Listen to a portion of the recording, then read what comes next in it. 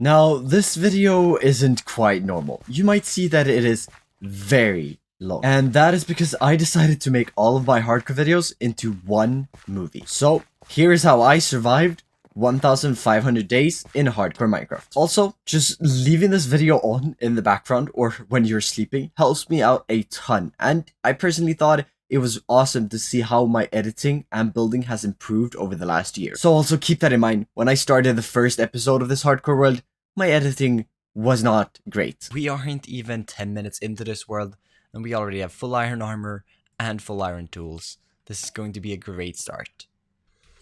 Now, our next item that we have to gather up before we can start building is some food.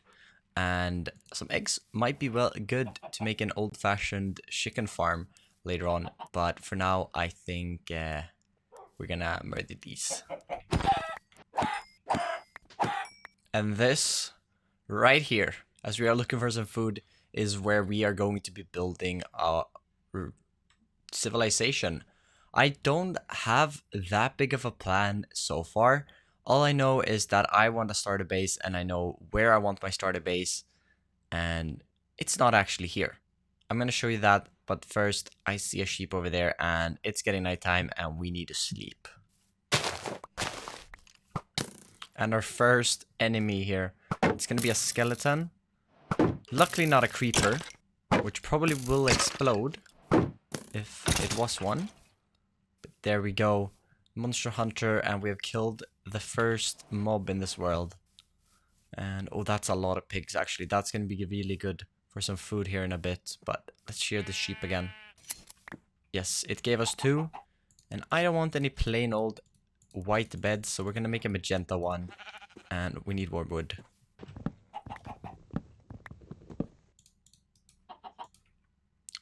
There we go. Placing our first bed and sleeping away the first night. I'm gonna call the first day in this world quite a big success, because we are already geared up with iron armor, and all we need is some food, and then we're gonna head down into the caves and build our starter base. And while we wait for this food to cook up, let's grab a little bit of wood before we head down into the caves and see where we are going to be setting up our starter base. And with our food cooked up, and right before we head into the caves, I just gotta admire this landscape the one last time, and it is amazing. I have not been playing in the 1.18 chunks that much, as my old projects were in older chunks, and I haven't had that much time to play. So seeing this for almost the first time is kind of amazing. I don't really remember where this cave entrance is, but it is somewhere around here. And I'm gonna guess that it's this thing here. And we're just gonna head in and see if we can find the location of where I want to build. But this absolutely looks to be the right cave. Now the place where I want to build the starter house and an upcoming... Oh... I was rudely interrupted. That's a skulk sensor, and oh, that is a... Ooh, that is good to know. That there is a shrieker down there. I think it's called that. And those can spawn the wardens, and there's 2 of them actually. Yeah, I don't really want to go close to that. We're just gonna go over here instead. But where I want to build this is quite far into this cave, and eventually I want to transform, well, not transform, but I want to make a pathway leading out of this cave to where we are going to be building up a kingdom on the outside here. And I recently built my first castle in Minecraft, like my first real castle, and I am super proud of it, and I cannot wait to get a castle build going in this world.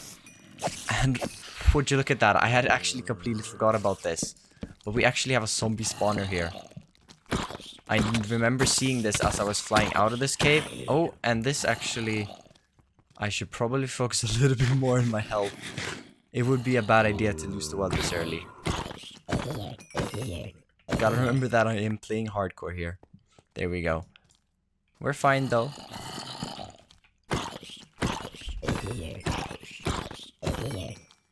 There we go. We should be fine now. But yeah, we have a zombie spawn here that we are definitely going to be converting into a farm in the near future. And we got a name tag. We actually got to name something in this. Maybe in the next episode. Something that we have to name. I'm going to grab the chests actually. Could be useful. Oh! I was trying to go for that. But not really on purpose, but we already have 3 music discs as well. Okay, you need to stop now. Oh, another one? That's for sure. It's a good thing that we managed to get so much food, because I am taking a ton of damage in here. But yeah, we have even more of the Deep Dark. I have actually not been looking at the 1.19 update too much. Obviously, I know about the blocks now, because I have been using them. But the Deep Dark is still kind of new to me. All I know is that the Skull Shriekers and the Skull Sensors is something that I do not want to set off. Because... Oh! Okay. Yeah, that's what I don't want. I don't want to do that. And I just did. But if I set those off too many times, they're gonna spawn the new boss, or well, the new mob warden, and he's quite powerful of what I've seen, and I would like to keep this world a little bit longer. At some point, I think we will fight him, but not in the near future. Yes, this is the area where I want to make my starter base, and we have a lot of lighting up to do. So I say we get to that before we do anything else. And let's not die to any creepers. Or other mobs for that matter.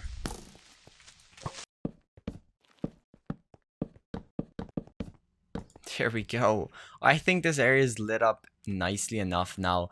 And we are at the point where we need to figure out where in this cave we're actually going to be making our starter base. Because I'm not really sure.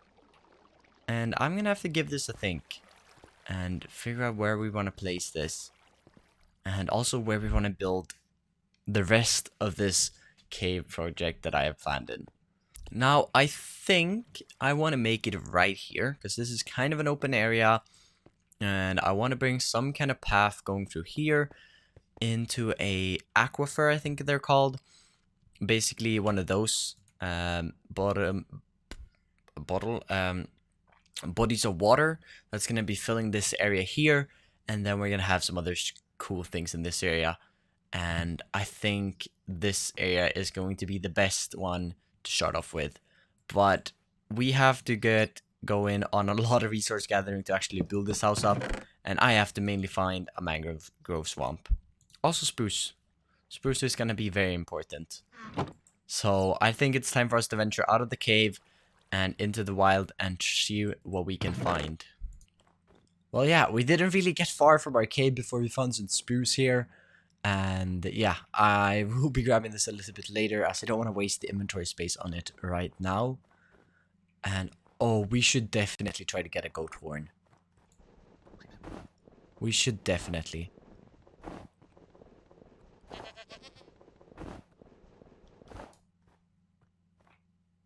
Where are you? Goats, come here. Come. Come with me. Yes, come here. Now you wanna ram me, right? Well, maybe stand a little bit further away.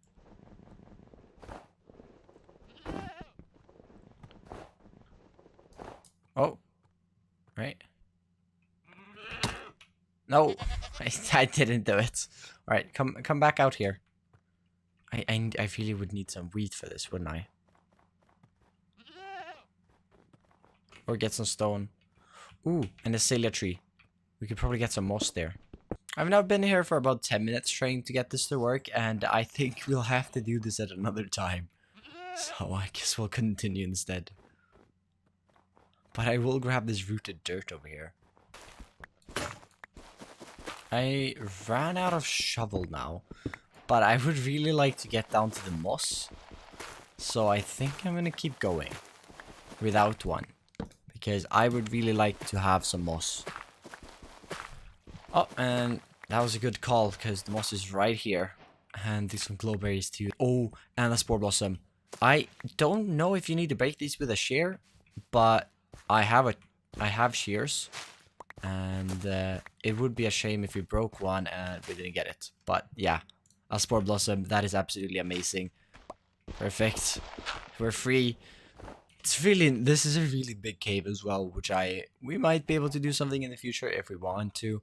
But for now, I think we need to continue. And here, oh my god, look at the landscape. I'm still amazed by the landscape in this game now. It is a huge improvement from what it used to be. I absolutely love these flowers, so I'm definitely going to be grabbing all of these, because I want to use them to decorate, and I love the texture pack that I'm using as well. That changes them up a little bit. But I do wish that I would have the original one, because it's kind of a I don't know, it's special to me. We have reached an ocean as well. Oh my god, this generation, I cannot get enough of it. Like, it is amazing, and I think I saw a glacier over here as well. That is just, it's something you wouldn't get in vanilla Minecraft before. I guess it's time to use a boat though. There's no point using a chest boat though, which kind of sad because we don't really have a river going back to the valley. We might have to create one at some point. Alright, we have this shipwreck over here, which we might as well explore. I don't think we're really going to get anything of value. Maybe some potatoes, actually. So, maybe I'm wrong with that. The main chest, some emeralds. I guess I'll take them if a wandering trader shows up at some point. The lapis I'll probably leave behind. And I'm going to throw out the raw iron, because it takes a lot of space. The dirt. Just some stuff that we aren't going to be needing. And we have the buried treasure here, which is south of us. It's actually right here, so that was probably a good call to actually go for it. But it should be right in front of us here. Yeah. Should be... I can't really see myself. Maybe it's one block this way. Might be. We don't really have an axe, so I think it should be here, though. Yeah, it's on. We're standing on the right one. Look kind of weird, though. It's a little bit to the side, actually. And yeah, that was actually worth it because we got our first diamonds. I completely forgot that you can actually find diamonds in these. We're gonna replace those with our coal, though, and the heart of the sea as well. We're already getting a full inventory. This is not good. It looks like the ocean stops here. Oh, there is a massive cave here. Dolphins, I would not advise accidentally jumping down there. And does the river continue? Because these look like aqua things, like the aquifers I was talking about earlier. But does the river continue inwards? Because that would be a lot faster than traveling by hand or traveling by foot. But I do not think it does, because I've already looked at the biomes over that way. And oh, I cannot. Oh, you stole my boat. I was just about to say that all I see is birch forest and birch forest and birch forest, and look what we spot. I saw the bright red color from the mushroom, and it is a dark oak forest. That is going to be so nice if we can get some saplings here. But we are desperately in need of more inventory space, but I don't think there's much that we can do about it at this point. Alright, perfect. We have 8 saplings. Where are they? There they are. And we have some dark oak. And yeah, we are desperately running out of space. But I say we just continue on and try to find a mango this way. And if we don't find one within 5,000 blocks, so about another 1,000 to 2,000 blocks, then I will head back around and call this a bit of a fail. But we did find dark oak, at least. Yes, more cows. And oh my god, we found jungle trees. Now the only one we are missing is mangrove. And the nether trees, of course, but mangrove being the important one, as the nether trees are not going to be difficult to find. Oh, and bamboo. Oh, I'm so going to run out of space. Oh no. Oh, that could have actually been bad. Good thing we got caught on something. But that could have been a little bit of a bad fall there. Let's grab some bamboo as well.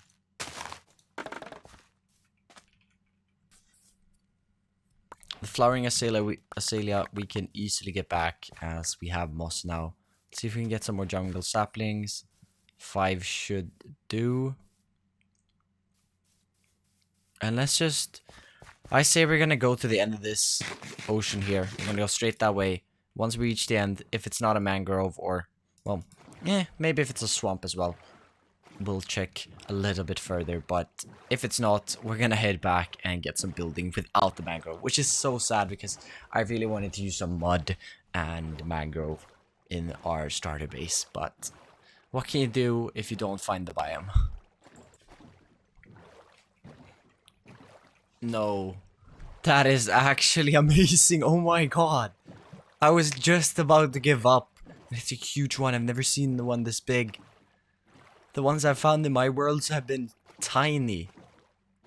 Oh, this is actually amazing. We gotta get some propagules and... Oh, that is actually super nice. These can be very dangerous though, because the leaves are so tightly packed. And even during the day, these can probably spawn a lot of mobs. Alright, we'll leave our boat here. And we'll try to get some of these propagules. This one is ready. That one is ready. I think, yeah, perfect. We don't need to get the roots, and we don't need to get the logs.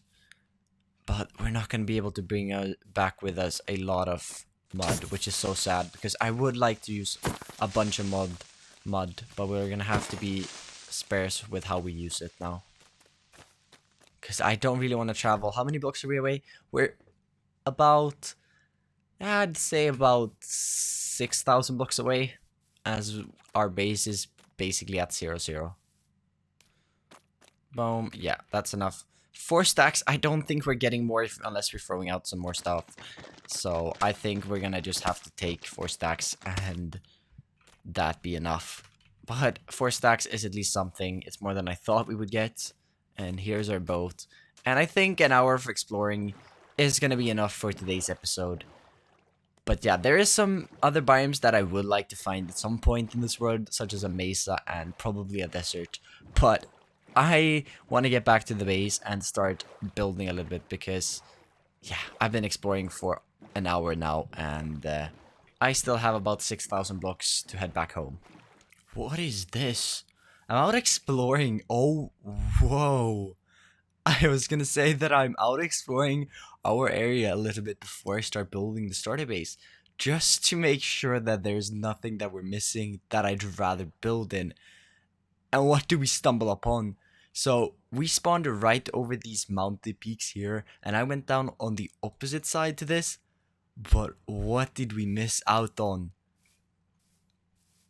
This area looks so amazing. Maybe the cliffs formation is not that spectacular if you look in this corner at least, but this cave is just massive. And then it also has way down to the water. I didn't even know there was an ocean down here. I might have to change my plans, cause this area just looks too amazing to pass on.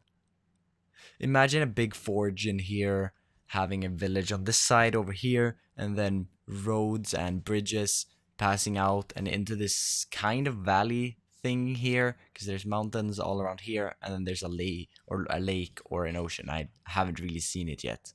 I might honestly move to this location because there's just so much more room to play with.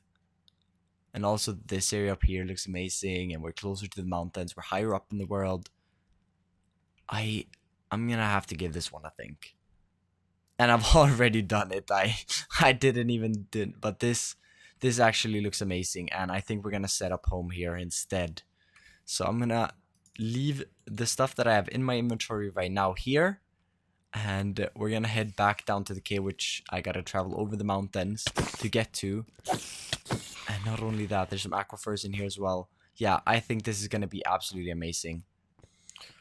Alright, so I actually made a little bit of a tunnel because it was only like 60 blocks above where we decided to build in the first place. But this place is very dark, and I think it's time for me to light it up. And I'm not gonna keep these chests organized, at least not yet. Once we move into our new place, I actually want to keep you. Come here, don't go out into the sun, please. And there we go, he's in a bed, or he's in a boat. Perfect, because I have not seen a village yet, and a villager in a boat is gonna be good at some point, but he might be a little bit annoying, because he's a little bit loud right now. But we'll figure that out. Alright, I've lit up parts of the cave, and I don't really want to go ahead and light up the whole thing, because eventually I want to make it not too bright, and I want it to have dark spots, because I think that's super cool in a cave build. But I've lit up the area where I want to build a starter base, and obviously not this whole area, but I had to have some protection from the mobs that spawn over here. Now, my plan is to build the starter house somewhere in this area here. I have not completely decided yet, but I want to incorporate a water wheel into it, and or maybe not this building, but I want a building close to it to have a water wheel. So I might put it in this area here somewhere, but I think I should start building. And my plan here is to just kind of build with dirt first and figure out the shapes that I want, and then I'll come back in and try to figure out the different textures and parts of the building with details and stuff like that. And that guy was really getting on my nerves.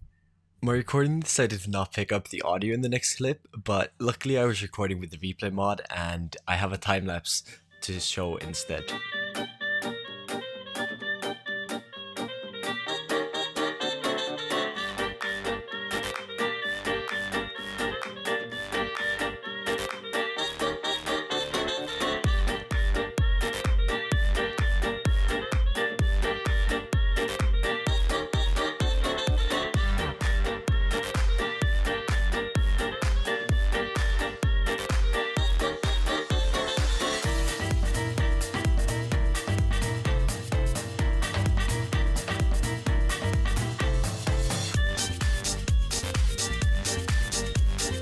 Well, I feel a bit stupid. I've been recording for 30 minutes now, and again, I forgot to fix my audio. Yeah, feel quite stupid. But at least I hope you enjoyed this time lapse as we're walking up to the base here. And I did a few little changes after the time lapse, which I did in those 30 minutes. And you can probably see them already. I have moved this wall in. Please stop interrupting me. I have added 2 windows here. I added a little bit of flower bed, a door that's going to lead to the tower eventually. And I added this little part to the roof as well. And I also am working on a little bit of a garden on the backside here with this retaining wall, as this garden wouldn't be here naturally, so a retaining wall just made sense. But now that I have caught you up on that, I want to try a few different window colors. So I want to try orange and I want to try gray. Alright, so looking at this, you can't really see the gray color, so I think we will be going with the orange one. Because I kind of like it, it kind of matches with the acacia that we have going on. Alright, kind of connecting this up to the landscape now, adding a little bit of a pathway leading up that's going to be going under the bridge that is going to be connecting the house to the tower. And I want to add a little bit of a workstation down here where, I don't know, you could be making something, but I just think this little space here is a little bit too cozy to just pass up an opportunity to build in. And I also want to change this pillar out for something else, probably a deep slate. Oh, but I might just stick with an andesite pillar there. Alright, I kind of like this. Just a little bit of a cozy area. Maybe adding a candle or 2 here in the future once we have that is a good addition.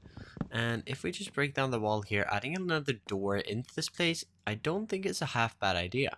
So I think we're going to do that. And I kind of like this little smithing area here, or whatever you would call it.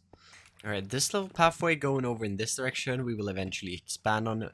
But as of now, I don't really know what I'm going to put over here. So I'm just going to leave it off here. And I think it adds a little bit, or quite a lot to the side of this build actually. Just having this little bit of detail here. And maybe making sure that we connect it a little bit as well. Like maybe we add a fence here. Just come down with a little bit of a fence there. Make it look a little bit supported at least. Alright, so that side is looking quite nice. Now, this right here is looking a little bit bland, though. Maybe we add a window here, but I didn't really want to do that. So, I might want to come up with, like, a shelf or something that we can put there. But it makes the walkway a little bit cramped, so I'm not really sure what to do. That actually added a lot. Adding in the mossy cobblestone, I think it's called, yeah, mossy cobblestone into the pathway here actually added a lot of color, and I really like that. I also added it to the rocks that we have here, and I want to scatter a lot of these rocks in this cave as if they've maybe fallen from the ceiling or something like that. But yeah, I absolutely love these rocks, and adding just in this little bit of green in here added so much, as it's very bland with just all the gray textures that we have going on here. Alright, cool. So adding a balcony up there could work, and I think I'm quite happy with the outside of the house now, so it's time to move on to the interior. And I am not the best at interiors.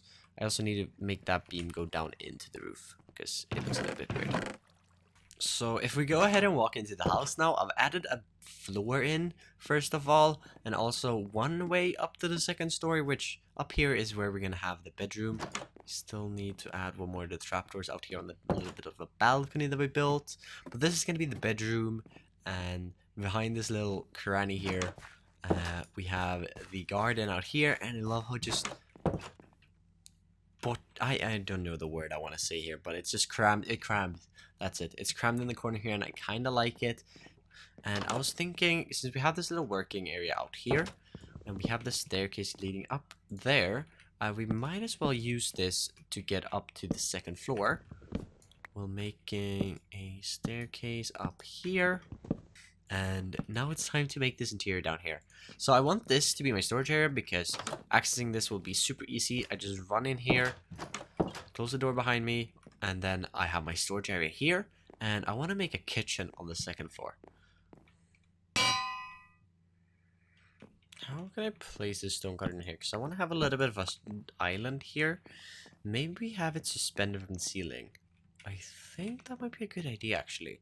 So if we go ahead and place blocks here and here, we grab some chains.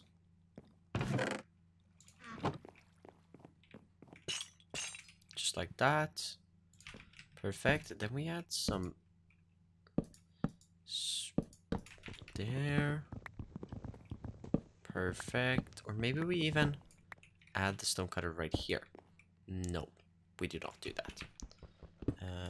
We add it here. And then we cover down the bottom here. So this could be like a thing that you put down. That is actually super cool. So just gonna add some barrels in the corner there. Then I think we want 2 chests stacked on each other right here. Maybe something like that. We add an extra barrel in here just to get some extra little bit of space there. Then we can add 3 barrels right here. No, 2 barrels. And then we add a double chest on top of here, and another one up here with some spruce trapdoors separating them like that. Alright, that's perfect. And then maybe we add a single chest on the edge right here. Just like that. Perfect. Just splitting it up, just not using barrels fully, and making use of the space that we have. We add another barrel in the floor right here, and another barrel crooked in here, maybe? Yeah, that could work. Then we can add a flower pot here, maybe add some greenery, and I even think we should add 2 more barrels right here, just to maximize the amount of space and items that we can store in here. But I think that's good. I want to try something here. I want to try, because I saw this on one of Mythical Sausages videos, and one of his most recent ones, I think it's the Empire one, where he used composters to hold things from the roof, a similar thing to what I've done here, and he used composters like this, and I think that looked really great. Like, it looks really good from this view here. The problem is that I get this hole in the ground, which I think I will be able to cover up. I'm gonna try to. I also want to use another thing that I saw in his video, which is adding beams instead of the beams that we have here, which I like and I have used a lot. I want to add beams with dark oak slabs, and then instead of having the logs as the blocks in between, I want to add some spruce trapdoors. grab our bed, place it right, I think right here, as I want to exit it quite quickly. Then I want to add some scaffolding, I think, to the edge of the bed, and also maybe one more, no, scaffolding right there with a, I was gonna say a flower pot on top. I think, yeah, flower pot on top. Then another little bit of a shelf up here with a bookshelf on top of it. That's perfect. And then I want a lantern in here as well. No! Oh my god. And with that, the house is basically complete. I just need to add a tower. And I think I have enough wheat now. So I can't be putting off the tower anymore. I need to add it. And yeah, let's just get a look on the inside first. So we got the first room here. Very lovely, very open, so you can easily get into the storage, which I really like. And then we have the storage room, obviously. Added a little bit of a plant down here with some greenery. Absolutely love it. And I really like the sawmill, or the stone cutter design that we have here. If we go out the back here, back garden still needs a little bit of work, but we'll get to that. We'll get to that. And that's that. Going up the ladder right here, we have our bedroom. We have a flower pot up there. Got a little bit of a balcony as well. We have, oh, if I don't close the door on myself, if we head up the stairs instead, we can also check down the little work area that we have in here, which is absolutely beautiful. And I might want to add like a torch in here. Yeah, just a regular old torch right in there. And if we go up the stairs, this is the main part of the house, the kitchen. And I absolutely love how this turned out. I was a little bit skeptical, but with all the red color and the contrast that we have in here, it's absolutely lovely. And I really like the small details, the greenery which we got in. And this balcony right here with the dirt also has a little bit of work on it, but it's getting there. And now we only have the tower left to do, so let's get that built. And the tower is built. I do not have the time to include the build of the tower in the video, sadly, but this is going to be a door that's going to lead up to the top of the tower. And without spoiling too much, the top of the tower is going to be used in the next episode for something that's going to be part of the bigger transformation of this entire cave. But now we will tackle this entire cave and transform it into a Dwarven-inspired city. But before we do that, we gotta get rid of our iron tools and actually get some gear that can handle this kind of transformation. So let's not wait any longer and jump straight into montage mode and get some gear built up.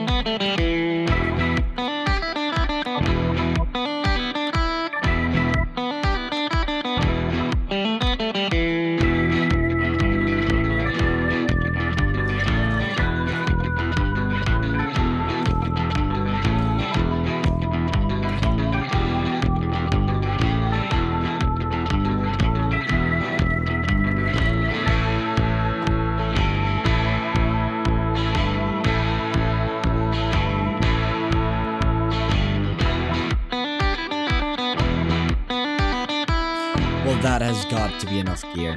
We got a diamond sword with looting 3 now. We have 2 diamond pickaxes, 1 with fortune 3, sadly only fortune 3, and 1 this pickaxe which I have been mainly using so far.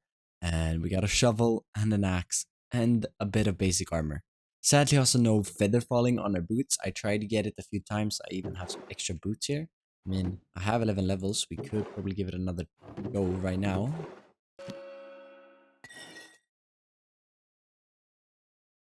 Nope. Still not got the luck there. That's a little bit sad, because feather falling is going to help with what we're going to do next. But I think we should grab some dirt and start planning out this Dwarven city, because we definitely have the gear to do it now.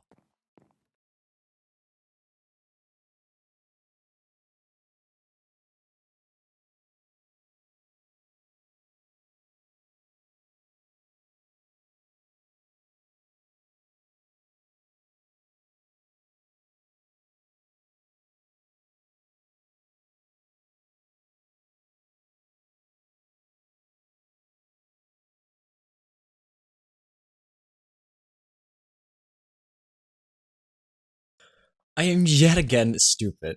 Now, I was messing around with my audio settings and I accidentally turned audio recording off again. Luckily, it was just me gathering resources and building a small XP farm. But instead of me showing you those clips without any audio, let's just do a quick recap instead. First thing I did was to remove all the dirt planning I just placed. It all became a little bit too much and I decided to just start building instead of doing too much pre-planning. I started making a retainer wall and adding the main road part in, and also marking out the first building along with a staircase. Once I started placing the mud in the first building, I quickly realized that I had basically no materials for this project. So I set off into the nether to build a portal leading all the way to the mangrove swamp we found in episode 1. After arriving at the mangrove swamp and collecting both mud and mangrove wood, I returned to the base and gathered up materials such as wood, different stone types, as well as copper and iron.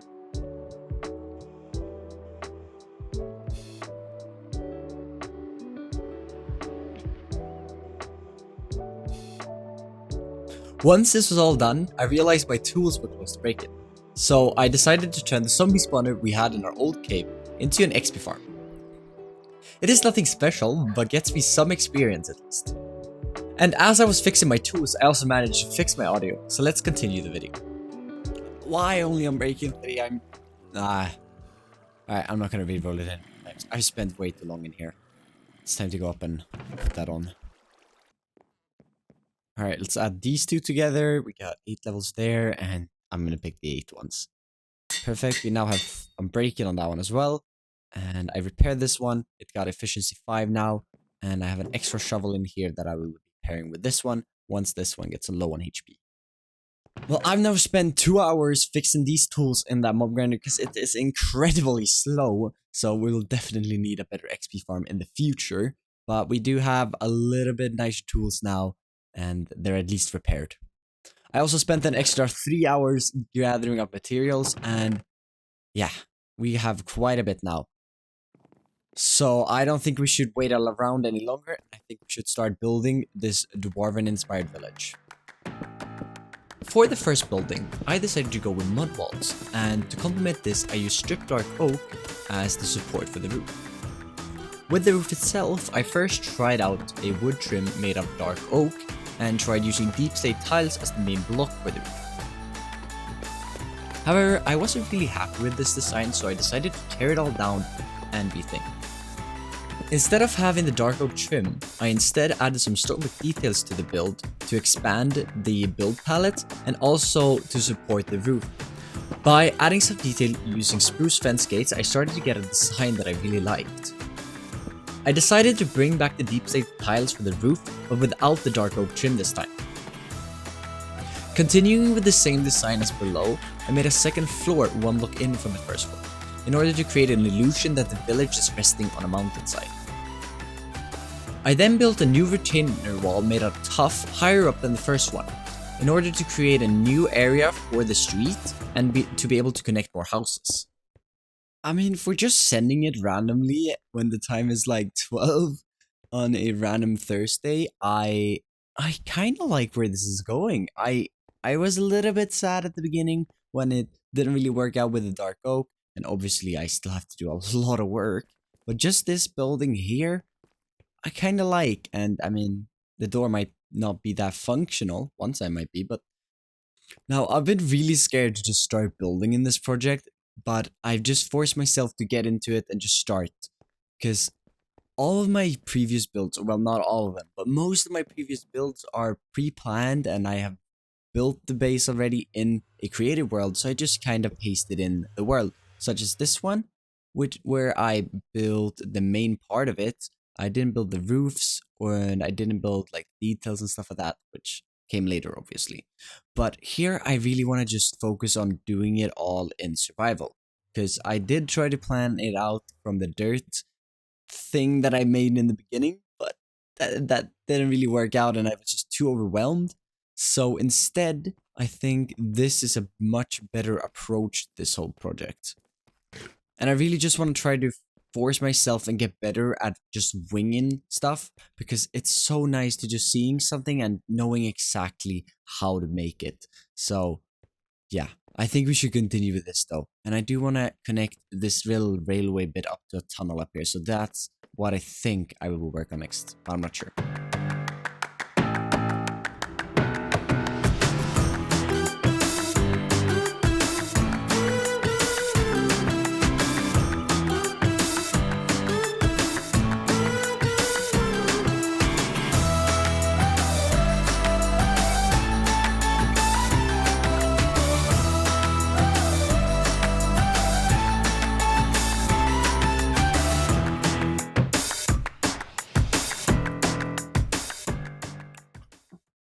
I'm just really happy with how this is all turning out. I'm just kind of winging it, finding blocks that I like and trying to mix the textures together well, because I want some lighter bits at the top and then the darker bits at the bottom.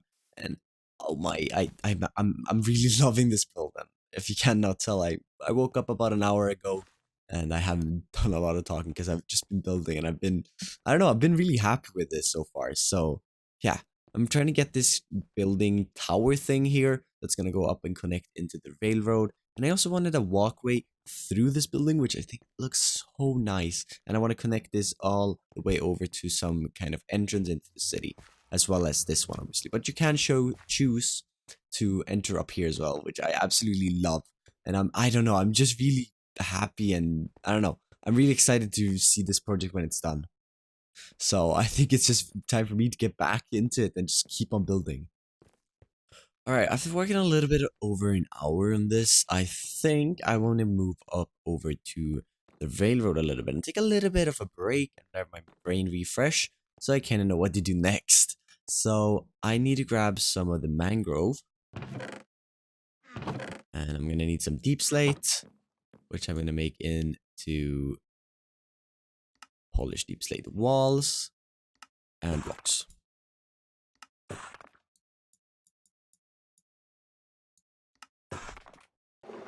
We're also going to need a little bit of redstone and just some other type of wood, because I don't want to really waste the mangrove.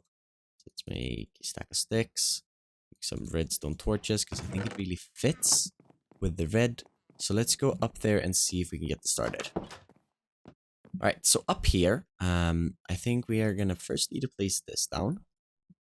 Then I'm going to make some mangrove planks out of the first one. Make a bunch of those. And then a bunch of mangrove slabs as well. And some extra planks as well. Perfect. And so we're going to start over here, because I kind of have this one already a little bit planned in my head. And we're going to place, let's see. So on this block right here, I'm going to place a deep slope stair. On this one, we're going to place a deep slope stairs. And on this one right here, we're going to fill this in with the blocks instead. Just like so. Perfect. And now we're going to count. Let's see. Let's do 1, 2, and 3. And I think, yeah, I think I'm going to do 3 out of each of these. And then we're going to put a block, a mangrove slab, and 2 things like that. And then just like this and that. And then 2 torches. And then the power rails will go right here. And then also we're going to add chains to these later. But right now I do not have the chains on me because I kind of forgot it. Alright, there we go. I don't think I want to continue too much in this direction now, because I haven't really planned it out yet. I'm not sure if it's going to go straight, maybe turn that way. So I kind of just want to leave that. But I think this is something good to add in because it's going to be a main part of this city, having this railroad way that we can travel around it. So adding this in now, I think is a great idea. And yeah, I think I should hop back into building, but I love this so far. This roof is a little bit wonky maybe, but I'll probably fix it somehow.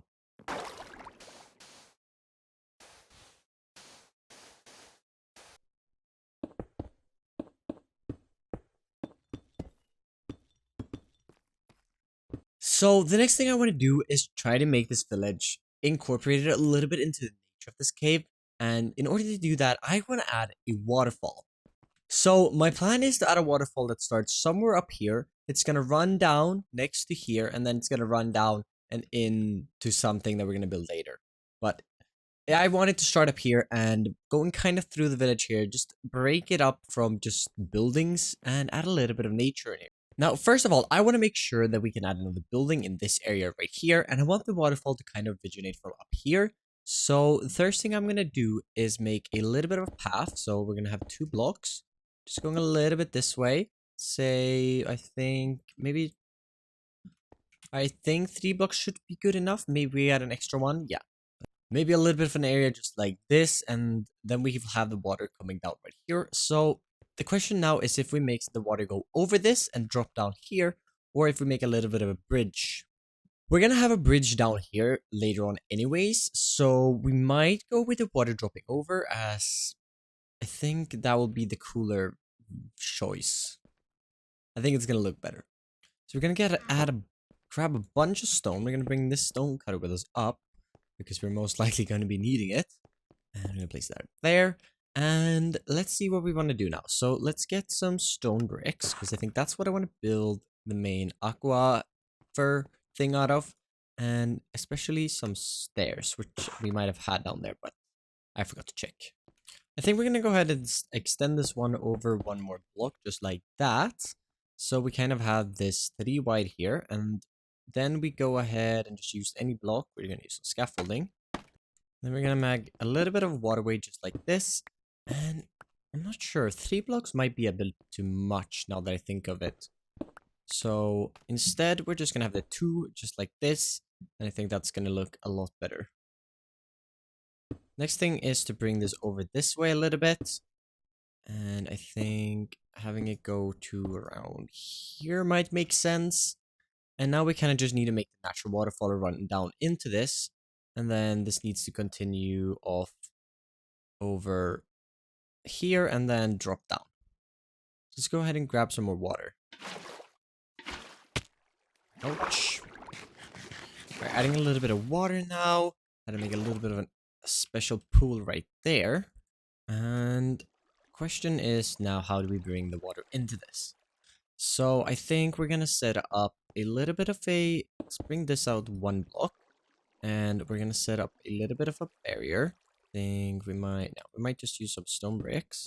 Just like that. Or no, actually not. The aquifer is kind of made of that. So let's instead bring in some andesite, which I think will work. And then we'll place another stair right there. Yeah, that kind of makes sense. Because now we can, if we come from this angle up here, we can kind of see the water. And I think that's a really cool effect that we want to keep. And now we kind of just have to connect this up into a cave waterfall. We'll just block it off just like that instead. And see if we can maybe we'll make a little bit of not a lake, but just a little bit of a pond is what I'm trying to say. So if we just add a few blocks right here. And because then the kind of retainer thing there makes a little bit more sense. And if we just bring this back into the mountain side, just like that. And then obviously we got to come back in here and probably decorate this a little bit more later. But just having the base down, I think is going to help us a lot. So let's kind of as well see. So that would be the end. So we need to bring the wall in right here. If we don't, just patch it up like this. Yeah, but no, we'd have to place like a wall block or 2 there. Yeah, 2 wall blocks right there. And then let's kind of make the shape of this little pond that we want to have here. So something like this. And it doesn't really have to be anything special at all. Just so we add a little bit of nature in here. which I think something like this is good. So let's just go ahead and fill it up. Perfect. We're gonna add that block right there and that right there. So now the water kind of runs in here, and later it will fall down over here. And now we just kind of have to make something that's coming out of the roof here, which I don't really know how to make. So maybe we mine away the roof a little bit, and we could have a crevice that leads up to the top of the mountain here. That could actually be very nice. So let's try that. Let's try that. I have no idea how far it is to the surface, but I guess we're just gonna go for it and see how long it takes. So adding those 2 blocks in there is perfect. And yeah, let's just try to dig up here and get this up to the surface.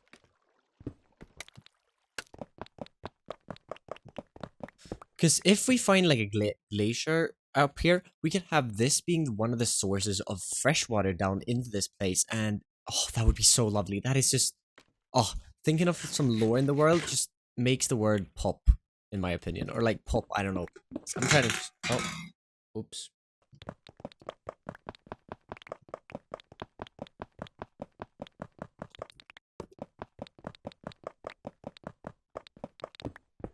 Oh, it might not actually be too far up to the surface here, because we're already hitting some dirt. And it's not. Oh, and it's nighttime though. But it's in the middle, and this is kind of where we spawned, I believe.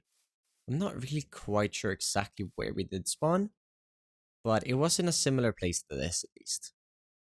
It would have been fun if we dug into like a glacier, because that would make really a lot of sense where the fresh water came from. But maybe we make a custom glacier up here at some point. That could be awesome. So let's just kind of roughen this up a little bit. On the way down here. And then maybe in the future we come in and add some lichen and stuff. But for now, I think just having this entrance up in here is going to be perfect. And a perfect way for us to get into the cave if we're ever up there. Which is just lovely. Okay, so let's try adding a bit of water at the top now.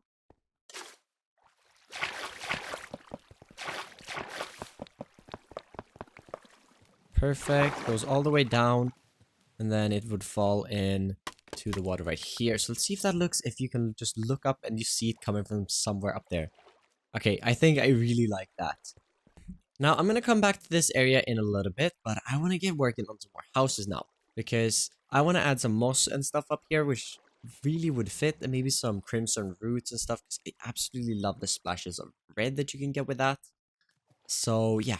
But I think I want to work on this house. It's going to be right here now. And then after that, we'll work on this river going down in over here. But for now, I am super happy with this up here.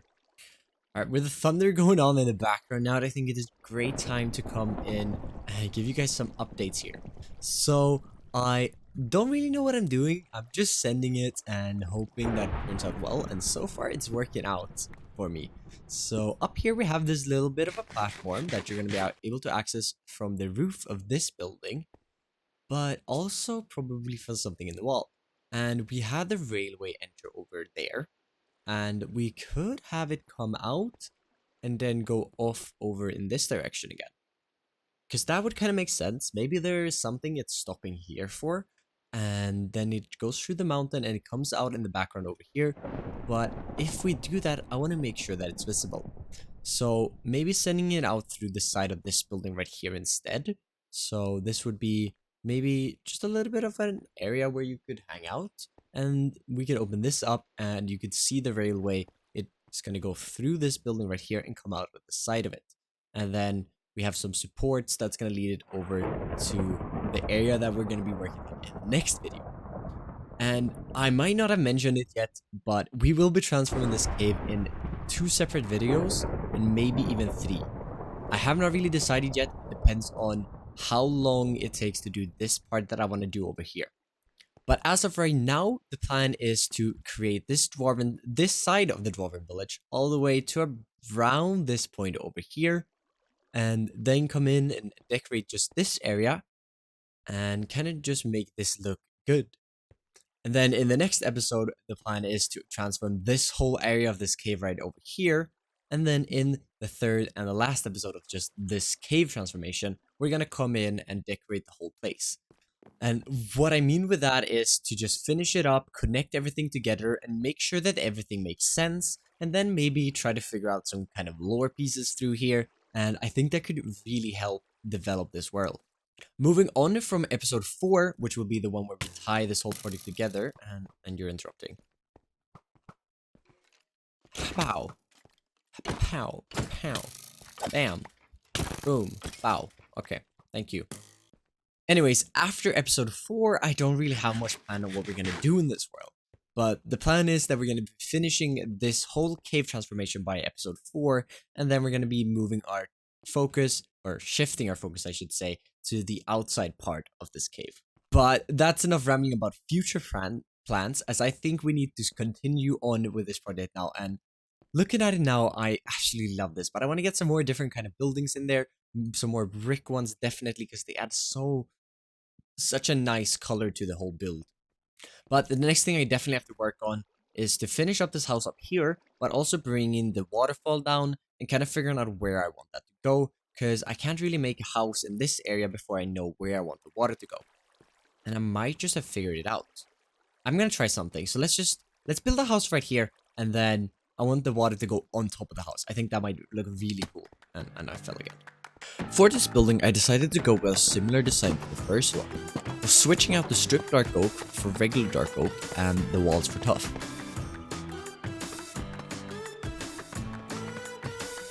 I really struggled with the second floor of this building, as it's less of a building and more of a facade.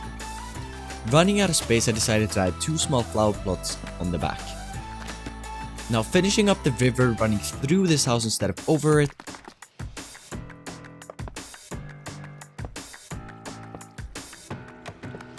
And also adding a small bridge at the bottom for us to walk over.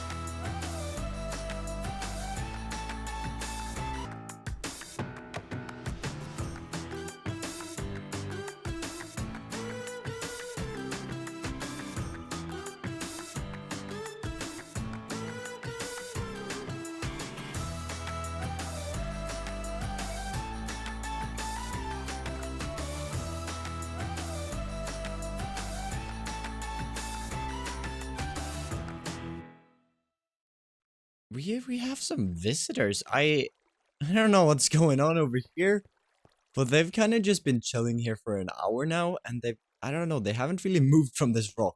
I'm a little bit confused, but oh no, I'm not here. I don't really want to disturb them. They can stay. That's fine. That's fine. Now, I hope you enjoyed that small little time lapse that we just did of this little area back here. We obviously have some finishing details to this whole build to do. And yeah, we have this house here with no inside. We have this little door right in here. And we have this little mud building that is nowhere close to done either. So we got quite a lot to do. So I think we're going to go through this project now and just finish up detailing and make sure everything just fits together.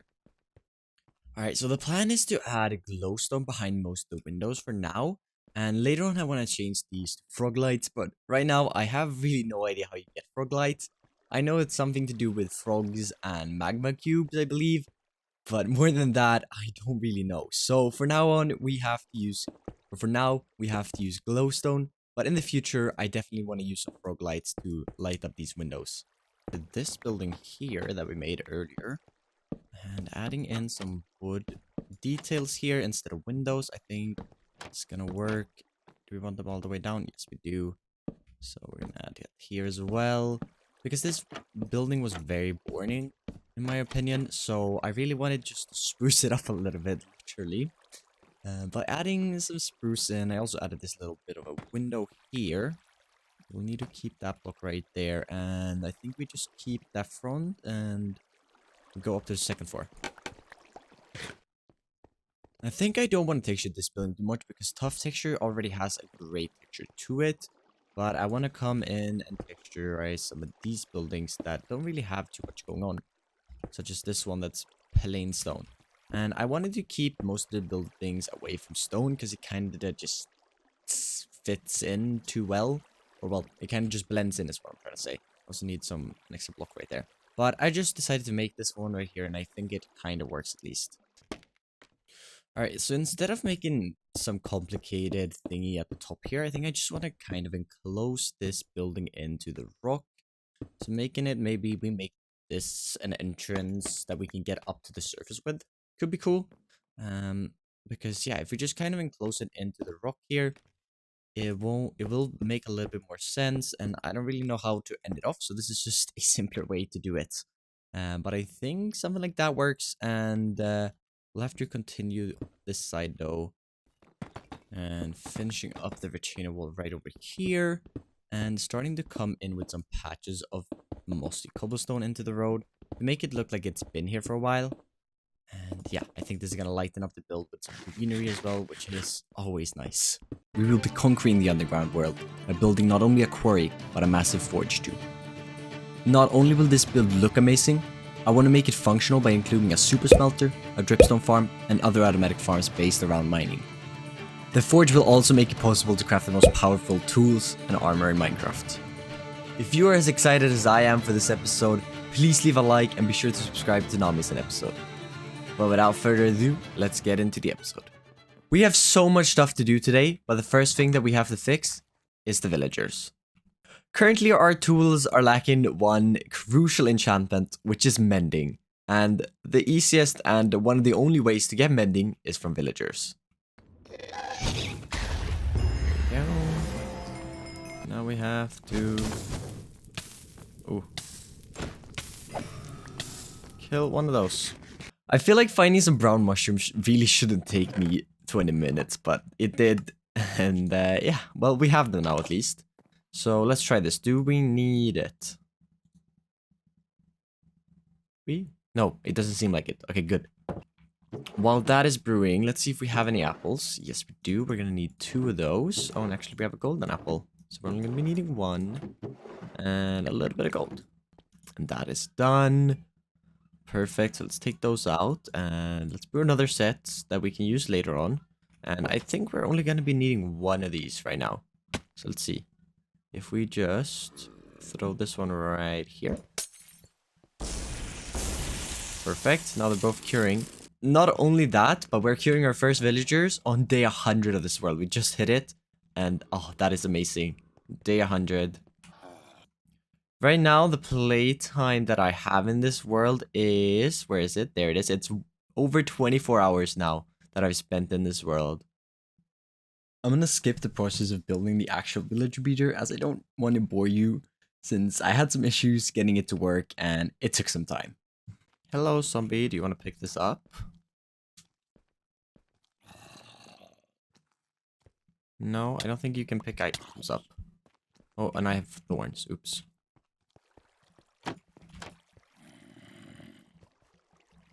And you're stuck. Hehe. And you're gonna be named George. Hi, George. And instead of only being able to cure 1 villager at a time, I want this to be able to cure 3 villagers with just 1 weakness potion. And in total, it's gonna be able to house 6 villagers. It becomes a little bit too cramped if we're gonna have all the 6 villagers, so I think I'm gonna just settle with 3. But we can at least cure them with only 1 potion. Oh my god, finally! I had to move it all. I had to move it from one side to the other one because, I don't know, they weren't really accessing the beds with the, with not being able to stand on them. But, the first villager, he's here. And we kind of just have to wait for 2 more and for them to grow up as well so we can test the rest of the machine out.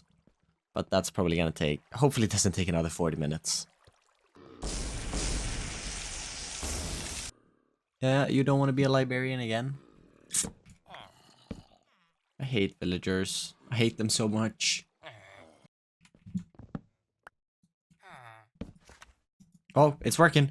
I think it's working. Oh, mending. Let's go. And pop, 1 of them. Fed falling. Yes. Oh, I don't have enough emeralds for that. Oh, and I can't get emeralds from... I can't get emeralds from you, though. And feather falling 4. Perfect! Bye-bye. I guess I can give you your lecture back. Bye! Okay, let's add the feather falling on a clean boots. I know it's a little bit of a waste, but I don't really want blast protection on my boots. So, feather falling. Yes!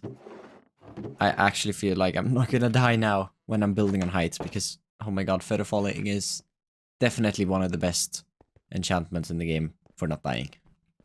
That has to be enough suffering with villagers for today's episode, because we have all we need. We have our mending books and our feather falling, so let's get started with today's project.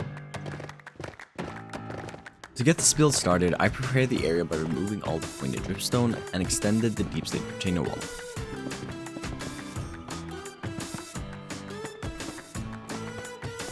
I continued by adding in the cobblestone road and marking out the area for the quarry. Alright, so after adding in this cobblestone foundation as well with these deep slate walls that we have over here, I want to start working on the main part of this project. Now, the next step in our project is to add the cauldron filled with lava that is going to be powering this whole mining operation. And the plan is to add it at this dripstone pillar right here. So we have to get to work mining it away. At least parts of it.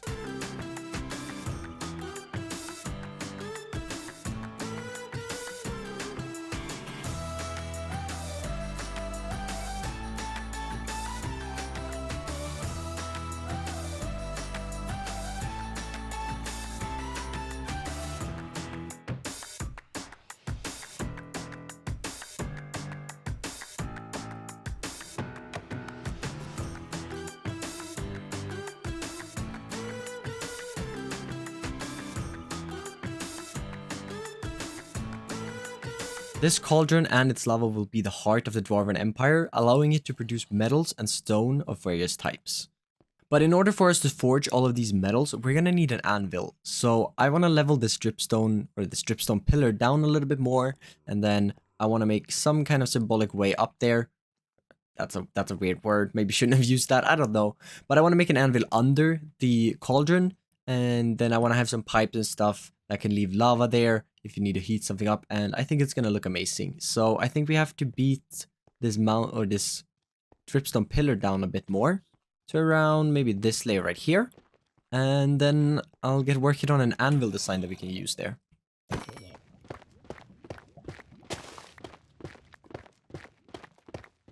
I was a little bit scared of designing this anvil, so I kind of put it off a little bit, but using the Lightmatica that I just made in the creative world here, let's just go ahead and build it up and I'll show you what I came up with.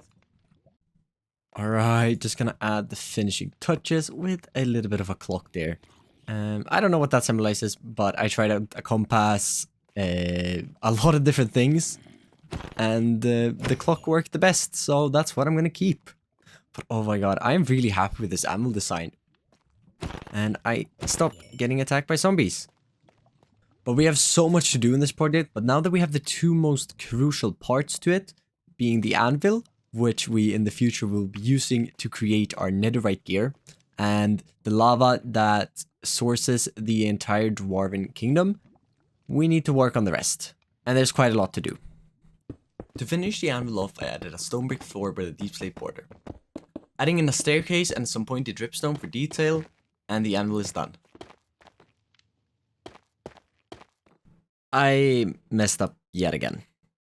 And this time a little bit more than last. I was basically done recording for this episode when I accidentally deleted about 10 hours of footage. Now, luckily I still have 2 time lapses and I have more time to set up some of the farms. So maybe this worked out for the better, and let's jump back into Minecraft.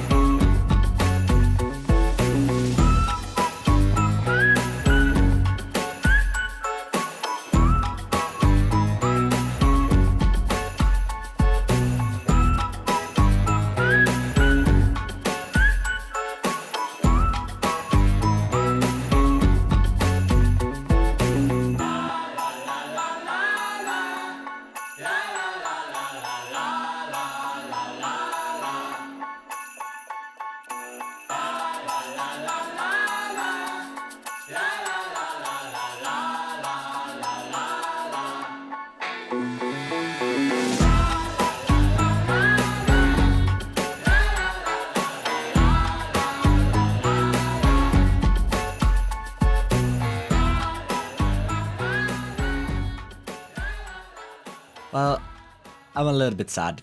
I accidentally deleted all that footage, but at least we have time to make the stuff that I probably will have to put off for the next episode. I did a few different things during that deleted footage. One of the things is that I mentioned that I changed my skin. It's nothing big, just changed it to a little bit more of a steampunk vibe instead of the Viking one. For what I actually did building-wise, I did quite a lot. Now, while those hours are not spent just building, it is still a decent amount of that time was spent building. And I built up this smeltery, which is still not done because I still need to add some details such as item frames to show pressures, but I still need to add some tubes that are going out from this building, some wires, and just making it look like there's a little bit more happening, because inside here we are gonna build our smeltery. And yeah, we haven't got to that, but at least now we have the time that I deleted all that footage. Another thing I did was to build up this crane along with the system that allows this crane to operate. And the system is just a boiler, is what I'm going to call it. I don't know if that's actually what boilers do, but I say boiler now. It's being powered by this lava from the cauldron, and it's powering this belt right here that spins it and allows us to operate the crane. You've seen the quarry from the time lapses. I've just added in some minor details in here, like some fences, some ladders. And another thing that you saw is this area right here, and this is going to be our storage room for underground items. Now, I'm not sure if I ever mentioned how I want to build my storage areas, but I want them divided into their environments. So for the underground here, it makes sense to have like stone, ores, stuff that you would find underground, basically. And in the future, we'll build separate areas for stuff like wood, farms, and nether eventually as well. But what I want to do now is to get work on some villagers. And just like the storage system, I want to have these villagers spread out. And in the cave here, I want to have some masons, as they mostly provide with you with stone types. So I thought it would make the most sense to have some masons here. Now, this place looks a little bit dull. It doesn't really look like a house on the inside, does it? So that's the first order of business. Clean this up and move about 10 to 20 villagers up here. Yeah, 10 to 20. This is probably gonna take a while, and I don't really like villagers. The first order of business was to get a bunch of apples in order to cure the villagers. After shopping oak trees for around 30 minutes, I realized that stonemasons trades already cost 1 emerald, so curing them would be a waste of time and resources. I gathered up some wood and sandstone and created a minecart track going from the villager breather all the way to the house.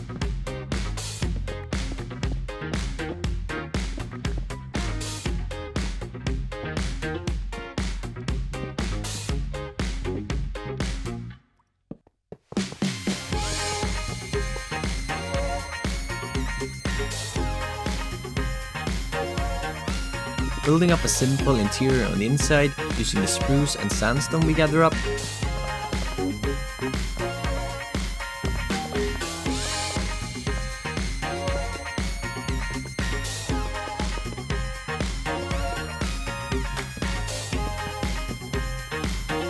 And finishing it off by transporting over 10 villagers and also struggling to turn them into masons.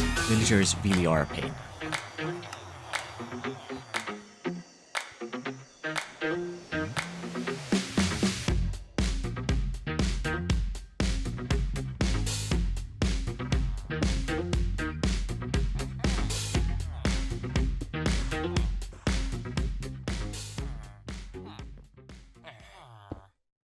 Alright, we have a few masons now, about 10, and we got a little Harry Potter here under the stairs. So let me tell you guys, they were a pain to set up because they were trying to pathfind to these grindstones right here. So I had to remove all of those, all the barrels in the house for them to actually take their jobs. And it was a little bit painful, but at least they all have their jobs now. And I gotta work on leveling them up so I can actually use them.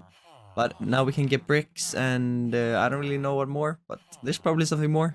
So let's go down using the minecart, because minecarts are fun.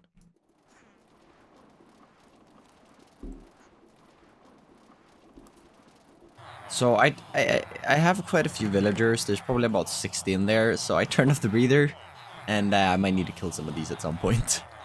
Anyways, before we get to decorating the last parts of this build, I want to build the farms. And I have 3 in mind right now, and 2 more that I want to add in the future, but 3 that I want to build in this video. The first one being a dripstone farm right in here, because it's a dripstone cave, makes sense. We're not going to have the item collection system over here. We're going to have them all in our main storage, obviously, so we don't have to walk around. I want to build the smelter, or the super smelter, right in here. And I want a place for the stone farm as well, which I'm not really sure where. But I have quite a lot of materials to gather up, so let's get to that.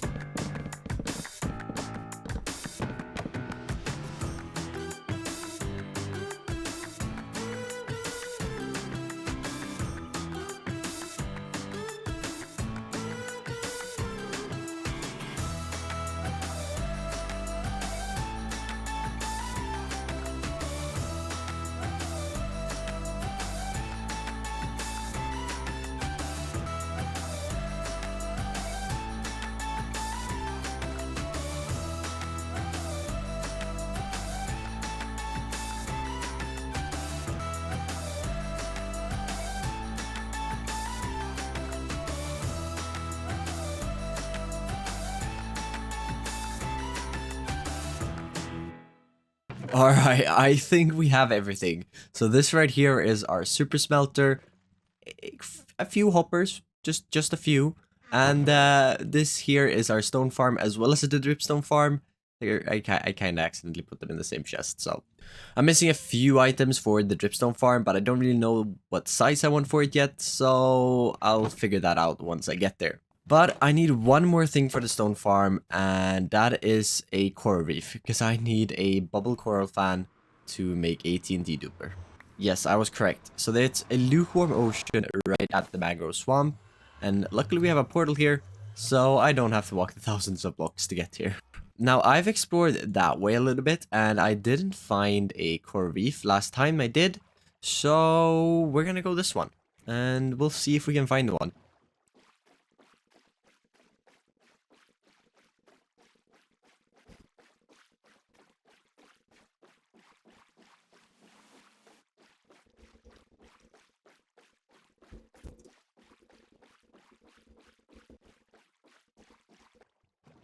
Oh, that is amazing. Yes, we found one.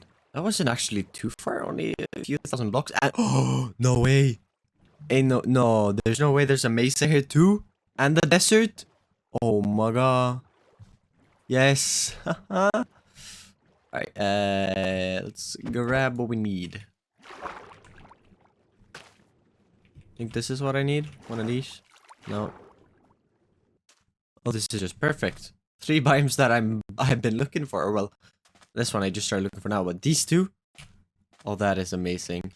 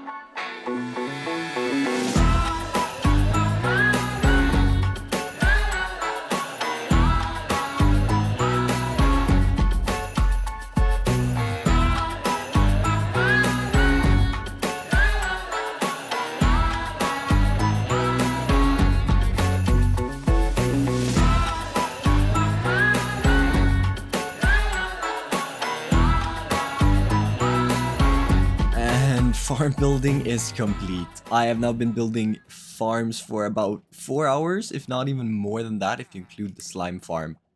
And to say that I have dug a lot is an understatement. I have one chest of stone right here. I got another one that's almost full right here. And I have this one right here. If we look at our statistics, we have dug 22,000 stone blocks. And I don't think I had more than 2,000 when this episode started.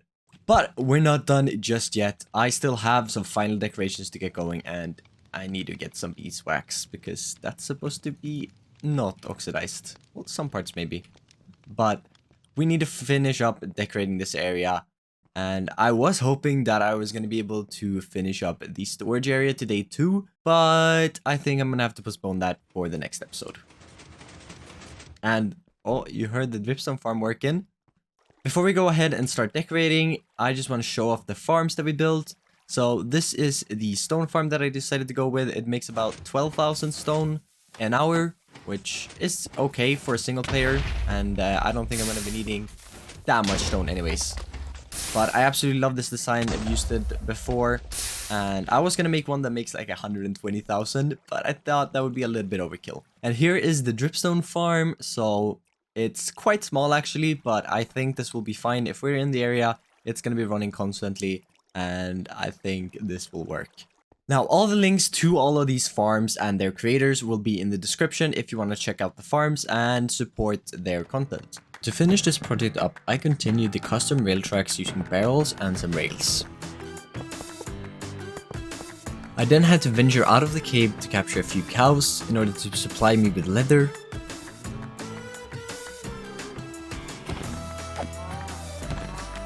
Instead of using normal minecarts to transport around our goods, I found this minecart design by Average Tuna, and I will have a link to their Instagram in the description below. Finally, I finished up the smeltery building by adding in some minor details using levers and some chains. But before we make our gear into netherite, we're gonna need to upgrade it a little bit. Because right now, our armor is not looking that good. All my tools except the hoe and this sword is fully maxed, but where we are missing out is our armor. Not only is our armor lacking the mending enchantment, it also lacks protection 4, which is a crucial enchantment to staying alive in Minecraft. Now, my plan to deal with this is to set up some more of these people. Are they really people though? As of right now, we have an efficiency 5 villager and a mending villager, as well as one feather falling guy over here. Well, this isn't good. We have 11 gold pieces. That's not going to be enough to make 3 golden apples. Oh, well, we have 1. If I'm using slabs to smelt up my gold, does that mean I really need to go mining? Let's just quickly grab some gold here in the nether. And I don't think that would be enough. Oh, and I forgot my gold pieces. 'Cause I don't think I have any. I'm quite poor on gold. We do that.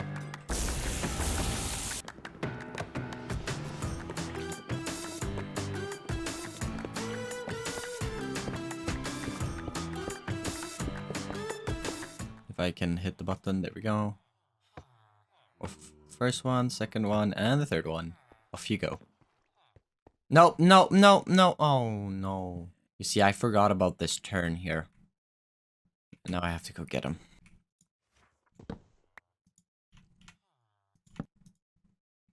Protection 4. 10 emeralds? I'll take that.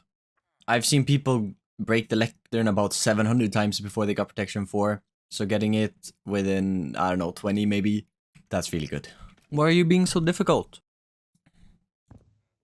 I almost just broke that. I almost just broke that. Okay, I thought that was going to take longer too. But that's nice. We got both from breaking 3 and we got protection 4 now. No!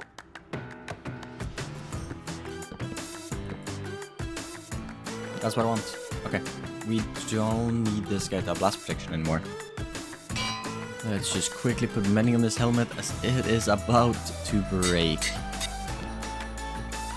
That is some good boots actually that we can combine with our boots, and that is almost maxed out. We just need soul speed, I believe. And let's do the last enchant here. And we get Aqua Affinity, that's perfect. Make sure we get Blast Protection, which we do. Wait, we might actually have Respiration on one of these guys. Respiration 2.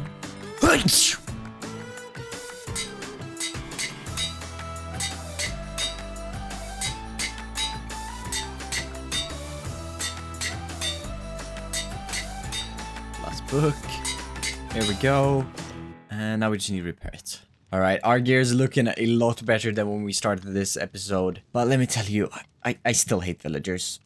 Yes, they helped me a lot and they made this grind a lot easier, but I still don't like them. And working with them on your birthday is not smart. I don't recommend it.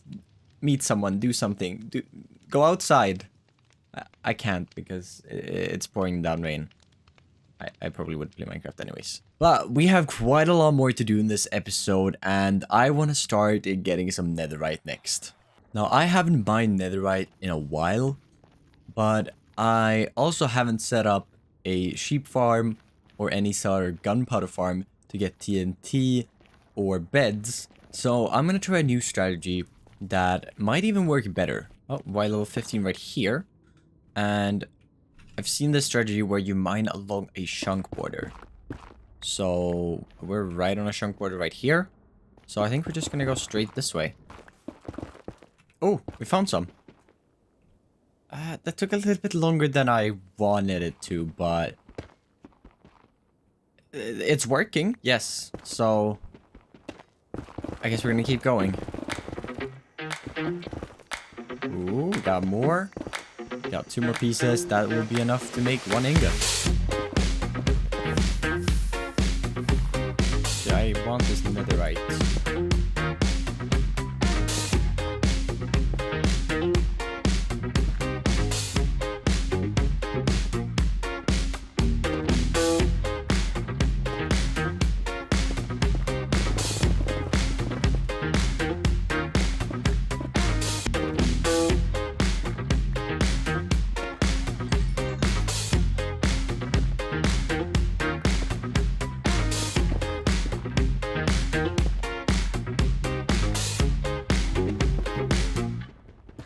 Alright, we got about half of what we need. We have 20 ancient debris now. And I think I'm going to be needing 40. Because I want to make my armor fully netherite. So that's going to be 4 netherite ingots right there. And then I need another 6 for my tools. As I want these tools plus a hoe. We also just hit day 200 2 days ago. Which means I've been playing this world for a while now. And I'm loving it. I'm having a lot of fun. And the last piece, we have 20. Oh my god, let's make our 5 first netherite ingots. Oh my god, that is amazing. Let's go apply them instantly. And of course, we're going to be using the anvil that I need to clean it up a little bit before we can use it. We don't want any of this oxidized copper ending up in our gear. There we go. I really need to get working on a bee farm. But I think we will be applying it on our armor first and probably our silk touch pickaxe, as the armor is important because it actually buffs the armor a little bit. But the tools don't really get that huge of a buff, just more durability, which isn't too necessary right now. Let's just do the risky part, taking the armor off. And yes, it does make it a little bit better, I believe. So 3, 8 and 3, and that's 8 and 2. And then 1 knockback resistance as well. We are looking good. Full netherite armor. Let's go ahead and apply the 5th one onto our netherite pickaxe here with silk touch. That feels really good as we now are more protected and there's less chance of me accidentally losing this world. Which, if it happened, I would be really sad. Alright, I think it's time to start doing some building. And we need to make a storage system. Because currently my smelter building is working as a temporary storage system and nothing in here is really organized. I've just dumped it all, except the stone and the dripstone, I guess. But everything else is just a mess. So we need to get working on the real storage area for the underground. And I have quite a lot of materials to gather up. Because I want to build an automatic sorter and we need about 4 stacks of hoppers and I have 2 right now. Not only do we need about 4 stacks of hoppers, we also need almost 5 stacks of chests. So I think it's time that we start gathering resources.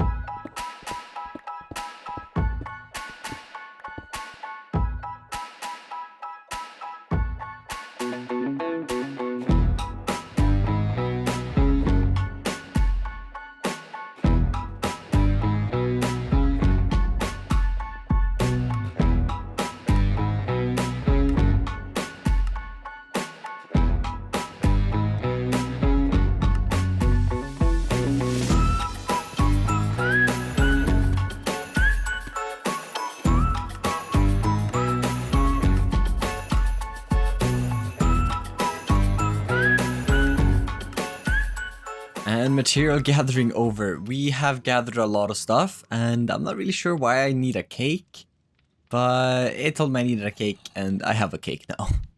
Right, quickly moving everything over to where we're gonna build the storage area. I need to do some digging. And I maybe I should have done this in a different order, and I should have gotten a beacon first, but I didn't think of that. And we're probably gonna get a beacon later in this episode. But now I need to work on the storage.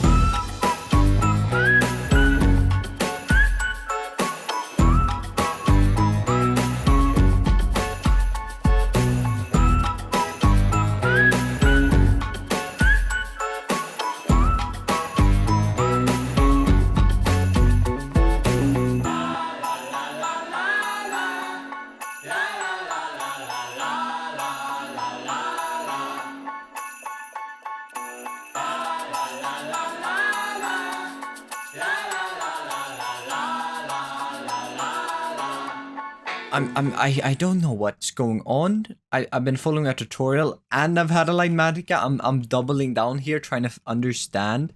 Well, not really understand, but I'm trying to get this to work. Maisuma said that this is the most complicated part and that it's done now and I need to make the actual sorter area. Or is this the actual sorter? Because I'm confused.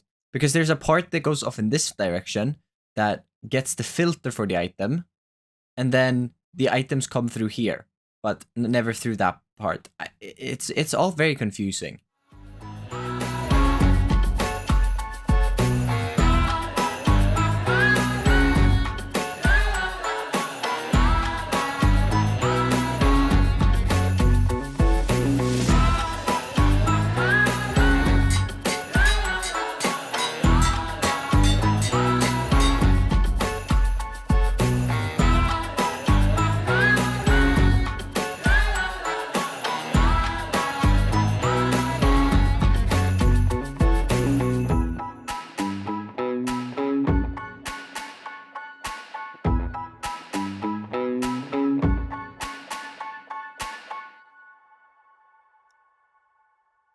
Alright, storage system is basically complete and I want to give it a test. I have put up some filters in some of these chests. I'm gonna add some future filters as we go through here, but I have some iron ones, some coal, and as I get more copper items that I sort through, I will add them to the filters as well. Now, this system is amazing as it can sort multiple different items into the same row chest, which is probably why it's so complicated, and it's the main reason I want to build it. I still have to work on a proper input system, but I think I'm going to do that without the tutorial, which is a little bit risky, but I think it should be fine. I grabbed a few different items here, so let's just pop them through into this chest right here. Put all of these items in here, and make sure that we don't put any filter items in there. And let's see if it works. So it's selected one right here, this one right here, which is stone brick. So if we go ahead and it's unloading stone bricks right now, and if we go ahead and, well, I need to open up way more space here, but I'm getting to it. We should see stone brick coming into this one right here.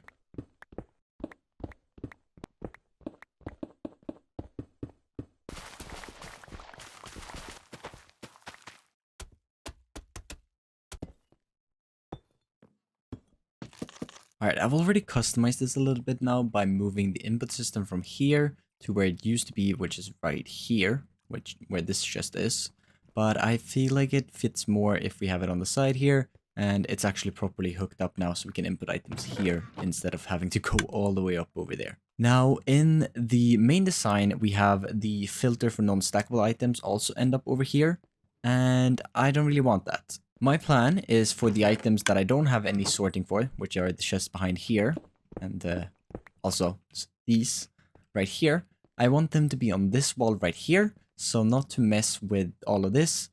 In the future, I also want to build a shulker loader over here, which loads all of the items that I haven't sorted into shulker boxes, so I can take them with me to my other storage areas. But if we go ahead and plan this out, so we're going to need 2 chest blocks for the non-sorted items that won't get sorted in this area right here. And then we're gonna need another one for non-stackable items. And I could also have the output for shulkers be over here. I guess we're gonna start by hooking up the non-sorted items, as that should be the easiest.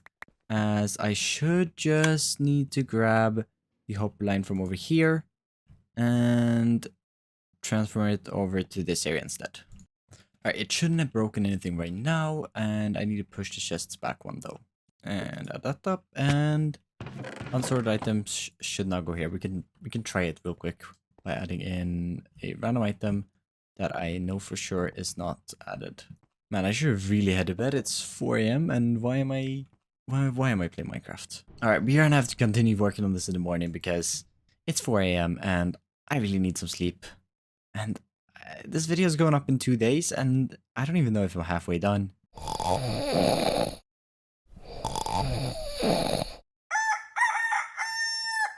Alright, it's now the next morning. I went to bed. I might have stayed on a little bit more and done some stuff and then I remembered, oops, I gotta go to bed and went to bed. But we have quite a lot left to do in the storage area, but I have to get a lot more packed mud. And the issue is that I don't have any wheat. That's my whole wheat farm. So I probably have to wait for that, and meanwhile I guess I'll just excavate the roof a little bit more. Or I could try to set up the shulker box unloader and stuff like that, which we will be needing in the future. Everything should be done on the redstone side now. I just need to add a sign here. Shulker box output. So there we go. Now our non-stackables end up in here, and once we replace this barrel over here with a shulker, once we have the shulkers, it's going to be a shulker box sorter, so all the shulker boxes will end up in this stream down here, which will go down to the shulker box unloaded down here, which will empty the items, and our shulker box will end up in this hopper right here.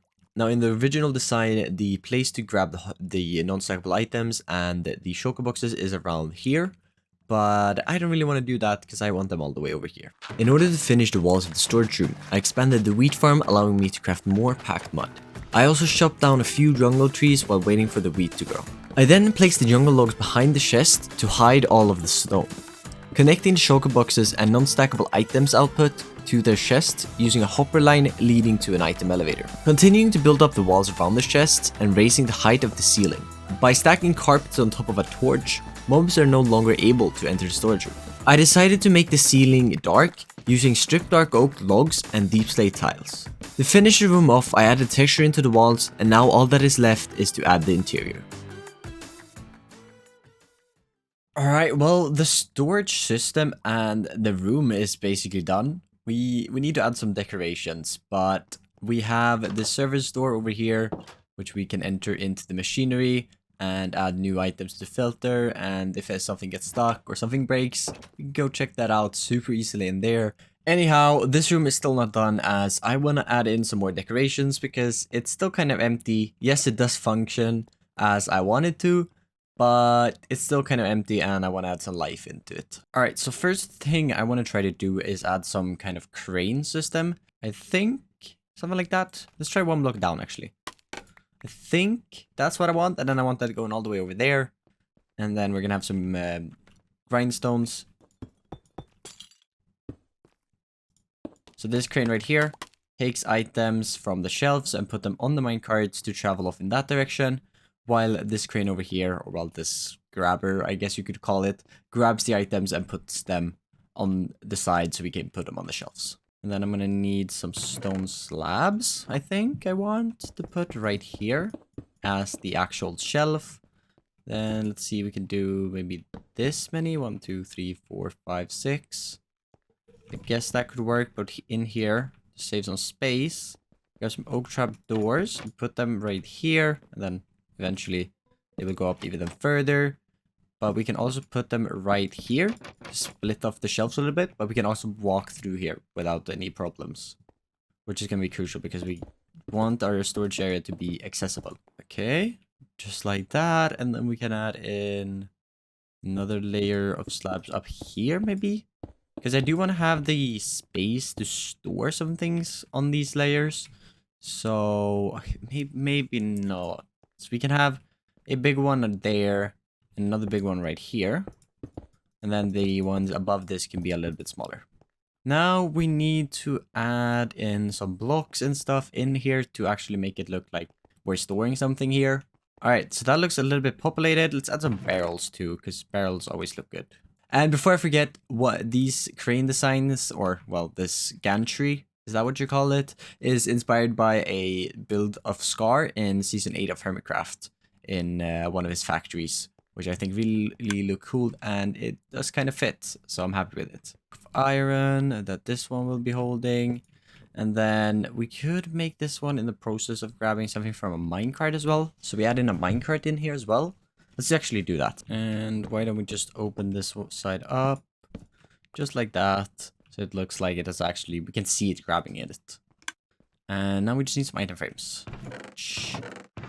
I might not have any, so let's go beat the cows. And we just add the small blackstone pieces, just like that.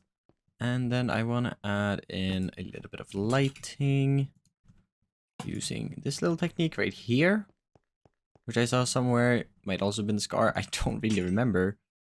I just have it in my head. I think that's cool. I mean, could you add? We can't really add one. Yeah, we could add one right here too, I guess. Yeah, that works. Doesn't look too weird. And I think this area is kind of done. I need to add in some mossy cobblestone into the ground. Actually, no, I don't think I will, because it isn't really outside. This is technically inside. So I don't really see a lot of moisture coming in here. But now this card is unloading the stuff, and then since this drag hook is right here, it will just continue, and it can be loaded with some iron, which I think is absolutely lovely.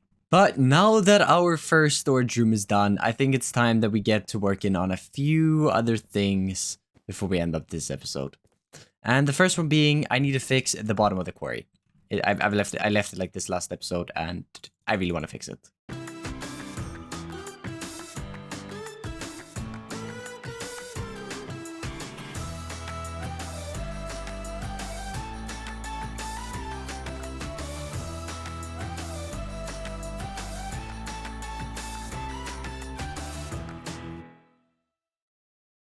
Alright, the bottom of the quarry is actually done, and I don't know, I just love adding a fog effect. I might add one more layer of glass, because you can kind of see the moss at the bottom, so another layer of glass might help it.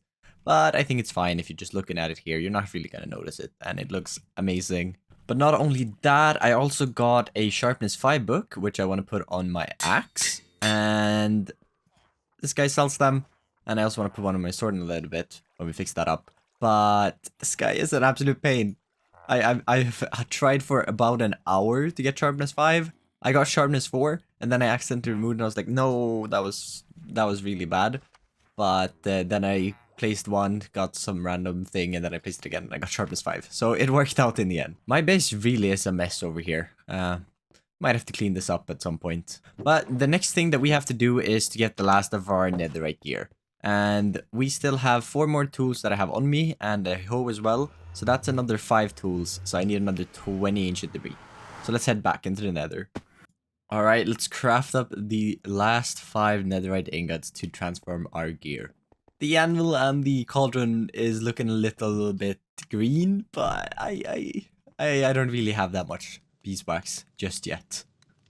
But I also went ahead and fixed up my sword a little bit, added some mending, unbreaking, and sharpness to it, and this feels good. We actually have our netherite gear fully completed. Except the hoe, because I don't really have a hoe right now, so I'll fix that one when I need it. But before we go ahead and end up this episode, I still have one more thing that I want to do. Now, I've done a little bit of mining. I've mined about 30,000 stone and a lot of deep slate and dripstone too. And the netherrack isn't that hard because it's insta-mine. But the stone and the dripstone isn't because we don't have a beacon. And I think it's time for us to kill a wither.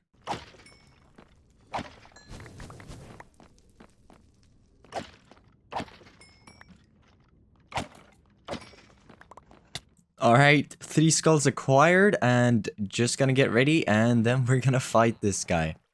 And add some infinity to that, and perfect, we have our bow as well. And I think we're ready. Just gonna grab this enchanted golden apple, just in case. And a little bit of soul sand to actually spawn it. And I think I'm gonna grab another bucket. Alright, grabbing up some milk, and now we just need to find a spot to fight it. Well, this isn't too far from the base, and I do want to build something down here in the future, but if it gets out of hand, we can always repair it. So I think this is the perfect spot to do it. Right here. And Pig, I hate to break this to you, but you might die, buddy. We don't need the bed, we shouldn't need the pickaxe. Let's get all of these things in our hotbar, and let's go. Boom. I don't really fight withers like this, so this is gonna be interesting. I don't really know what to expect.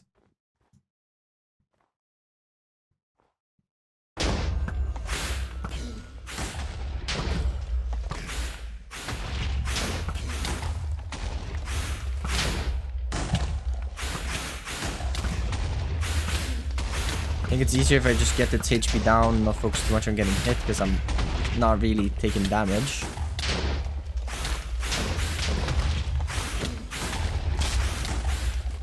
Oh, I think some hits here.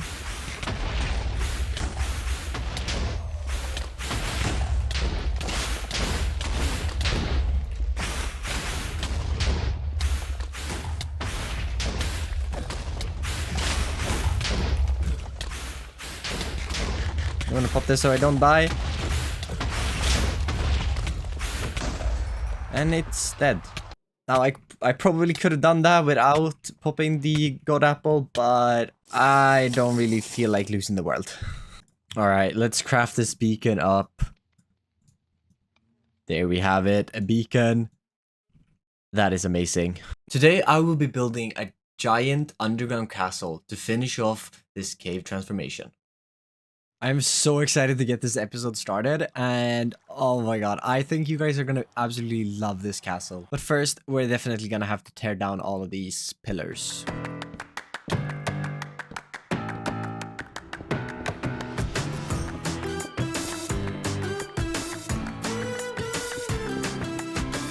Well, this area is looking a lot better now that we have the spikes cleared up, and I think we're ready to build in our own custom terrain. Because it would look kind of weird if the castle is just down here on the ground and then everyone could just have the height on them up here, and attacking this castle would be really easy. And it's just gonna look a lot better with some custom terrain under it. But before we get started building, I actually do not need more tuff. I thought I had way less than I did. I think I need about... I'm gonna get 4 stacks to be on the safe side. Gonna grab some dripstone. We need some spikes too. I don't think that's gonna be enough, and a lot of stone. Alright, with all the materials gathered up, I think it's time to start building this castle. And with all materials gathered up, I mean the terrain. The castle has so many blocks in it, and I don't even want to think about it.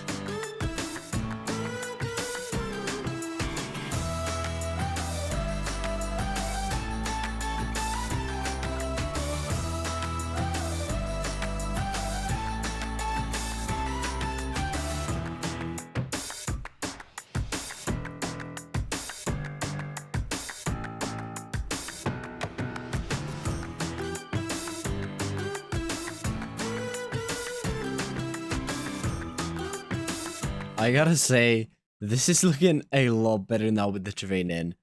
But I think it's gonna look even better when we get some glow lichen in and we actually don't have the night vision on, because it kind of just blends everything in.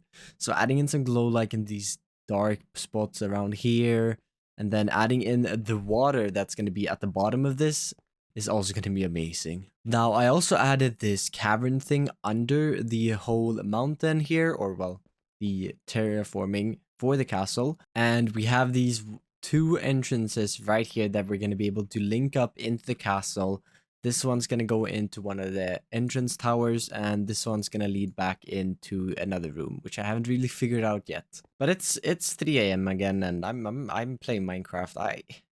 It's still my summer break. It ends in a week, and I'm trying to do the most of it. All right, I've been building on the castle in the creative world for a few hours now, and I kind of want to take a break and go explore something. And you know, I figured we should explore something that maybe I haven't explored before, and that is an ancient city. I'm not gonna lie here, we might lose the world. Now, luckily, I know that there is an ancient city right over here where I stopped mining, and I think stopping mining when you hit an ancient city is a smart choice. But I want them sneaky pants, so I gotta go back. Yep. This is absolutely terrifying. I should have brought wool. I really should have. This looks like one of the loot things, but this looks like one of the loot things right here. Okay, so there's 1 shrieker. Oh, yeah, we're fine. And then we just lock some sound coming that way, right? Oh, it came through anyways. Ooh, echo shards. I've never actually seen those. And the smoke sensor. What? Wait, I need to make this. Okay. I mean, sure. I'll take it. I'll take it. Should I risk it? Oh, that's bad. It's 1. 1 is fine. And now let's hope for the best. Still not what we're looking for. That is really good though, if we need it. We still need that swift sneak though. Because that's the whole reason I came here. So I want to be fast. And I want to be sneaking. Because if I just break that... There was another one. Why am I doing this at 1 a.m.? Why am I playing Minecraft at 1 a.m.? Not what I'm looking for. Swift sneak 2. Yes, that's it. That's all we needed. That's all we needed. We got 2 of them. Oh, thank you. I would have been a little bit mad if you only got 1 of them. I'm gonna leave this hole behind. I don't really want a fortune. It's quite useless. Now maybe I should leave through there, or the way we came from. Probably the way we came from. Because I don't really know where we are in the overworld, so let's just sneak our way back home. Goodbye. That was not fun. I did not enjoy that. I don't think I'm ever going back to an ancient city. That was scary. Alright, let's go ahead and apply these 2 books for 12 levels, which is expensive when you have 50 levels. And put it on the leggings for 20. That's actually really expensive. Okay, let's do a quick comparison here. So this is the speed without it, and then if we do this. Okay.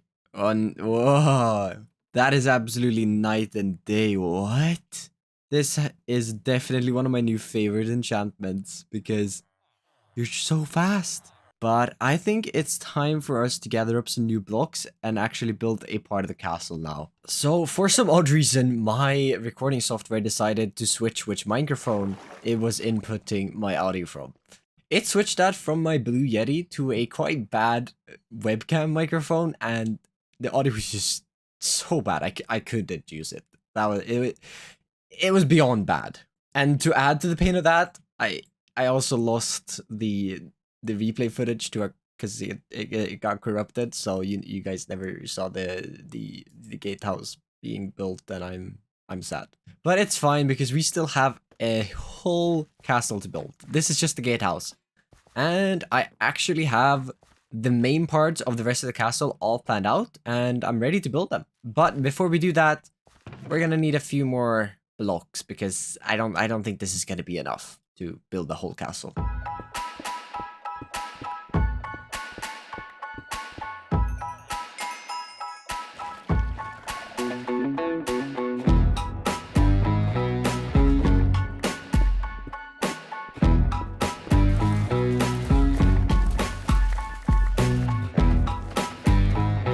Alright, we have gathered up everything that we will be needing now. And we got quite a few resources here. This one is actually empty. But all of these 3 chests right here are basically filled with items that we will need to build this castle. Now, all of the parts of the castle aren't in these boxes. That's because I want to come in and decorate the castle here on the survival world. So I haven't built that in the creative world. And we'll figure that out as we go later on. But for now, I think it's time for us to build the main parts of the castle.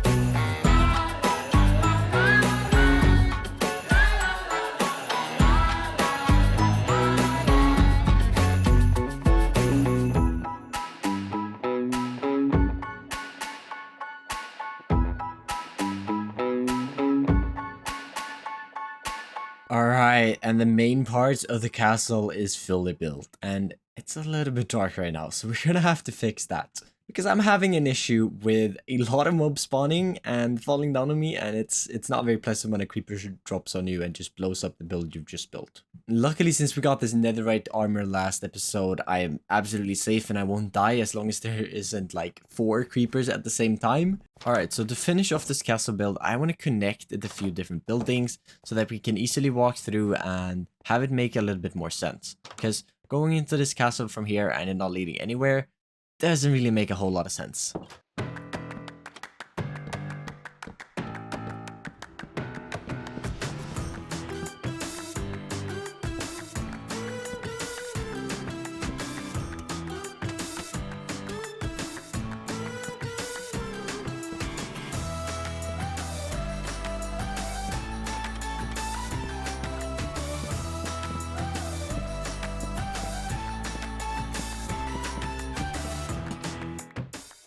Alright, I think everything is connected now, because we can walk into this tower from this area now, into the main room, but we can now go into this area, go out onto these to lower and defend the castle. We can also go down into this tower right here, if we want to.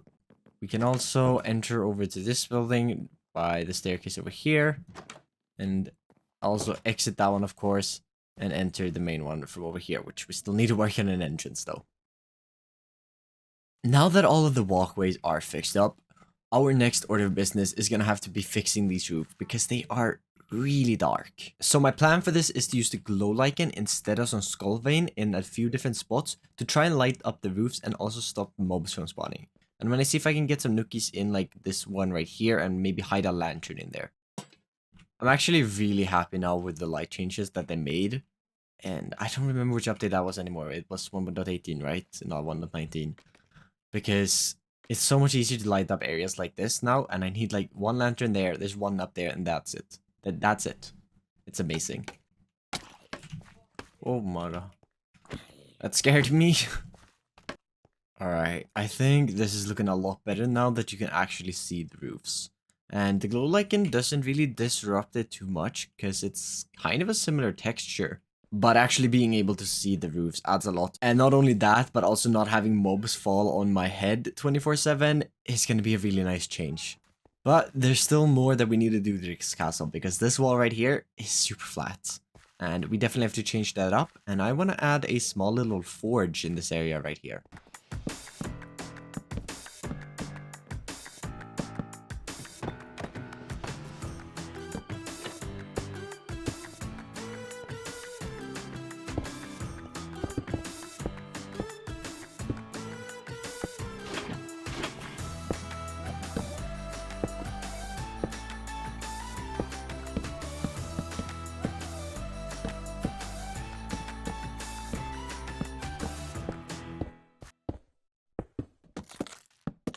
Alright, and the forge area is looking really good now. I feel like this area is looking a lot better now that it's a little bit more populated. I also added in some few windows up here. I need to add some more details to them because they look kind of bland right now. But just adding in a little bit of details into this wall really helps it. But the forge is nothing special. It's just a brick forge which you can see straight through. And you can smelt your ores in here. Then you use the smithing table over here. And we have an anvil out here. You can just fix armor and stuff for defending the castle. I also want to add some item frames, but I don't have the leather right now, so I guess we'll get back to that later. But I want to add a balcony up on this part right here so that the king, or well, the leader of the Dwarven Empire can just walk out there and look down on the main courtyard, which, I mean, it isn't huge.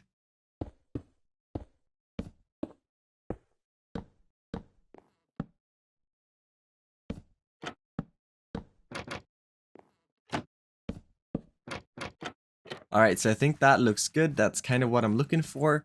And now we need to work on this little final window here. I want to add in a little bit of a gradient on this one. So let me go get some glass, actually.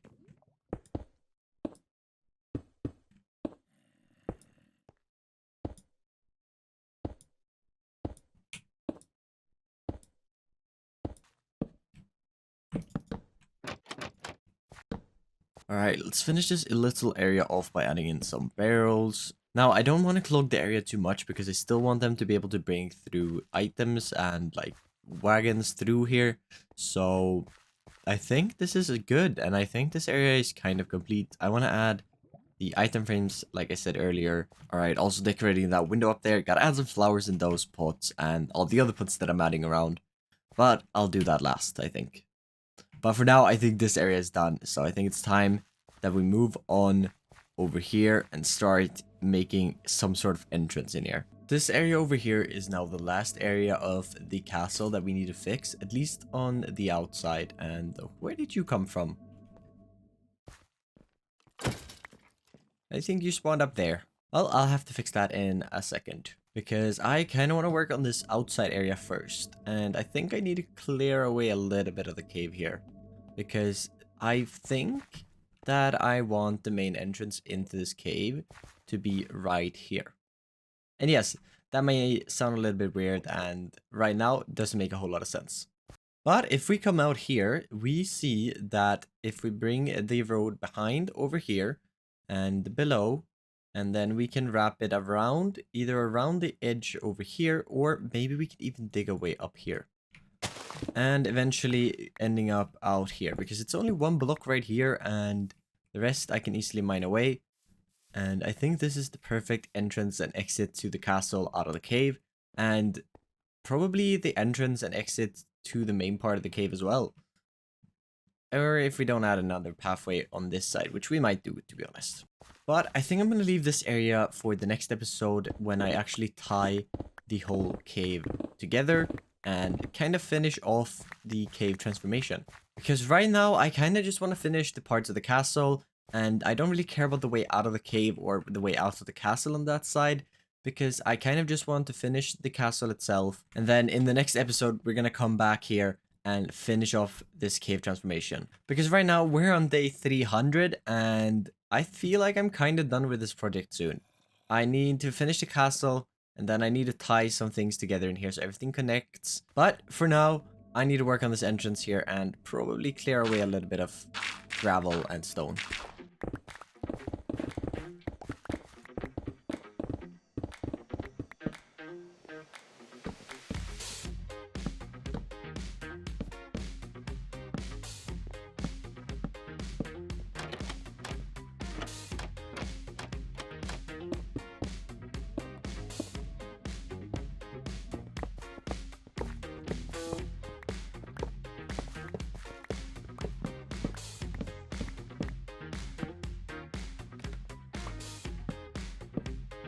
Today I will be finishing the outside of the castle and finish this cave transformation. And let me tell you, there's quite a lot to do. The cave is going to need a clean out, mainly removing trees and temporary farms.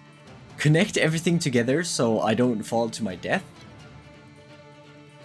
Finish the castle exterior and add an entrance to the cave. And finally fill some areas with water and fix up the terrain. I started the day off by cleaning up the cave, removing all the trees and temporary farms.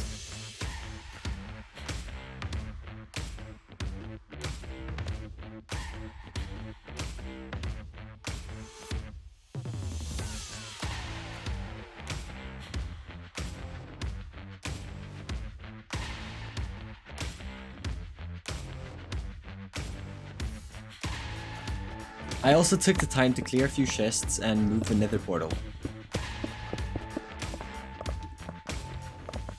I can't even light the portal because I don't have my flint and steel, but it's gonna be in here for now, and in the future we're definitely gonna make a portal build. Next up, I started working on connecting my starter house to the dwarven houses.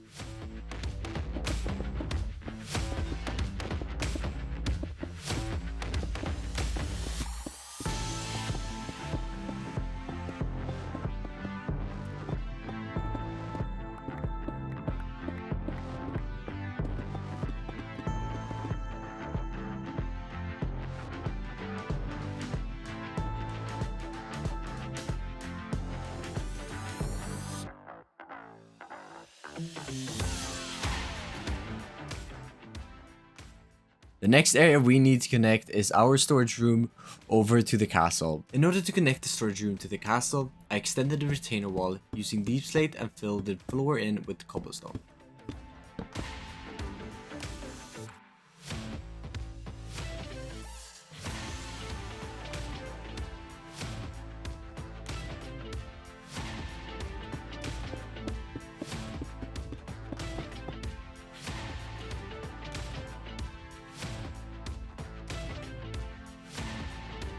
Well, I just ran out of cobblestone, but luckily, I don't have to set up my haste beacon and mine some, because we have the cobblestone farm that we built a few episodes ago.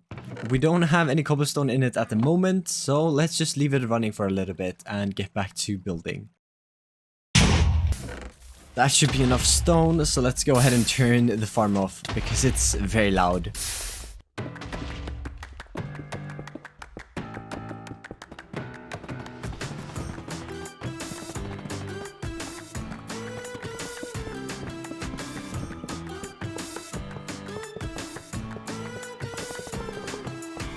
Once that was done, I continued the gravel path from the castle, leaving the terrain for later.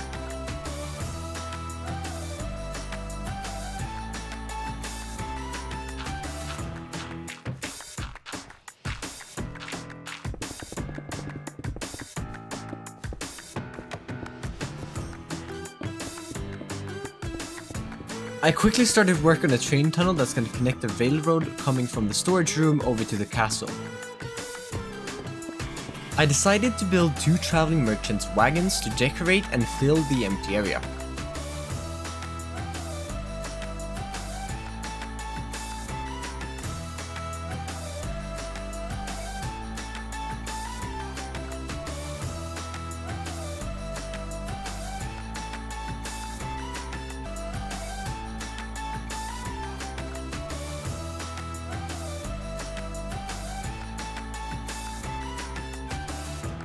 Alright, let's put some of these on the armor stands here.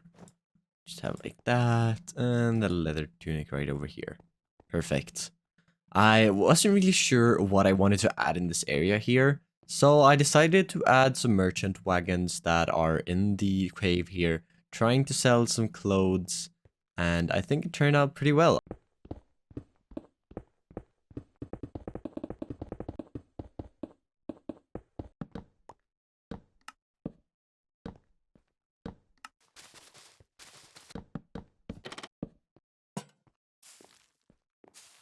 I feel like this area doesn't really need that much more because it kind of leads off to the castle, and coming up here it looks filled enough, I'd say, because you'd imagine that you'd have to bring through the carriages, the wagons, I guess you could, yeah, they're wagons.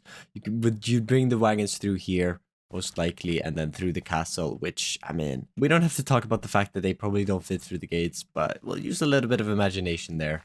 Next up on our to-do list is filling the necessary parts of the cave with water. So I'm gonna need to figure out at what layer I want the water at, and I think I want it at this level right here. So it would be over here, at this line right here. I had to build up a temporary retainer wall for the water, which we later can terraform into a natural barrier.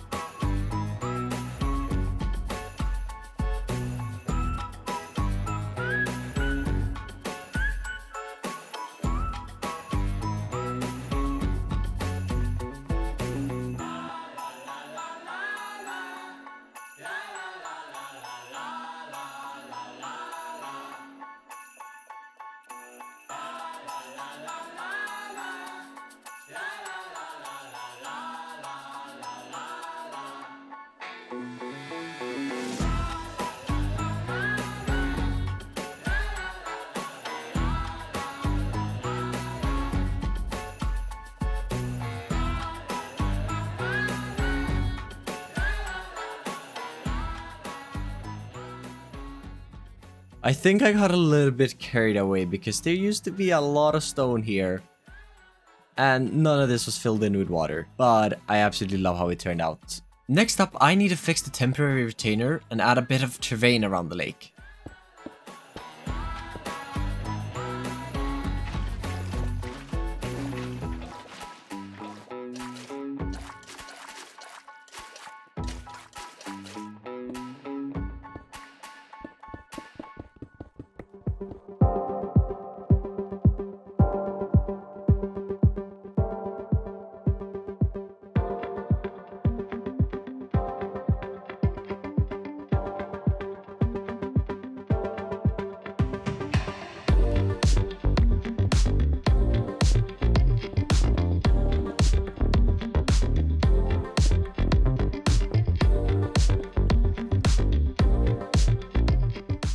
Now that the terrain is fixed, I want to add some vegetation around the lake. For this, I'm going to use mostly moss and warped roots.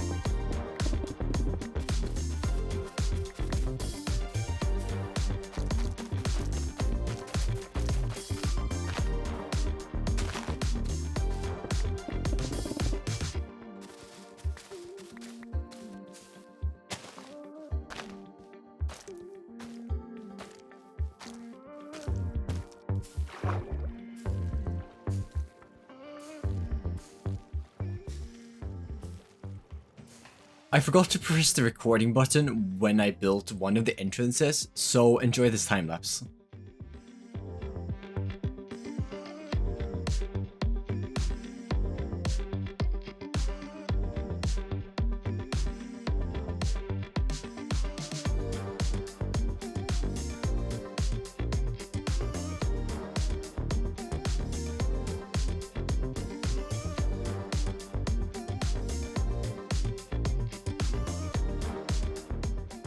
To start the other engines off, I decided to fix the small lake next to the starter house.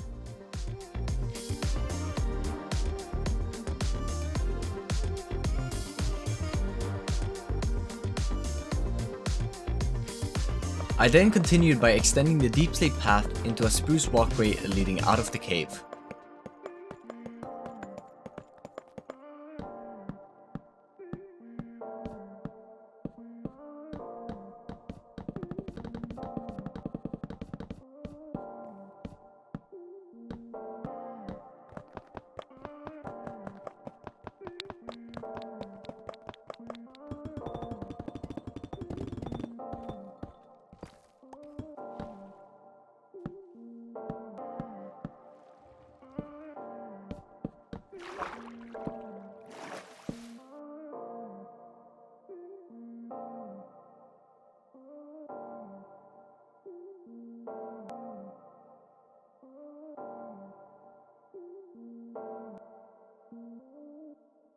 With both entrances completed on the cave side, I moved on and continued working on the train tunnel and bridge connecting the storage room and castle.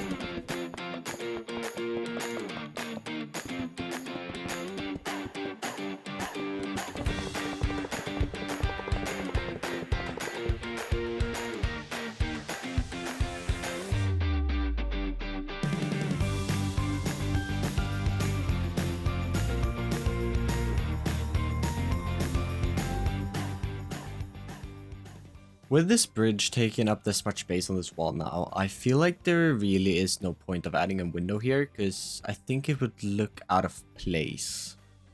I might add one later on when I'm doing the interior of the castle, but for right now I'm boycotting the interior. I wanted to add some custom lamps and went with this design by Simple Architect.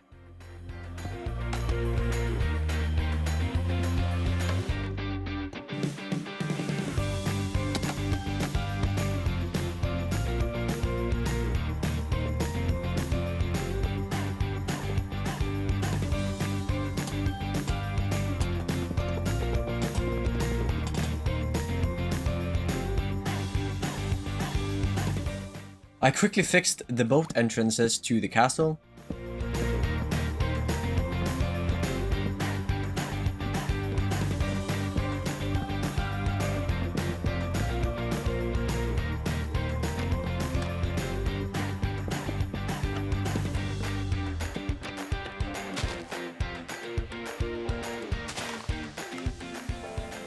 I then made a checklist of everything I still wanted to do in the cave.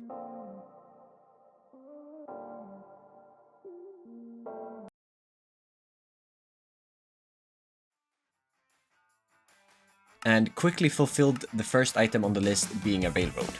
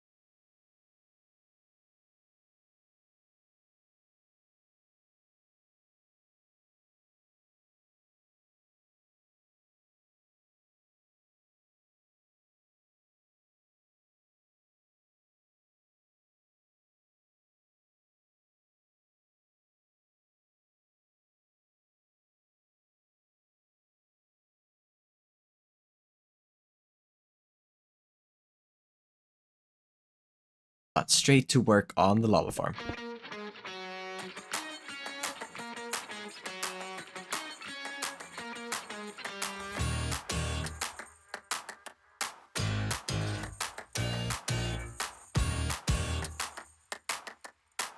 No way I'm working on a lava farm and I find a lava pool right next where I'm building it.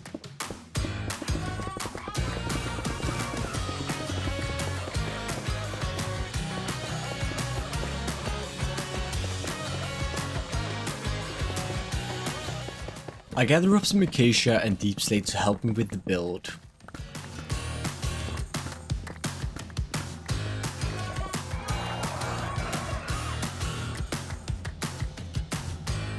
I quickly finished the actual farm part of the build and then moved on to building the roof using some mangrove and finishing up the walls using a little bit of sandstone.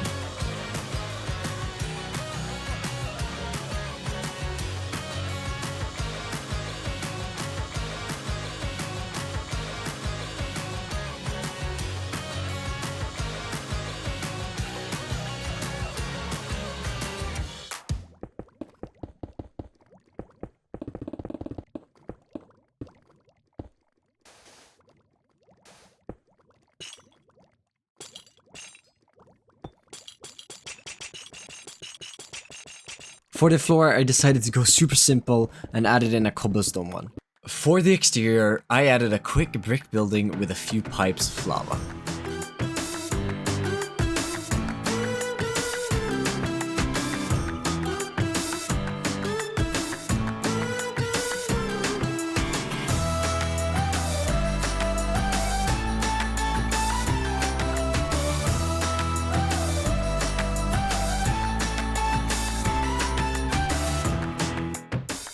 Today I want to start expanding by building outside of the cave.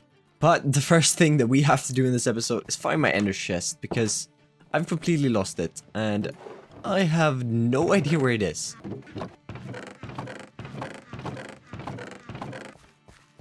Oh, there it is. Why did I place it over here?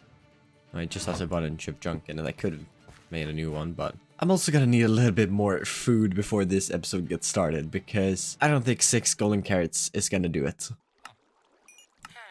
Thank you for the carrots, and I'm just gonna leave you guys in your box again. Bye! If you didn't figure it out from the hints in the last episode, today I want to kill the dragon and get an elytra. But before we can do that, we're going to need some ender pearls, slow falling potions, and to locate the stronghold. So right now we have 7 ender pearls and we're gonna need quite a few more. We're gonna need at least 5 more, but I want to grab some extra ones in case we need them in the end. I hopped into the nether and ran over to the nearby warped forest to hunt for some ender pearls.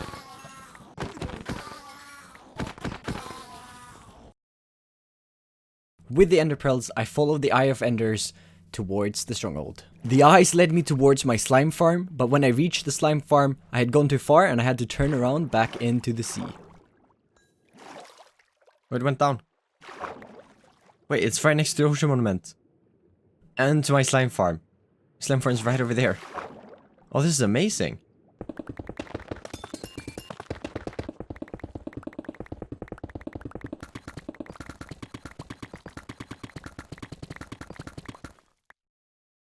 And the lush cave as well. This nether, or no, not nether. This stronghold entrance is just getting better and better. But I mean, I think I saw it there. Yeah, I did. So it should be right here. Perfect. And my inventory is an absolute mess.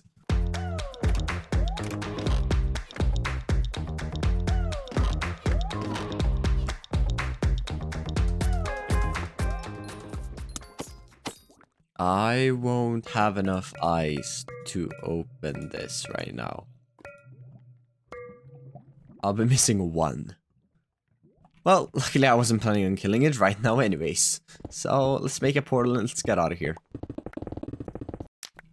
Now before we go kill the dragon, I think I'm gonna need a little bit more protection. And for that, I'm gonna need to stay awake for 3 in-game days without sleeping because I need some phantoms to spawn. Before it turns night, I think it's time that we take care about our copper because it's all looking a little bit green. And it's not supposed to be like that.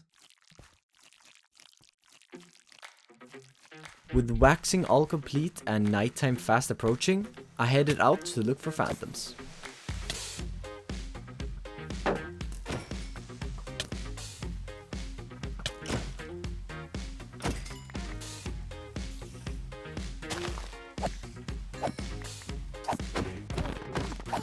With no luck this night, I decided to spend the day shopping wood.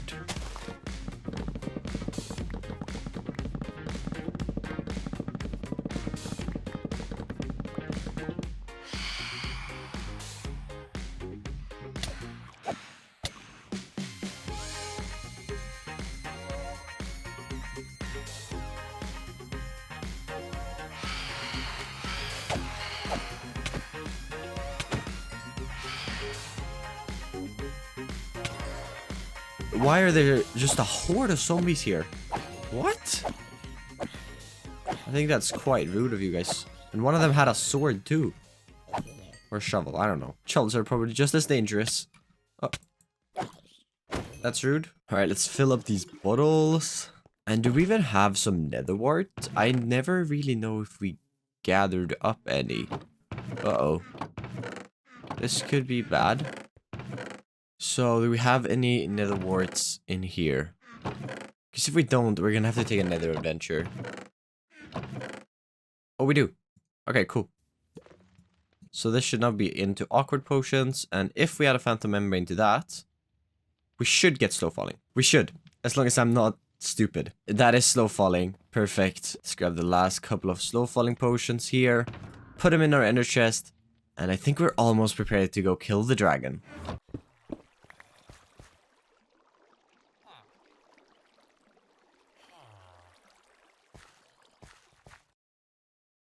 Well, I think we're finally ready to go slay the dragon. Let's go ahead and grab our Eye of Ender. And we should probably grab at least 3 slow falling potions and a stack of blocks too. Just in case we're gonna need it. And I think it's time for us to finally kill this dragon. Well, it's time. I got back from school and it's time to go in here now. I did forget my golden apples, which I was gonna bring, but I don't think we'll be needing them, and hopefully we will survive. So I'm gonna drink this. And here goes nothing. Alright, it's a good spawn. It is a good spawn, that's nice. Well, considering that we have full netherite, we should be fine, as long as we don't fall straight into the void. But I guess we should start taking out these towers. Can I hit him? Yes. Oh, okay. We got slow falling. That's what we have that for. So I don't have the water bucket. We got 4 remaining, I think. 5. 1, 2, 3, 4. No, 4. If we go up a little bit more and we do this. And we got the last one. I think... Yep, that's all. And now we can get to killing it. The slow falling makes this a little bit slower.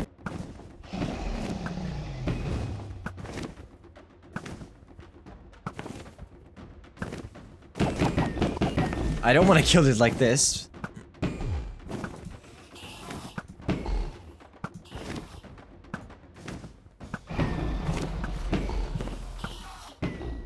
Alright. 2 more shots, I think. 1 more. 1 more. Come on. Alright, okay, you gotta hit this time. Okay, good. Let's go! We didn't die. Let's grab all of this XP. Oh, perfect. We didn't die, but if I'm gonna be honest, I didn't really think we would die. Because could you imagine getting full netherite and doing all this and then just dying in the end of the dragon fight? It's not even hard. That's where I say that, and the next time I fight the dragon, I'm gonna die.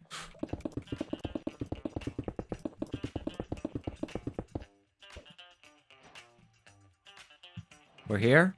Wait, did I see something or was that a bubble? Because did I see something up there? No, that must have been a bubble because I just saw the same thing. And what is this I see over here? It's an end city. And Please tell me you have a boat. Wait. Oh, I didn't bring any fireworks.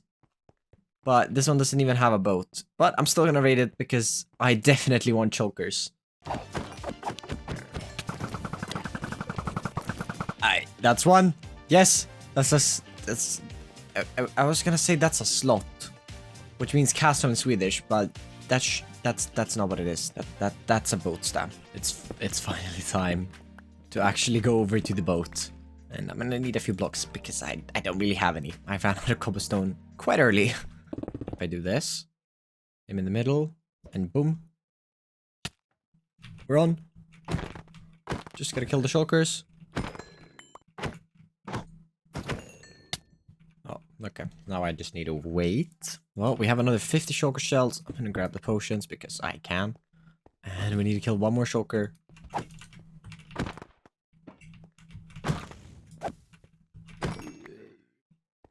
And the elytra is finally ours. We have an elytra! Finally! Yes, this is gonna be good. This is gonna be really fun. Let's quickly grab the diamond gear as well. And let's get out of here. Back on the main island. And let's make it back to our base. But this has been a huge success and we can finally fly. Alright, this is gonna be the first time I'm flying into the cave. Oh, that is amazing. Oh my god. Alright, we kinda need to get some rockets. Flying out of the cave. And, oh, this is amazing. Imagine that we're gonna transform this whole area into a thriving empire. And our elytra's enchanted, so let's just go ahead and repair it. Next up, I want to build an iron farm in the spawn chunks to get infinite iron. And to never have to mine for iron again. Because I've mined almost 3,000 iron ore in this world, and it's getting boring at this point. So I headed over to YouTube to find a simple design. But since building the actual farm is boring, let's just skip that part and decorate it instead. This is such a simple design, and I should have probably built this around 300 days ago.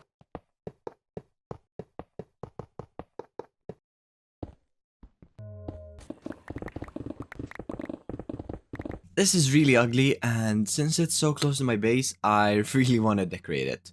And for that, I think I want to make some ruins. And to be more specific, I want some deep slate ruins. But this is my supply of deep slate right now. I have 3 stacks of cobbled deep slate. That's it. So I think we're gonna have to go mine some.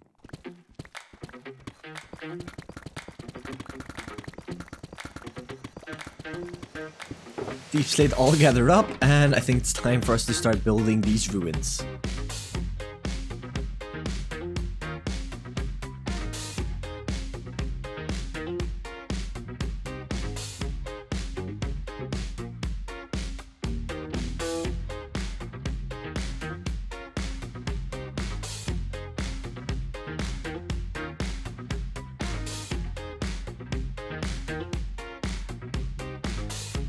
Well, there's a lot of deep slate now, but I think I need some more. So let's go grab another shulker box. This one isn't even empty.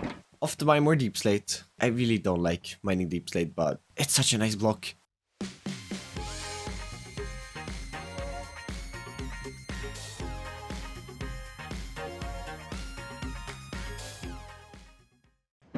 Well, we have a lot more deep slate now, and we can actually make these boxes of deep slate into a castle. I want to try a gradient on the walls, because just having the deep slate cobbled deep slate is what it's called, Stam, I think it's going to get really boring.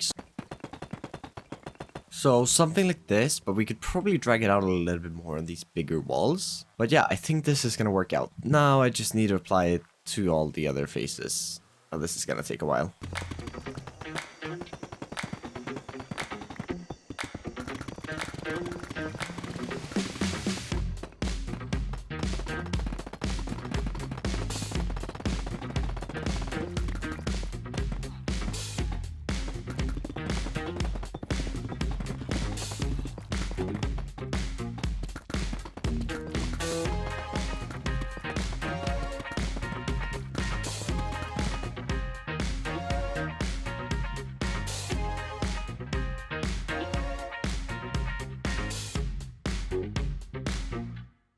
Texturizing the walls really made a world's difference, and this is looking a lot better already. But I need to fix up the terrain a little bit.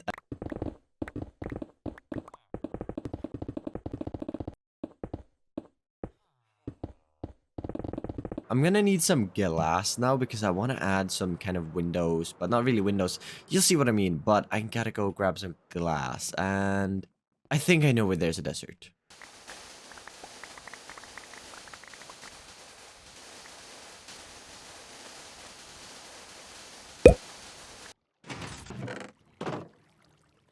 I want to take some of this glass now, and I want to try something. I have no idea if this is gonna work out.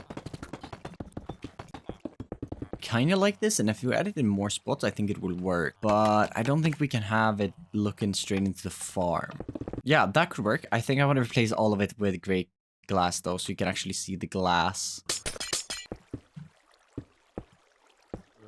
Oh yeah, I definitely think this design can work, but I need to add it to all the other towers and everything, and it takes a while. And it's only on one side too. I need to do this side over here as well. Oh, this is gonna take me a while. I better get to work.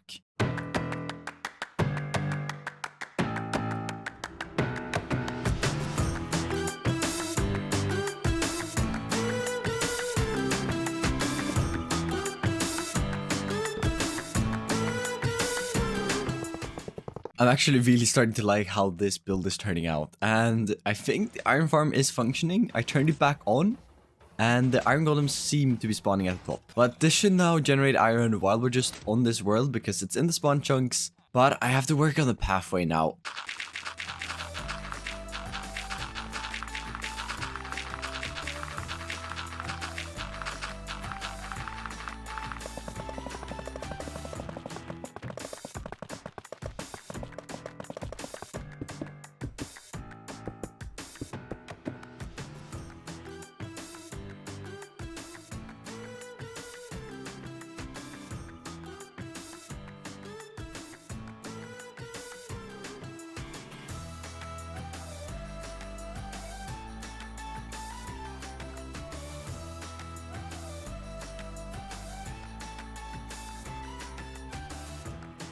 In order to kick off my next project in this 400-day-old hardcore world, I want to build up 2 gatehouses. But the gatehouses won't be for a new castle. Instead, I want to build a mountain village. But before we start working on that, there's a iron golem suffocating in the wall. Did you spawn in here? Oh boy. Well, that's fixed at least. Like I was saying, before we actually start building the gatehouses, I kind of need to fix the storage room here because we are starting to fill up on a little bit of iron. So I should probably get on working on a little bit better of a storage.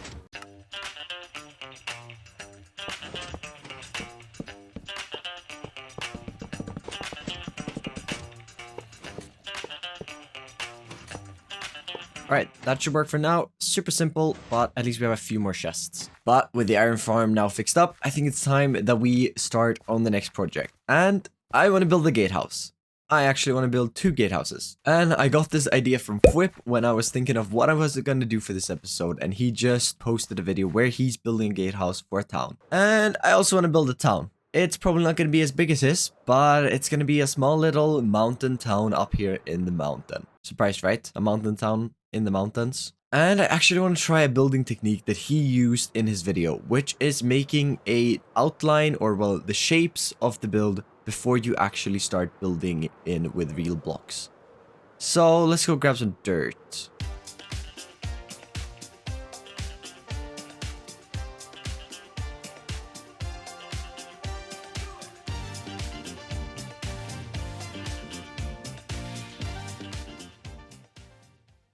With the dirt, I built up the outline of the gatehouse.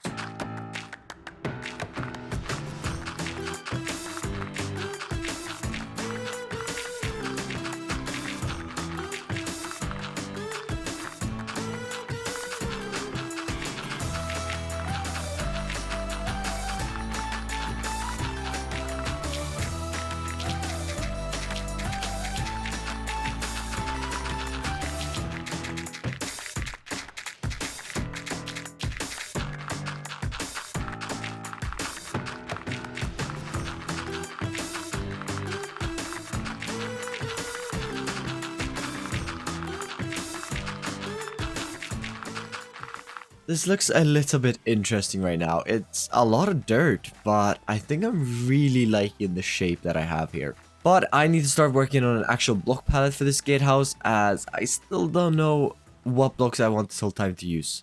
I actually have no idea. The only part of the gatehouse that I actually know what blocks I want to use for is the actual gates. And I want to bring in some polished deep slate with a bunch of dark oak.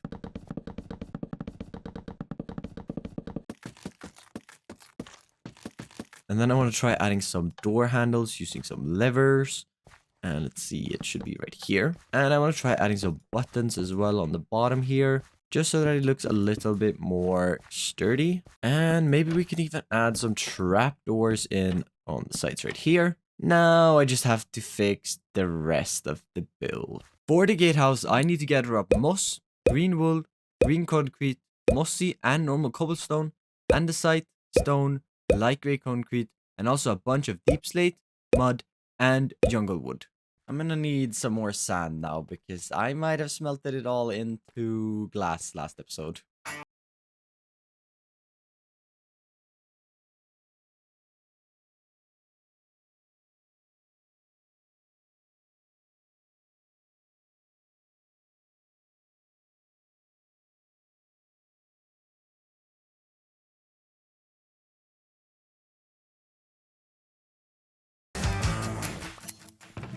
Oh, that's not that good. We're gonna need quite a lot more andesite than that.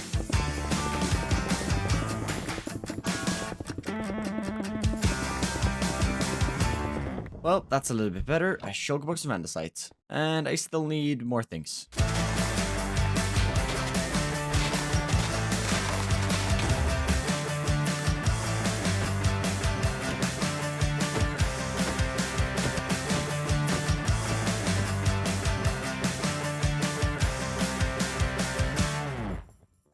Well, I think we can make something fun happen with these blocks, but I'm not really sure still. But hopefully I can make it work.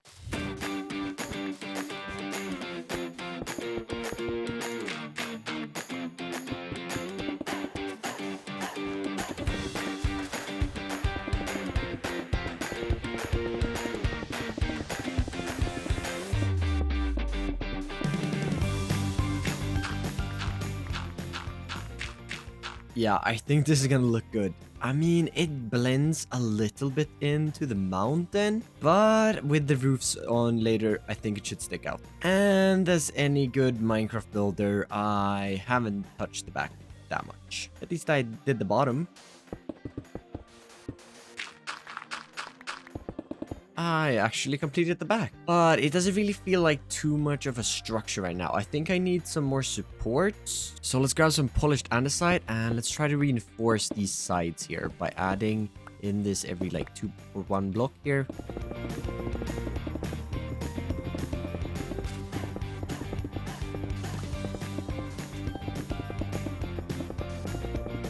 Now the build is looking a little bit more supported, because next up I want to work on extending up these towers.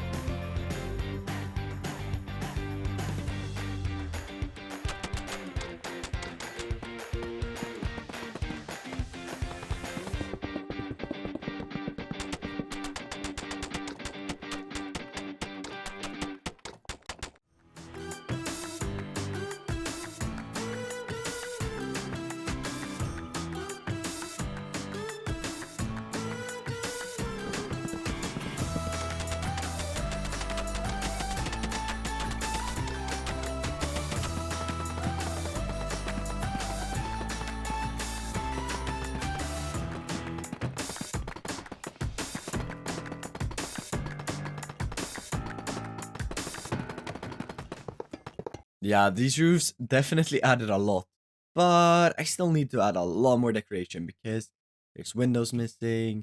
I need to be able to defend this castle. It's not a castle, Slam. So if we add in some windows up here.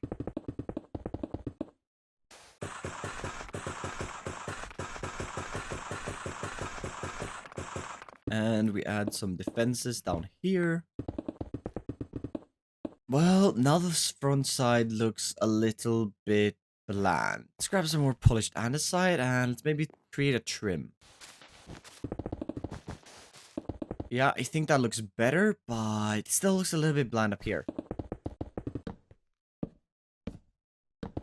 I think this worked. There's a little bit more detail now at least, but I also think I want to add another window up here. And when you step back a little bit, I want you to be able to see 2 windows right here as well.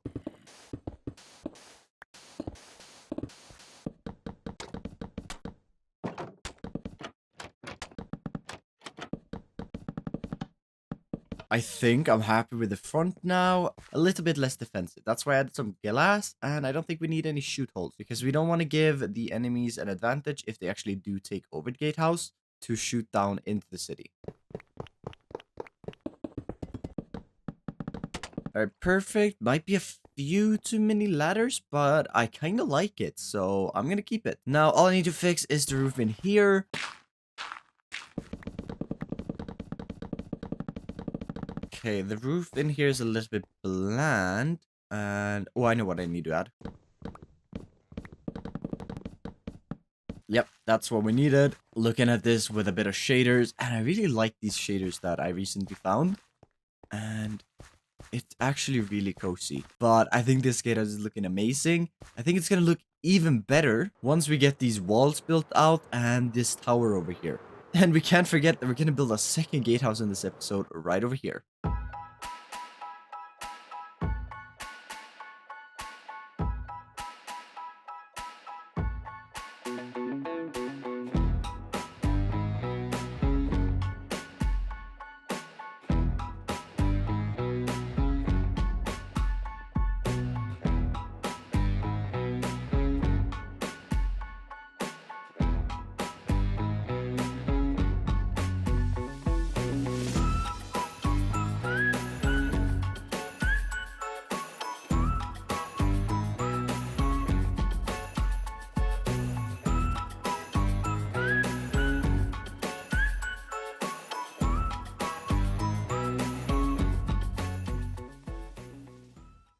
This gatehouse is now looking amazing, but we still have a whole other gatehouse to build right over here, so we should probably get to work with that.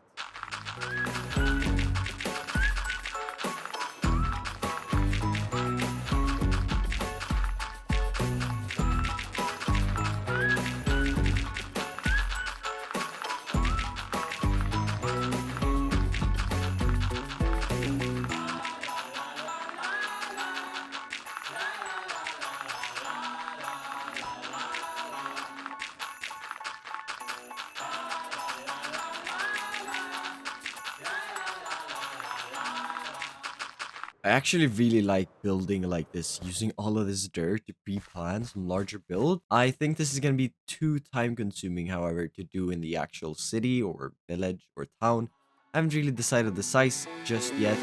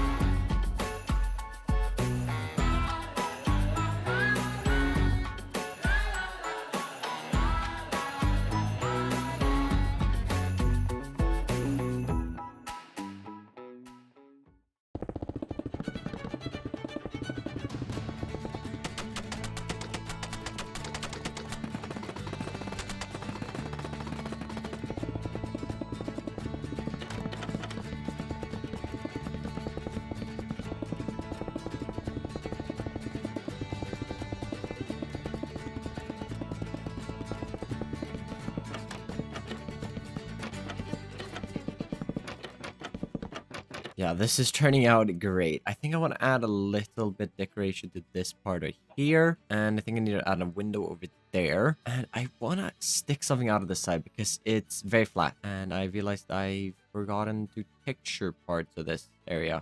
Oops.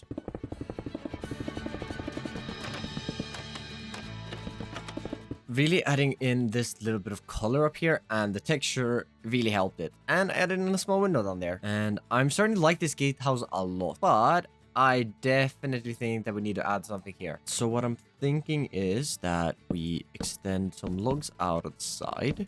I'm gonna strip these. We're also gonna extend these up a little bit. We're gonna extend out a floor. I think we're gonna add it over here too. And then if we grab some trapdoors, place them just like this. Then we extend this one up in the middle. I want to try adding some levers to the logs here to support the roof a little bit more. And then what I think we do is we come in with the mud bricks.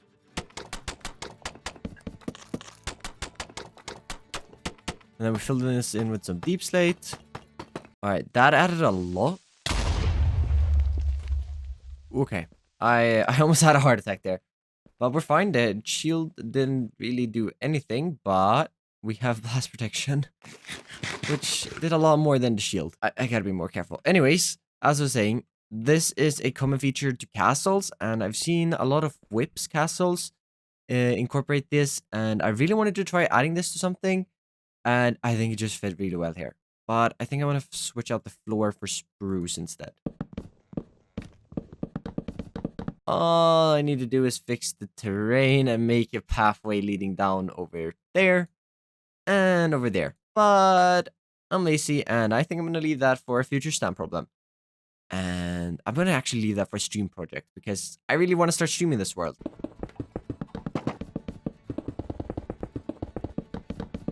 However, I gotta say that I love this side more than the other one. I'm missing a block up there. Now, I don't think a wooden gate is gonna fit right here, so I just want to add some classic iron bars instead. But we can't just have iron bars, because I feel like that would be a little bit boring. So if we add in some dark oak, and we might try something like this.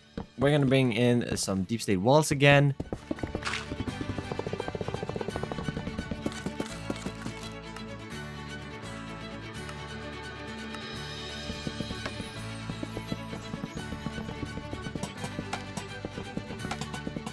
Yeah, adding in these barrels and grindstones here definitely made a world's difference. It actually looks like someone can be defending these gatehouses, and I like that. It's a little bit cramped, but they'll have to make do. The first project I ever attempted on this channel was a city, which was almost 2.5 years ago. And ever since, I've been trying to complete city projects to no success. Such as a city in Hardcore Season 1 and 2,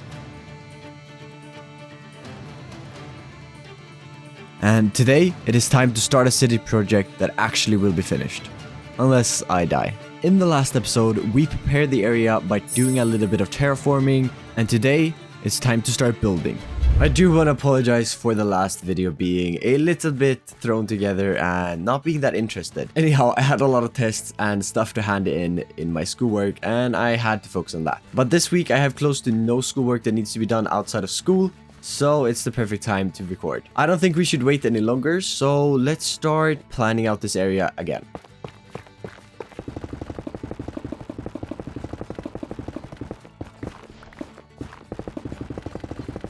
Alright, so we have the two front buildings all planned out the shapes of, and the rest of them are going all the way up to the back one. But we can't build a city without any materials.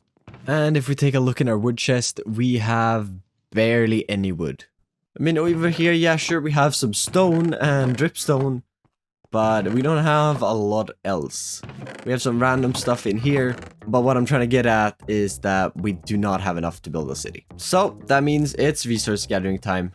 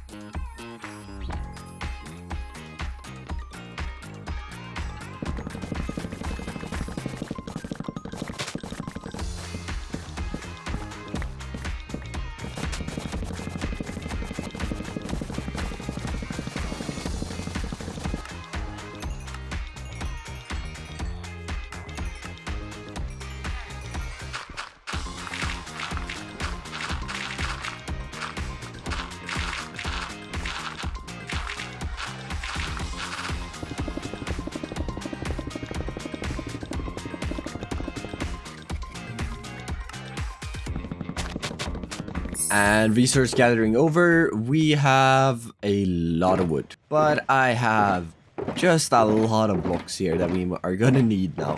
So I don't think we should wait around because we have quite a lot to do in today's episode. So let's start building.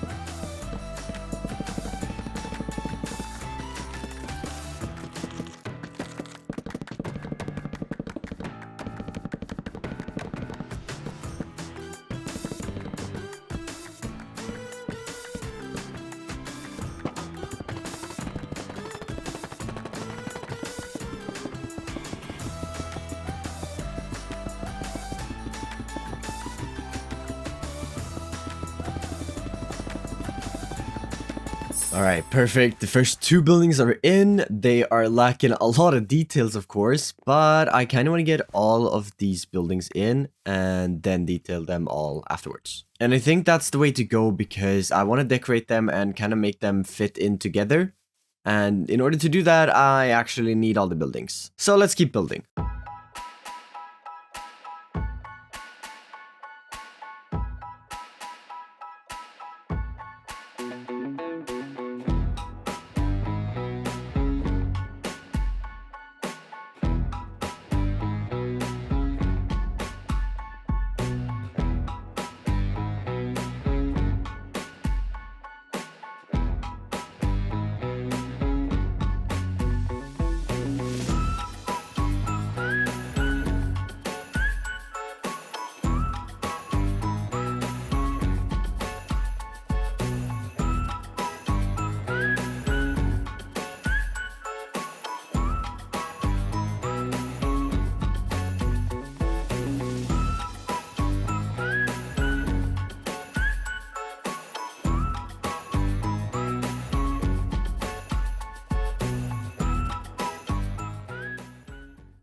Well, the houses are starting to come together now.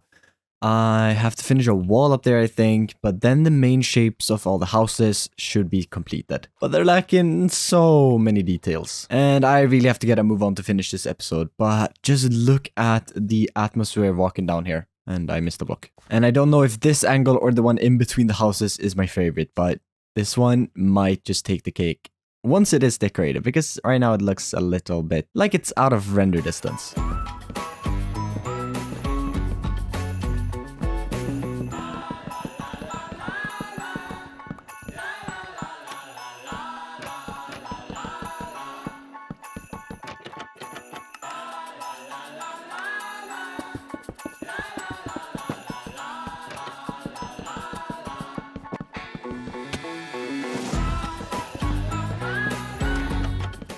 Adding in a few details here on this house, and I don't know what more to really do to it. Obviously, adding in some flowers in the flower pots, and I might want to add a roof window, but I think I'm going to do that in a little bit. Because first, I want to move all of my shulker box mess into this building right here. And no, I'm not doing the interior today. It won't happen. I don't have the time. I'm going to do that probably on the stream. And if you want to catch any of my streams, I'm actually going to stream in 3 hours or so. There's a link to my Twitch in the description if you want to check it out. You can also join my Discord if you want to get notified when I go live and when I post a video. Or just to chat with me.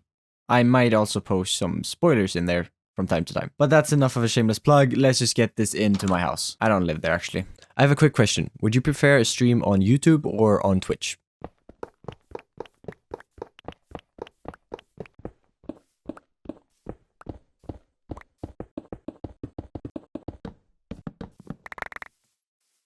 And now that the mess is moved, we can add in our coarse dirt path.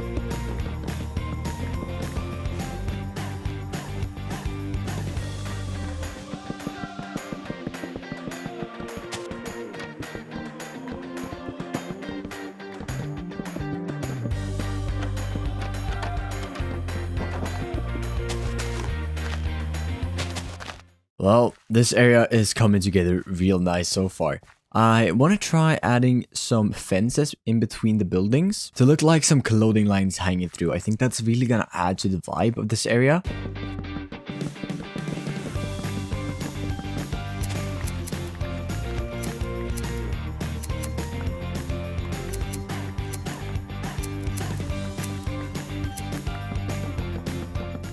Adding in the banners on these really made it for me. And the only thing I think I'm missing is a little bit of vegetation. And I want to add a small garden here. And maybe some note blocks or something. Alright, so let's come in with some azalea leaves because I absolutely love azalea leaves. And I want to mix it in with a little bit dark oak just in the back here. And I want it going up the side of this building because this side is a little bit boring. So adding something like that. And then we pop in a few bone meals. Let's try adding in a flower back in there and maybe a second one actually. Now there's only two final things that I want to add to this area. And one of them being a small little bridge thing. It's not really a bridge, but it's, I guess you could call it a small little bridge. And with this we can get over to this pathway. And now the final thing to these houses, I want to add 3 roof windows. One to this one, another one to that one, and a final one to that one. Kind of forgotten how to do a roof window, so this is going to be interesting.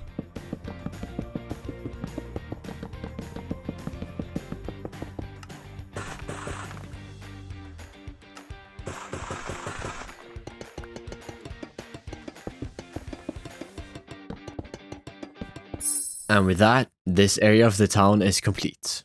But the video isn't, because we still have another 2 houses to build. Yeah, I still have 2 more houses to build.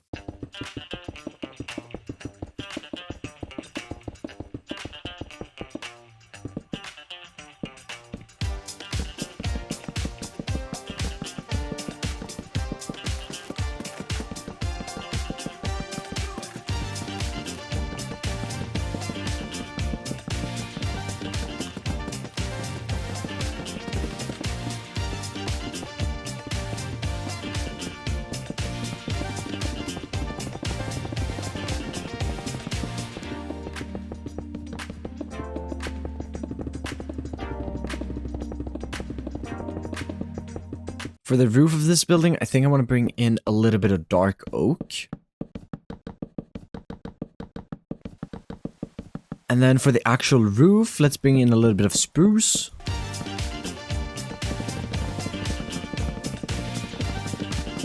Definitely happy with that, so let's extend it up to the other roof as well.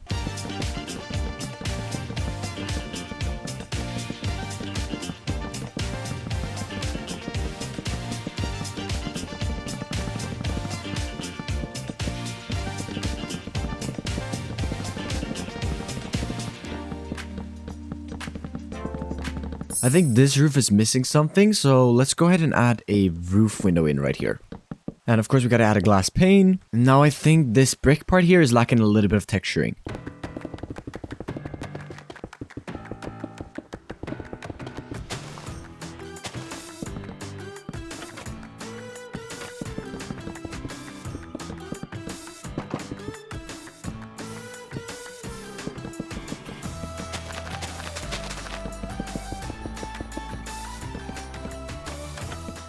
I gotta say, I loved how this tree turned out. I was trying to make a banner thing, but then I was like, maybe I can make just a small tree climbing up the side here. And I absolutely love how it turned out. Gotta add some flowers, but I'll do that in just a second. because I want to work on a little stables area right here. Because I thought it would kind of make sense if someone is riding into the town from here, and then they could come up here, and then they could pay to have their horses fed and stay at the stables right here. As for the actual interiors of the actual houses later on, those I'll get to at some point. But let's take out the floor. And bring in a little bit of coarse dirt for the horses to stand on. Let's add some spruce log as a small retainer. I think I'm not going to strip them. Let's add in a layer of dark oak fences first. And then a spruce fence line on top of that. And we can't forget to extend the wall into the stables.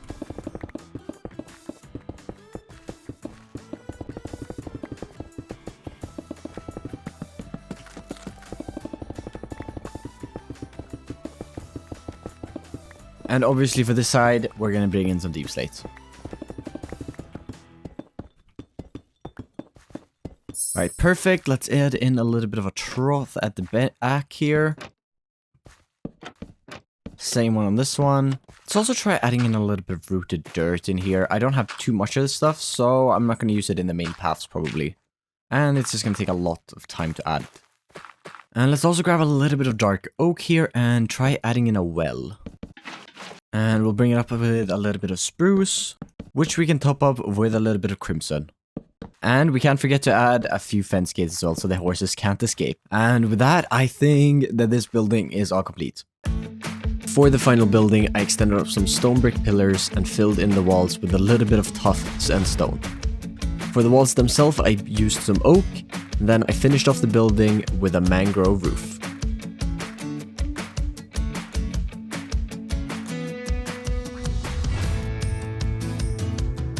I then decided to make a small fence in between the house and the stables, and then I added a mangrove overhang at the front.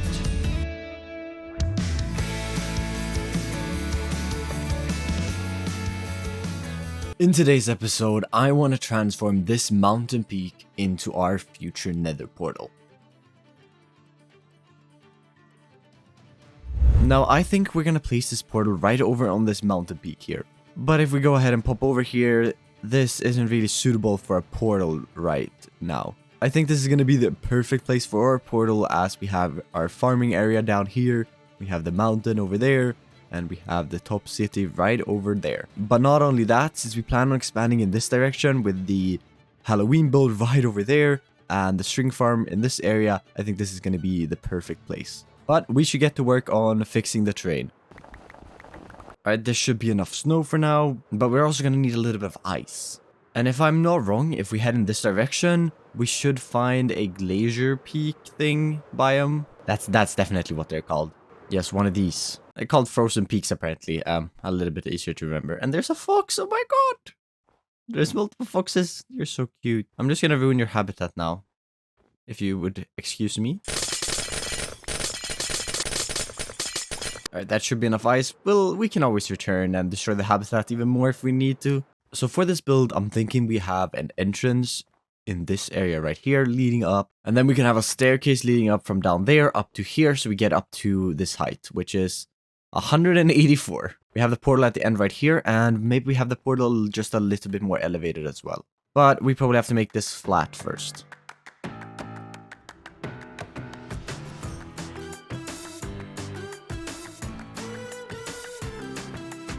Well, now we have a flat surface, but it's flying in a few places like this. And actually connected down to the mountain.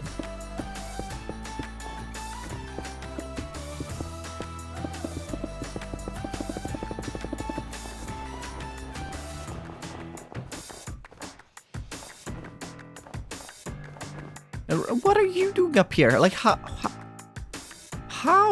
Why? Get down to the grass, buddy.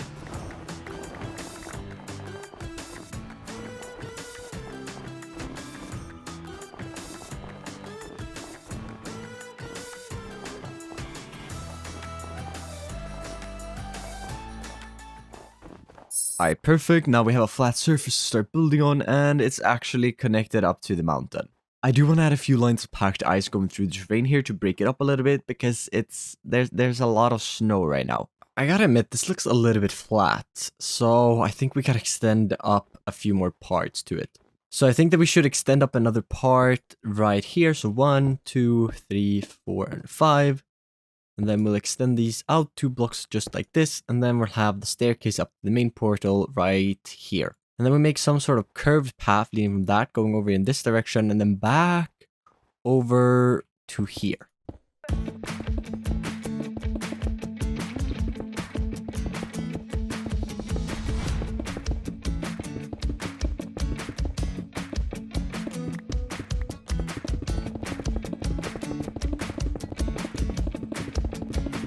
Alright, this kind of curved path right here is perfect, and now we have to extend out a little bit more terrain.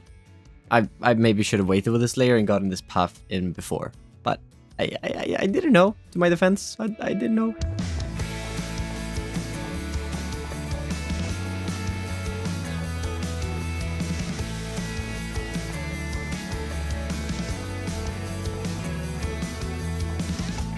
Alright, this is looking good so far. I like the height that we have now, because it was a little bit too flat for my liking before this. And I think we should start working on the main part of this build, because I want to finish this backside of terrain here, but I kind of need to get the main part of the build in before I can do that terrain, so I can customize the terrain to the building, because that's just going to look a lot better. So let's go and grab a bunch of blocks that we're going to be needing for this.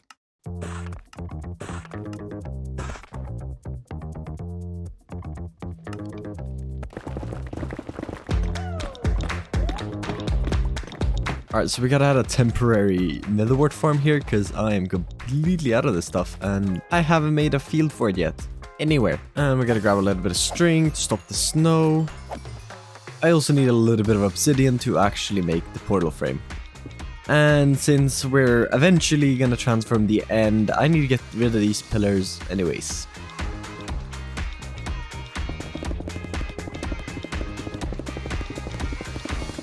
Well, I just realized how long it's gonna take to mine these pillars down. It's gonna take absolute ages. And we got some blocks all gathered up, and let's start building the main part of this build now. So let's start extending up a staircase.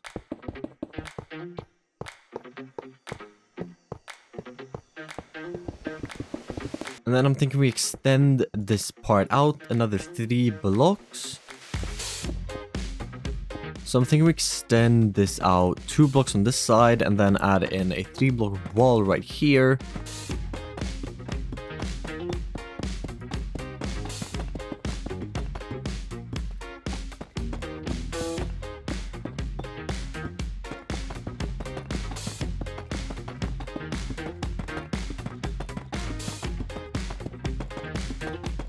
And for a few details, we grab some anvils, blackstone walls, bars, and mangrove fence. And then we do something just like this, similar to what we did on the Halloween build.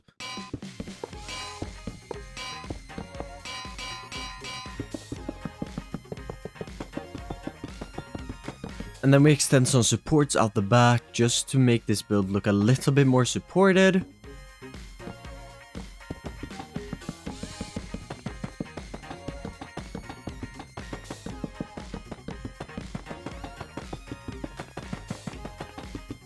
And this right here is going to be the base of our portal frame, and yeah, it's quite a big portal. And then I'm even going to sheet this big portal and not do the corners, and let's just extend this up a couple of blocks.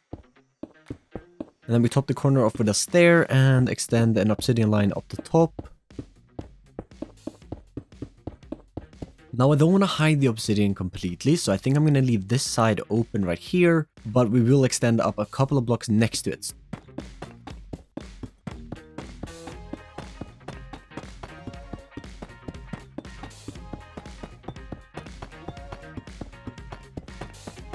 Alright, this is starting to look good now, but I'm not really liking the square part of this portal, so I think I gotta add a bit of a circular pattern on the outside. And Mojang, please make it so you can make portals any shape. I guess the square shape is iconic, but I really want to make a circular portal or just a mishmash portal. I think it would look so good. And I think we should add in a splash of color using some stripped mangrove. And we just add a circle pattern, something just like this, I think looks great.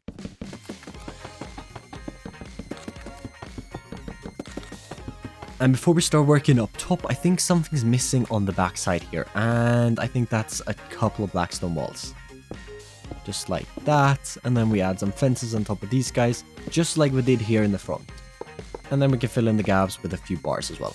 And if I've counted this right, there should go a staircase right here. And of course we gotta end off the circle pattern on the top, doing the exact same thing as we did on the bottom.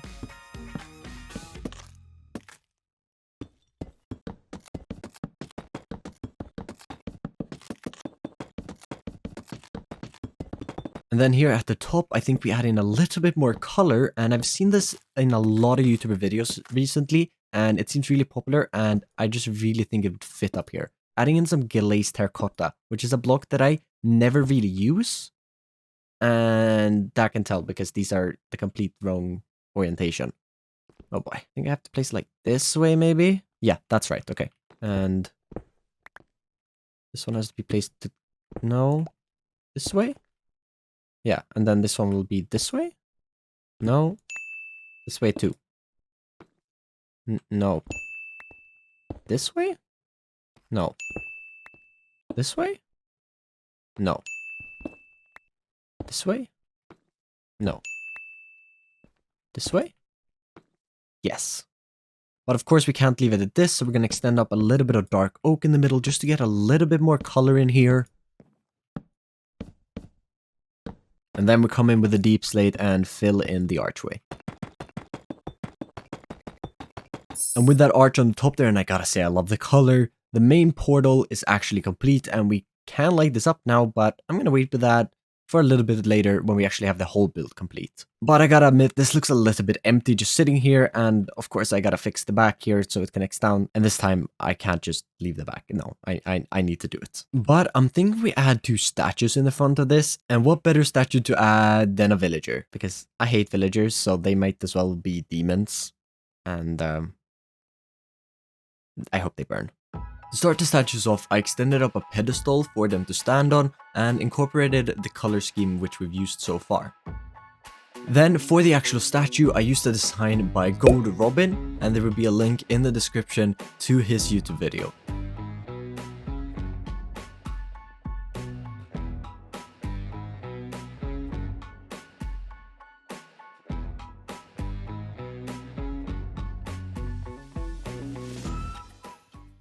And I gotta say, the statues are looking epic. I absolutely love this design, and I thought it would fit adding in a couple of villagers in here.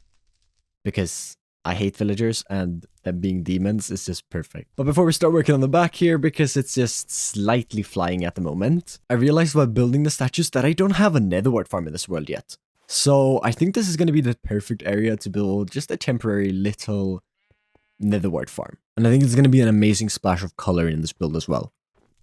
So I'm thinking of adding a small patch up at this area right here.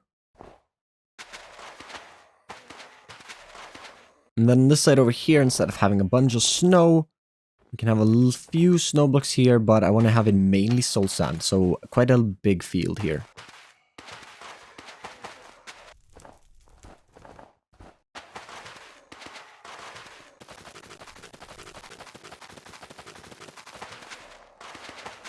Some nether fields up here really contrast the white, and I absolutely love it. I think we're gonna have to get a couple more decorations in them, but I'm gonna do that in just a second, because walking on soul sand is so slow. But there is actually an enchantment that you can put on your boots to walk faster. So let's take a little bit of a break from building and go into the nether and try to get some. I think armor on is a good idea here. Alright, so we have some chests down there. You can try to get down there. A lodestone and a block of gold. And a lot of gilded blackstone. I should have brought my bow, but it's in my ender chest and I accidentally left my ender chest. But that's fine. Should be fine still. Steal this gold out here. It's mine now, I'm sorry. I think the full netherite is gonna be better for this. Can he get above me somehow? Where did he go? Does he have a route to get to me? Oh no, he just fell down here. Soul speed 3 on gold boots. Not what I'm looking for. Come here. Come. Come here. Well, we got a boots with soul speed 3, but still not what I'm looking for. We got it. Okay. I was just about to go and look at another bastion, but we got Soul Speed 3. Let's head home, which is this way, I think. Let's grab our boots and apply this, and it's gonna cost us 19 levels, but that is some maxed boots. Perfect. Well, now that we are super fast on Soul Sand, I forgot how fast you are on Soul Sand when you have Soul Speed 3. Now that we have it, let's continue working on the terrain back here.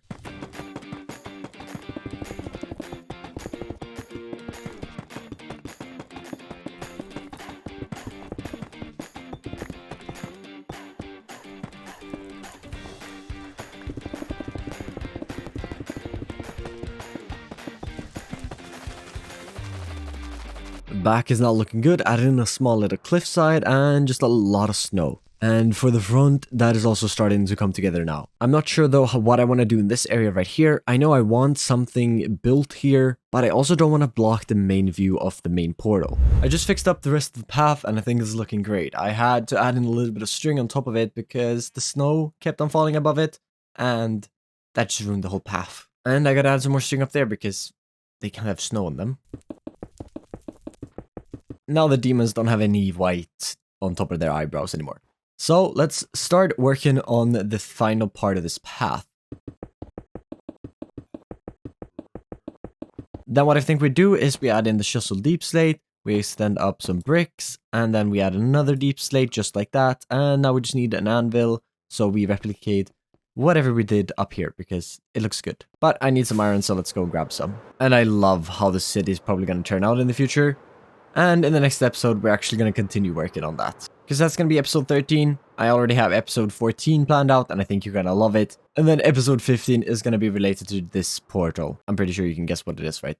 Yeah, we're going to the nether. And with the staircase, we have the entrance up to the portal all completed. I don't want to do the rest of the pathway just yet, because I don't know how the pathway is going to lead out from the town yet. So I'm going to work on that on one of my future streams, which reminds me I've been really bad at streaming lately. Stream on Sunday, yes. And now there's 2 more things that I want to add to this build, and one of them being a small little lava lake. I think it's going to fit, but there's a lot of snow, so I don't know. We're probably not going to be able to have like cool snow layers if we do this, and we'll place it down here a little bit, and it should be fine. I think this is good, and then we can add in a campfire right there and right here.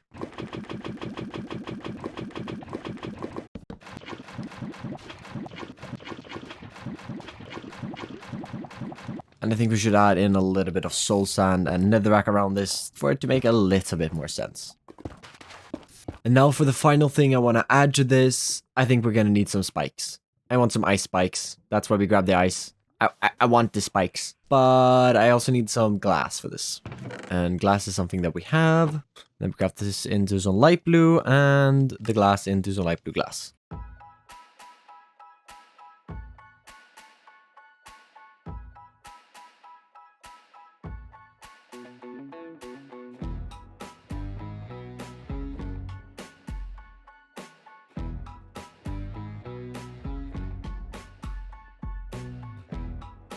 And with that, I'd say that this build is complete. And I love how much the ice spikes added to this. But it is complete, and if we go up to the portal here, we can finally give it a light.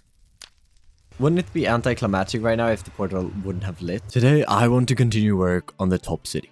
Hopefully bringing this project to 50% complete by adding another 15 houses. And I was actually a little bit lazy last time I recorded. And I actually have a lot of stuff here still. But I was being a little lazy, and this is what every single inside in every one of these buildings looks like. We should probably fix those.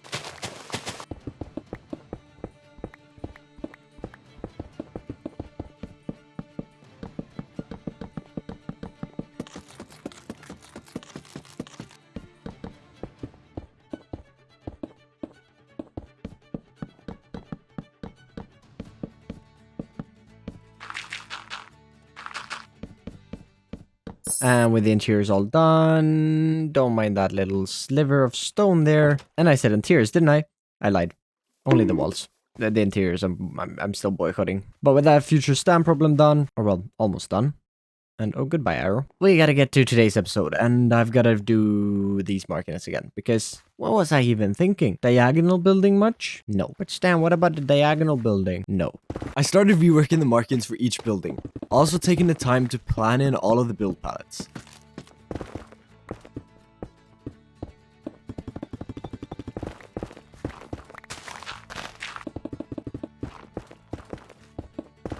And it has all been cleaned up a little bit. My shulker box mess has also moved into the area. Well, I don't even know where to start, and that up there is just a mess, but those houses are kind of all on top of each other, so that's this house, then that house is on top of that house, and that house is on top of that house, which is on top of that house, and that house is below that house, which is below that house, and it gets confusing. And I actually removed a lot of the buildings I had planned before, but it's still 15 buildings for me to build. Yep, you're right, we're building 15 buildings. So hey, Stam here, and welcome back to Hardcore Minecraft. And with that said, I started building all 15 houses in one sitting.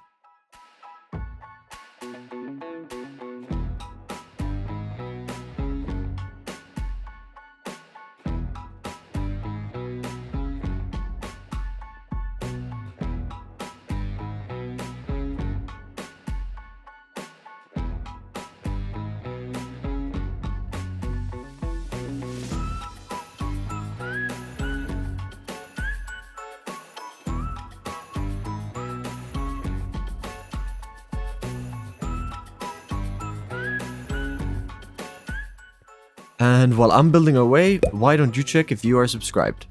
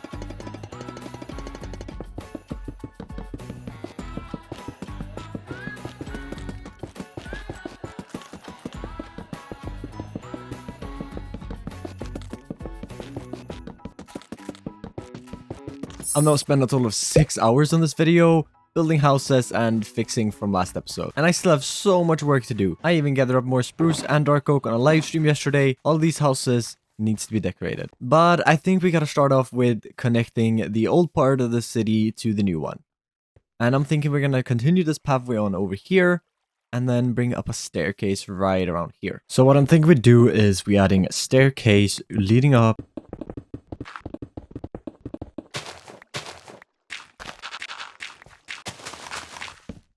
And a couple of slabs just to make it a little bit easier to walk. And we might as well add them down here too. And now we can get to the old part of the town, back to the new one. Actually, gotta connect up this road here too.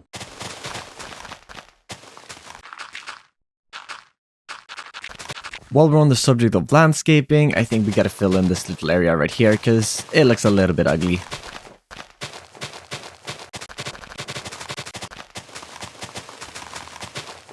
And before we start decorating the houses, I think we're gonna need to add in a small little bridge here.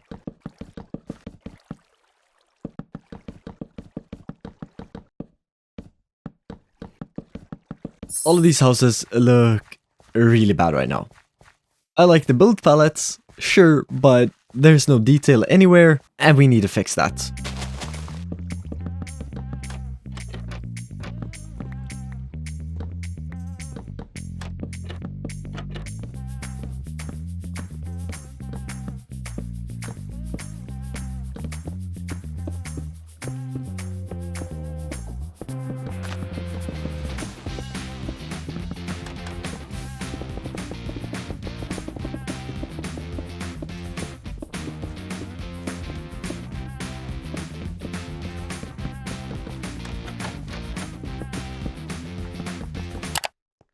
Hey, me again. This is getting boring, so let's speed it up.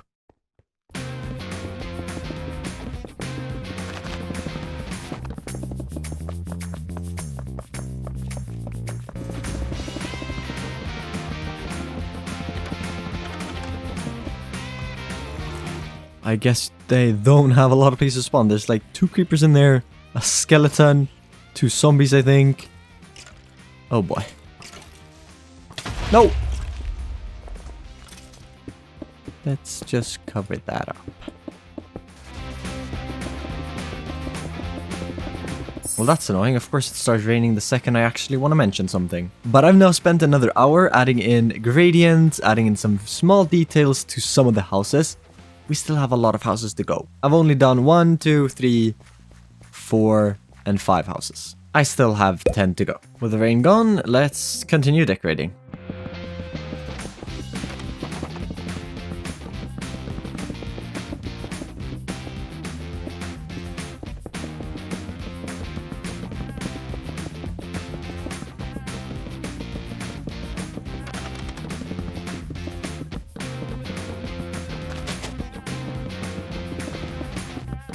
Well, with all of the major details in, it's time to get to the mini ones. Now, a lot of these buildings are really flat, and sides like this exist and this here.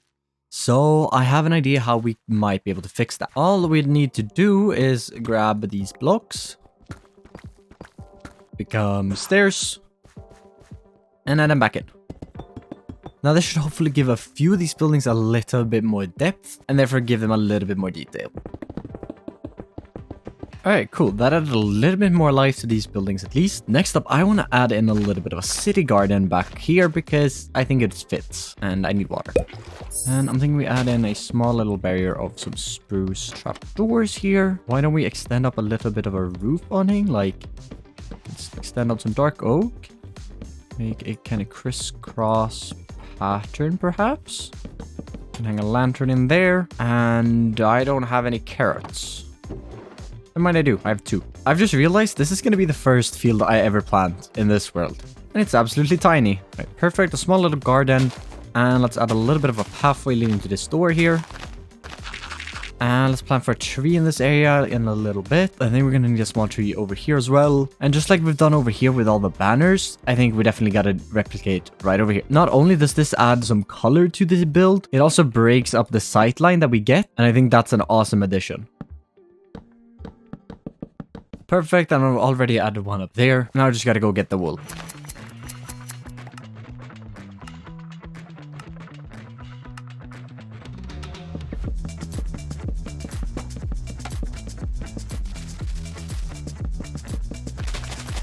Perfect, added in a little bit of a wheelbarrow, filled in the tree, and this little area here is looking so good. I'm just in love with it. But we have so much more to decorate, so let's just continue. I also added in this tree, and I gotta say, mangrove leaves, they look amazing.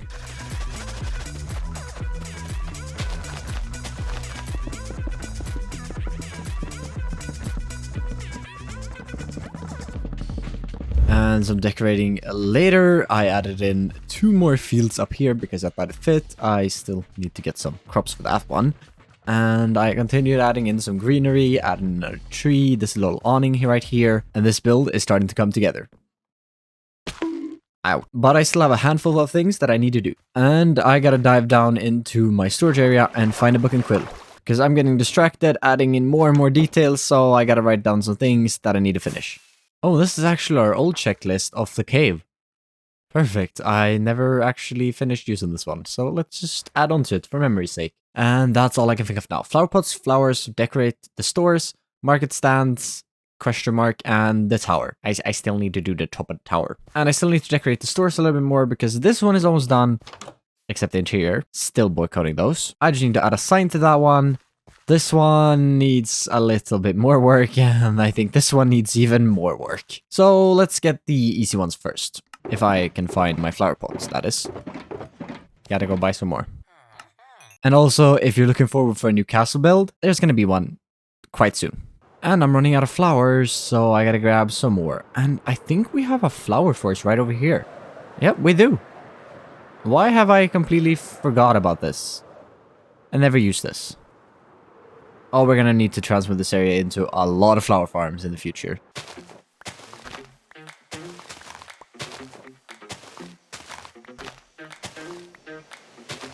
Flower pot. Flower pot.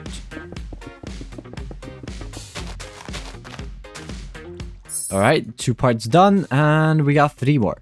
So let's start decorating the stores. So for this one, I'm thinking we bring in a little bit of trapdoors, just like this, to border up the entrance to start off.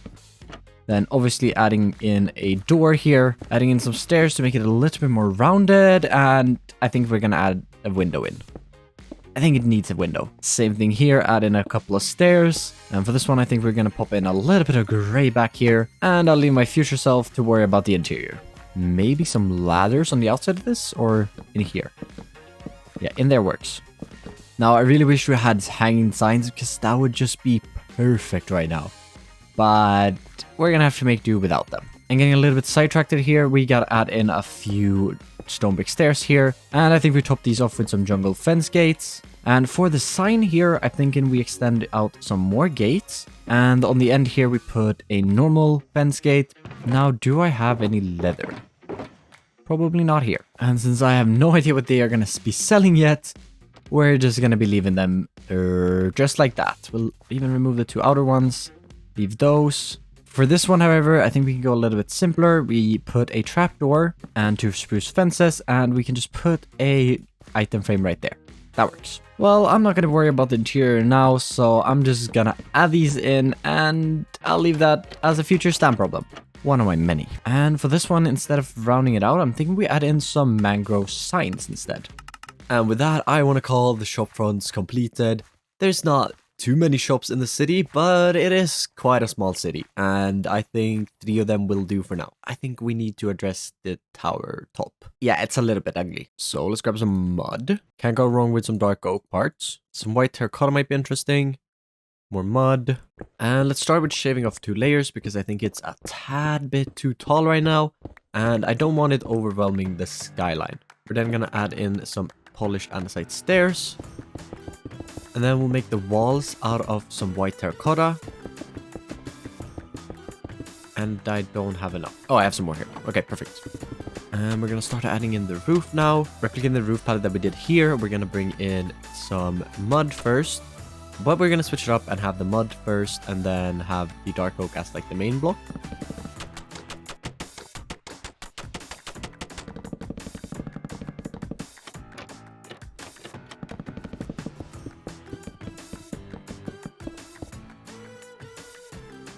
Since I don't know what I'm going to be selling in these shops yet, I think I'm going to leave the market stands for a stream build. But before we can call this expansion complete, we gotta clean up a little bit, because there's a lot of shulk boxes. A lot of them. Turning this ocean into an emerald factory, fully equipped with a raid farm and villager housing. But first, I need to grab these and throw them into here. And well, now we have to fall. Okay, first and only totem I'm ever activating in this world. And yes, that means I'm no longer gonna use any totems in my world. If I die, I die. I got right to work building up the raid farm. This design is by Raceworks and makes around 35,000 emeralds an hour. And the raid farm is all completed, and it's an ugly mess right now, but I have a plan to fix that later. But I gotta head back to my storage room, grab some dirt and stone, and start working on some terrain. Wow, this island looks like an absolute mess, but this is just one of those projects where you gotta trust the process. And that means I'm gonna leave the terrain for now, because I want to start working on the actual build. Gathering up a ton of deep slate, a bunch of granite, and a bit of warped wood. And that's all the wool I need, and now I just have 2 things left to gather. First one is, I need 10 shulker boxes of raw copper. And the second one is 2 stacks of green frog lights. And maybe this was a little bit unsmart, but I don't have a frog light farm yet. That's next episode. Frogs! Yes, okay. Oh, frog spawn. No, I destroyed it. Well, this won't take as long because there's like 20 of them. And now we just have to find a cold biome that's also a basalt delta. Or close to one at least. And I mean, my portal is kind of close to one. Let's see if we can make this work with these 3. So 1, 2. You're gonna go get a lot of food. Oh, and they're so cute when they're following you on a lead. Can they not nom nom when they're on the lead, maybe? Well, they're nom nomming now. Oh, it's a field day. Frog lights. Well, all the frog lights gather up, but I seem to have lost the wool. And you might be asking, Stam, how did you lose a bunch of wool? I have no idea. And yep, like I thought, I forgot it on my frog roof. It was gonna happen at some point, but I forgot to click record and I started building, which means I already have the first wall in. So while you can laugh at me in the comments, hopefully this gives a good scale of how big this build is gonna be. I still have 3 more walls to complete, so I should probably get to that.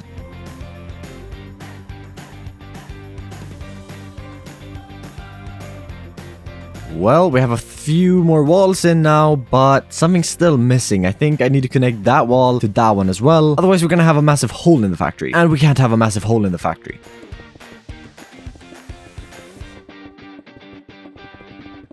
Now, with all of the walls in, I think it's time that we start on the roof. And I want to do this little roof down here and, well, the one on the other side first.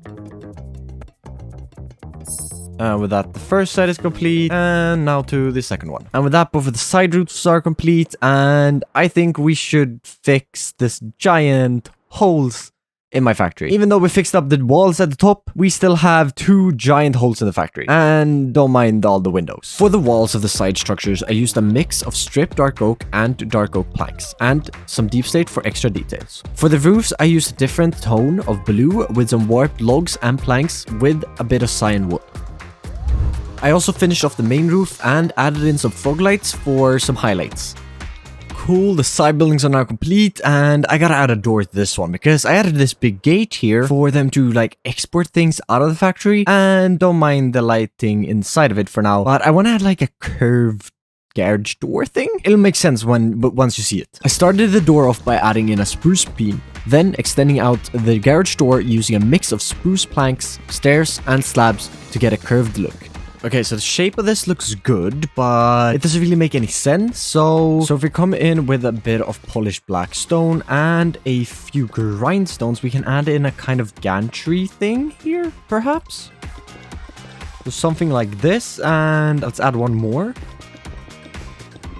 Just like that, and I think that makes it look a little more realistic. And then I guess we can already do this and add in a few black carpets on top of these. And now you might be asking, Stam, why haven't you spawn-proofed anything else? Well, because I didn't think about it, and that means I need to spawn-proof all of this roofing somehow without making it look bad. But I'm gonna leave that as a future Stam problem because I gotta add in some windows because yeah, our factory is missing them, even the big one back there.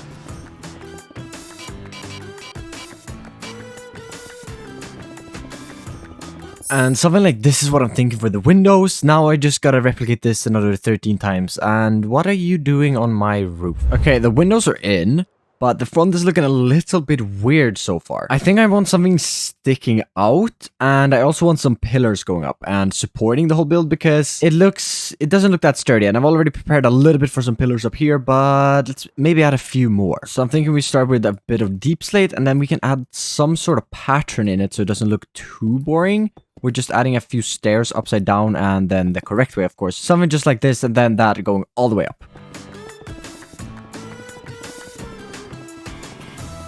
Okay, gotta say, this looks a lot better. Now I just gotta add in the one at the roof. For the roof support, I used some sandstone and frog lights to add a lighter tone before extending the deep slate across the roof.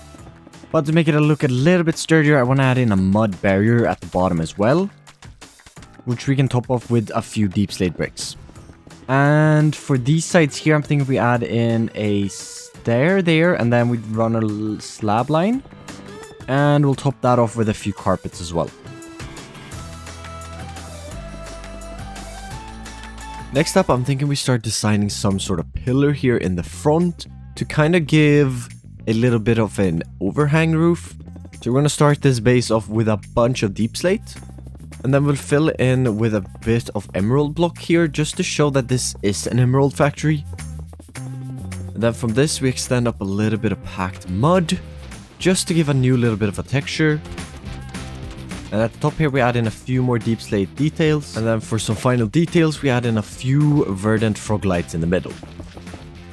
And the second side is also complete. And before we add in the roof, let's extend an entrance staircase. And on top of this base, we'll add in some stone brick stairs along with a few slabs. And on the sides, we add a few more deep slate details, just like we've done it through the rest of the build. And we'll finish up with adding a few anvils just for detail, because there's no point not using anvils. It's a great decoration block if you have an iron farm. And then we'll add some dark oak doors just to make the building look a little more grand before adding in our final part of the copper roof. And now for the last main feature of this build, I want to add in some sort of clock tower that will also act as like the chute for our items from the raid farm to drop into. The walls are now in, but they're missing a few blocks. So we'll come in with some smooth quartz right here. Also adding in a couple of frog lights just to mark out where the times are.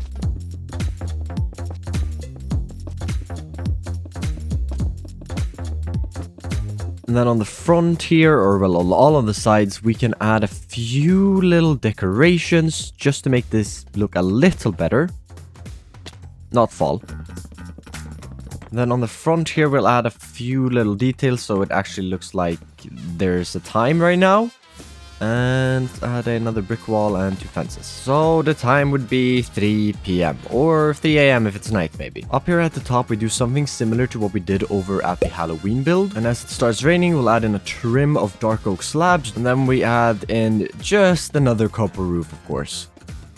This is the last little bit I have. And we're so close. The last copper block is right there. So there's like 4 more. And now we can place in the final copper blocks. And to finish off the bed, we'll stick a warp stair right on there.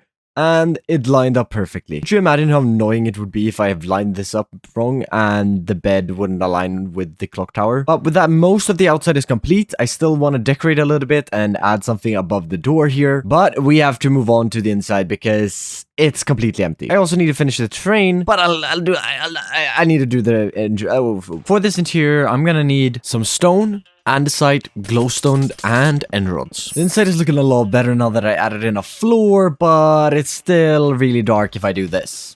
Yeah, I forgot that I need to light this area because when I was designing it, I had gamma on 1500%. I'm very smart. I did, however, add a little bit of lighting in the floor, and I have some more lighting for these areas over here, and I also want to do something for the walls. I want to try to fit in some pillars and then have some emeralds maybe in between them. So that's good, but I think we need to extend these up and actually support the roof. Maybe add another row of emeralds at the top as well. Alright, that looks good. It looks like the roof is being a little bit more supported, but I gotta say, I gotta add in a second floor here. Next up, this farm needs a storage system, so if we pop up here, add in a dropper right on this block, with 2 hopper lines into that, place a cobweb to align all the items, a sticky piston, 1 observer facing down, and 1 facing up. Make a hole through our roof, and now we gotta hook this up to a storage system right here. And then on the back here, we add our quick storage system. It's a little ugly up there for now, but if we add some chains, that should be fine. Now, this should sort all of our items except non-stackables, which will come out right here, and we need to burn them because in that pile there's totems, and we're not using totems in this world, so they need to be burnt. And besides that area, which is going to be right there, and that is the last interior part that I'm going to do today, as on this side, I need to extend this out using a bridge that's going to lead over to our future villager housings, which means I have no idea how I'm going to do the interior. So for this dock here, I'm thinking we extend up a little bit of tuff. Then we can take some polished deep slate and give it some support. Extend in a floor with andesite and stone.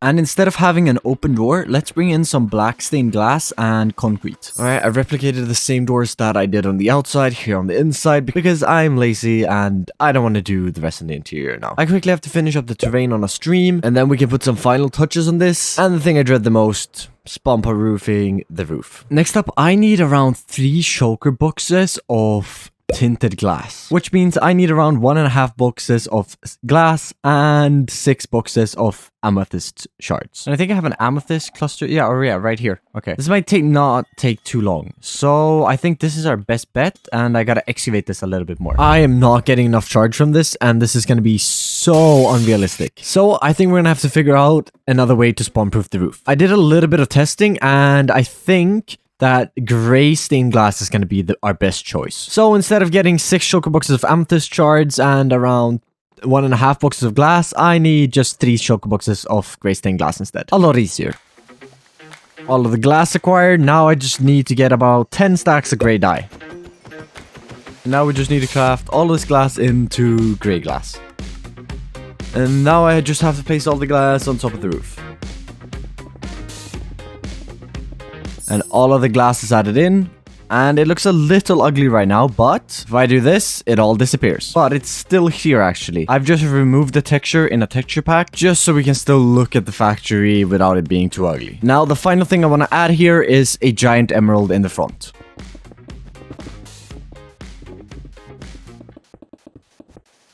And that makes this factory look amazing. Now, there's 2 things left that I need to do. I need to get 2 beacons, and I need to get a villager up in the bed. So let's start with killing 2 withers. Now, the final thing to get this farm working is that I need to bring one of these guys over there. And I think a nether portal is going to be the easiest way. And we actually have a guy up here already. Okay, let's just send this guy off this direction then. Now, first of all, let's set up the portal here. I want to try to add some fences, and I hope this doesn't break the farm. Perfect, got the cords to this portal. Now we just got to head into the nether. And they line up, perfect. And now we push this guy, get in that, and off you go. Perfect. All right, let's block him in here and break the minecart. Go through. There we go. Now I hope it's nighttime. Oh, it's perfect. Okay. Because while he's sleeping, we can remove the portal and lock him in his forever home. And he's now locked in his forever home right there, hopefully, yes. It's finally time to see if all the spawn proofing I've done worked out or not. So let's kill this guy. Get the bad omen. Start a raid. Turn the farm on. I forgot to turn it on. I forgot how to. Oh, that's very bad. That is very bad. I should have turned the farm on first. Or have they despawned? I think they despawned because they're out of the raid. Okay, that's good. Okay, the farm should be working now. If I flick this lever here and the one below. But I don't have any bad omen now. I think there's a pillared outpost right north of my base. And yep, here it is. I saw this while I was mining copper earlier. And I just need the tier 1. So 1 banner boy, please. Perfect, and we go back. And this time, let's not activate the farm before we turn it on. All right, so we just gotta fly high enough not to activate the raid. There we go, we turn that on. Then we turn this on right there. Now we wait, and then we fall down. Activate the raid. Go back up. And I'm gonna put on my netherite chest plate just in case. Should see some drop down now.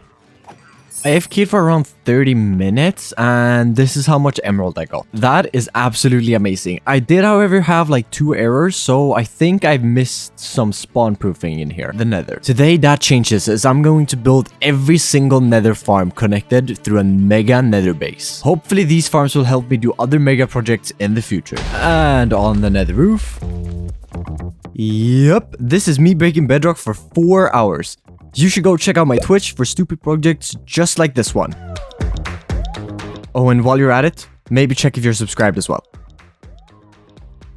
And we're breaking through into the nether. We can now fly from the nether onto the nether roof through our giant hole. Now, next up, I need to make 3 farms for me to be able to build this mega base. The first 2 of these are relatively easy. It's a froglight farm and a ghast farm. And then we have the third one, which is a wither skeleton farm. Yep. You heard me right. But let's start with the 2 easy ones. Turns out the only thing I need for the ghast farm is over 1,000 blocks of obsidian. Now next up, I gotta find the spots for these farms. That's a basalt delta. And that's a soul sand valley. Getting to work building up the first farm in the video. And this ghast farm is designed by Abfielder and will make me plenty of gunpowder and ghast tears. Now this is the ghast farm all built up, and I'm gonna AFK this for a little bit before we build the froglight farm. I think I messed something up with the farm. There shouldn't be these many ghasts in the overworld.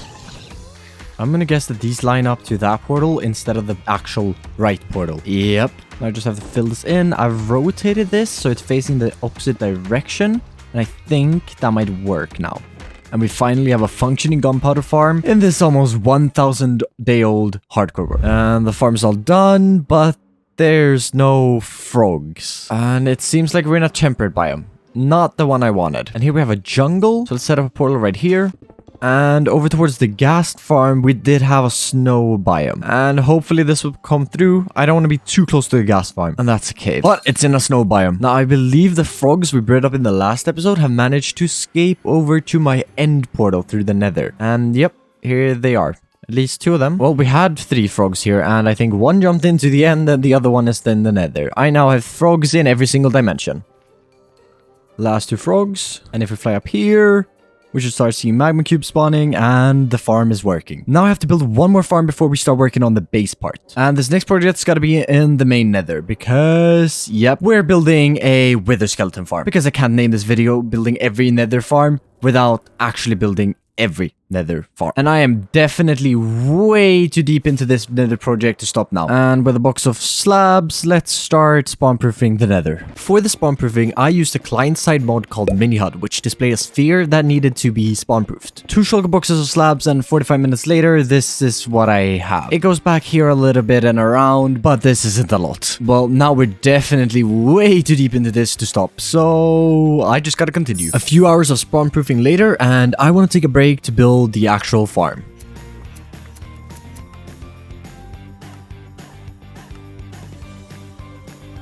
And now I have everything for the farm except the wither roses. And well, I can't say I'm building a wither skeleton farm because I love farming these guys. And as you probably guessed, I built up a wither rose farm to get all of the wither roses. Now the final thing we have to do here is spawn it, which is gonna be a little scary. Oh no, I almost lost the skull. 1, 2. No, the chicken. How did the chicken fall? I'm just gonna stand here. I've just sat here for ages now, but he's finally grown. The chicken is already dead. Okay, well that's enough roses, and brute forcing this worked. The farm is completely destroyed, and I need to figure out how to build one of these, because that did not go well, and I'm just gonna leave that there, and yeah, future stamp problems. And here's our end frog as well. And now it's time to build my first ever wither farm, and then finish all the spawn proofing.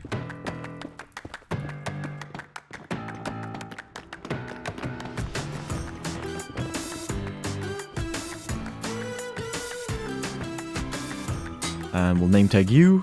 Break the boat. Throw some gold. Come on, go for the gold. We'll push him in there and place a glass block on his head. This is the first time I've ever tamed anything in this world. What? I'm like 1,000 days in.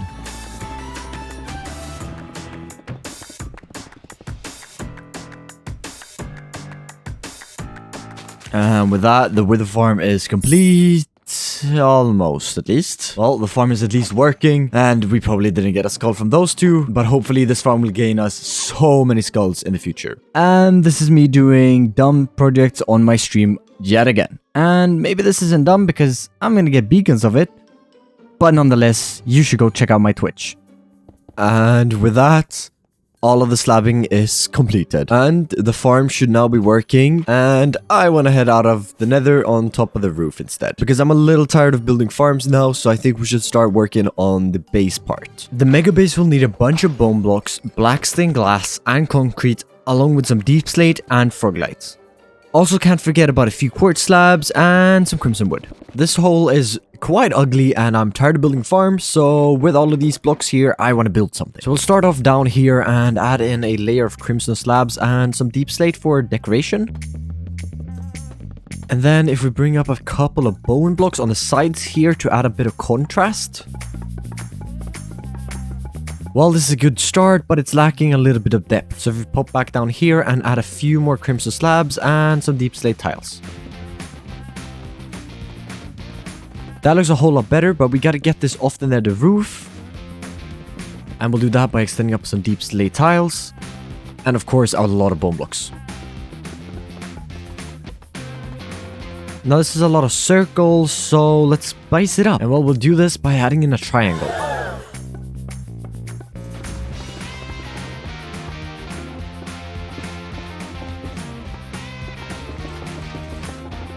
And well, another little circle in here to break off the triangles.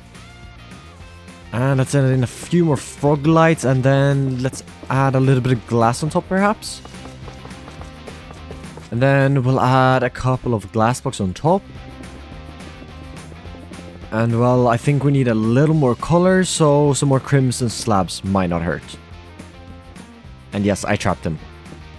And now all of this looks great, but still a lot of circles and a lot of open space. So some more triangles gotta be added. I think we're gonna do something similar to what we did up on the circle, add in a bunch of black concrete powder, and instead of some pearlescent frog lights, let's add some verdant ones.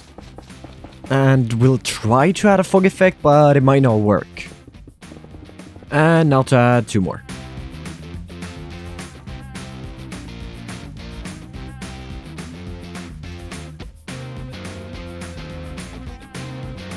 Now this is a really interesting shape, but it's missing a few parts. So some quartz slabs for that. And for now, I think this is good, because although I want to add more to it, I want to build some more farms. I made a quick Excel sheet over all the materials left to gather for the farms and got to work on a street. And with that, 13,000 blocks is all gathered up, and it's time to build another 6 farms. Because even though it was fun building the nether base, I need to build a few more farms. The first farm is a bartering farm and storage system for the gold farm, all in one. I stole this design with permission from Moonshine over on the Skyfall SMP. Well, this mess took me way too long to build, and it's a bartering farm and a collection system for the gold farm. Yeah, Moonshine's a genius. This is all super well designed, and I'll leave a link to Moonshine's video in the description, and now I just have to get a few piglins to put in here. But let's build the rest of the farm first. For most of these farms, I used a mod called Limatica, which lets you display ghost blocks of where to place your blocks. This made the process 10 times easier and more efficient. If you haven't tried out this mod before, I highly recommend it. And with that, this beautiful gold farm is all done, and that's 5 out of 9 farms completed. Yep, we still have 4 more to go. And the next one is a Hoglin farm.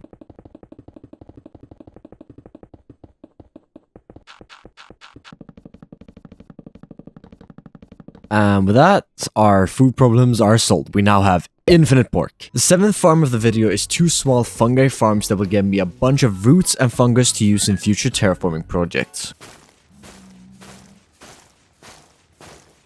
For this next farm, we need to head into the overworld again and find a suitable place for a tree farm. And it's gonna be for nether trees. We could place it right up on this hill here, and maybe I can include it in some build in the future. And this portal right here should link up to the one over at the Haunted Mansion. It indeed did. And let's get to building this farm.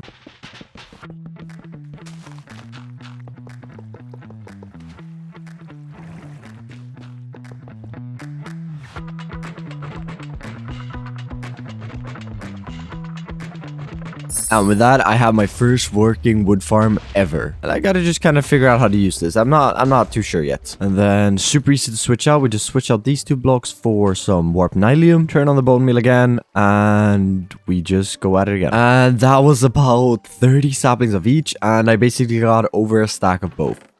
Oh wait, I got a few stacks actually. Recalculate that, I got around 3 stacks of both of them. That is so amazing. Because mining netherwood is a pain. And as a bonus, we also got some shroomlights, and these wart blocks should get us back the bone meal. And as a bonus as well, we can use this farm for other types of wood. It's gonna be amazing. We have now built 8 out of 9 farms, and the last one is yet again gonna be in the normal nether. And the final thing I need for this farm is a couple of shroomlights. And you probably guessed it, it's a blaze farm. Oh no, not yet. But the first thing I have to do is mine out the blaze farm and make it so they don't spawn. Because this is not what I want happening. Oh, that's very bad. Oh, that's very bad. That's actually very bad. Oh, okay. I gotta be more careful. We're gonna rethink this, drink a fire potion again, because I was about to say I don't want to die, and I almost died. Now the blazes shouldn't be able to spawn, and I can no longer die. Hopefully.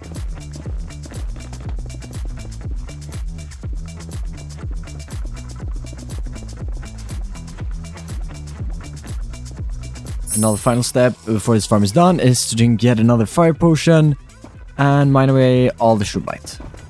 Oh, and we're already getting blazes spawning, and I mean, you can't do much to me.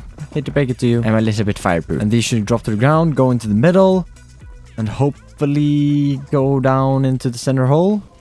Yes, perfect. And with some looting free, blaze rod should no longer be an issue. And with that being completed, I have now built every single nether farm in Minecraft. At least all the ones I can think of. If there's any nether farm that you think I missed, please do leave them in the comments down below. Now, next up, this isn't what I would call a mega base. Sure, it all looks great, but it isn't actually mega. At least not yet. So the first step for that expansion is going to be a little bit of mud and some blackstone. And the first of those are super easy, and I just gotta mine some mud. Now for the blackstone, I'm gonna need a few name tags. That should be enough. And now we have to fill these slots with some piglins. And now I just need to wait for some piglins to spawn and trap them in the boxes. But with some gold, I should be able to lure them this way. I need you to go up there. Why is he dancing? I mean, go at it. They seem a little interested. And the last one being name tag. Then we now have 16 of these guys. That took an embarrassing amount of time. And now all I should need to do is put the goal in these, I believe. Turn these two on and these two. Maybe it's off now and these should be the opposite way. I actually forgot a tiny detail, which is, well, I need to add in the blocks into the timers. Otherwise, they don't work. And now it is working. Perfect. So to make this a little bit more mega, I think we destroy a little bit what we built before. And then let's try to extend some sort of monolithic structure up.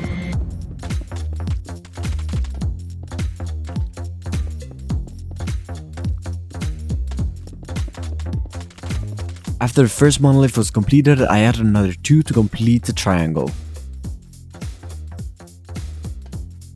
And this is looking better. It's a little more massive. I also want to add a few crystals into these and also something reaching out from the nether below. Now I want something here in the middle, not only these monolith structures. And for that, I think I'm going to have to hop into a creator world. In the creator world, I built up a flame shape using diamond blocks. And once I was happy with the shape, using world edit, I changed the blocks to glass and added a ton of glass paints.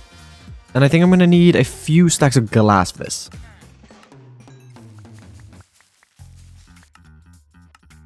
And now with the schematic all ready to go, let's build this thing up.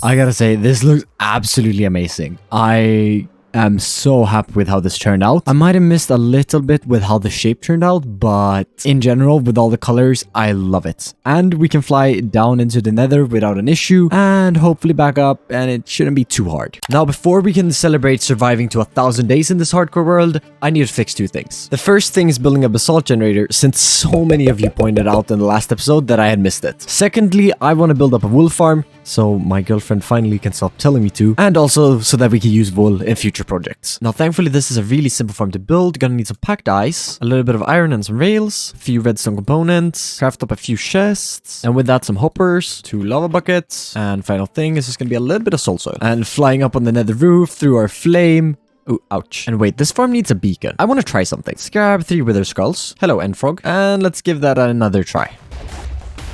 Perfect. And drink a fire pot, and we can jump into the lava. If we at the bottom here start adding in a beacon. And then we add in our beacon with the red glass block on top. And then we power up our beacon with haste 2. And now the beacon beam goes straight up through the flames, and it changes colors as it goes up, and that looks amazing. And this should be it. Just sit here and mine.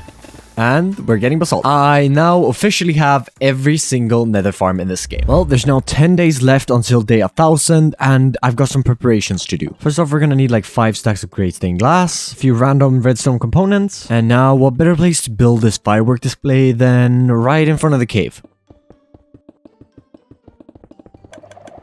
Perfect, that part is built, and now I just need to extend a redstone signal from here to there. And this next part is gonna hurt, but I need to take my diamonds. And even though this is a single player world, using 140 diamonds to make fireworks still feel like a waste. And now with the firework stars, papers, and gunpowder, we can make some fireworks. Let's try adding in a walkway of glass. And maybe we can stand on this. And with the texture pack I made 2 episodes ago at the Emerald Factory, this will all disappear. And we're gonna start handing these in here, but I can't move now or they're gonna activate. Alright. This is day 1000 in this hardcore world. Flick the lever. It's working. Yeah! It's going.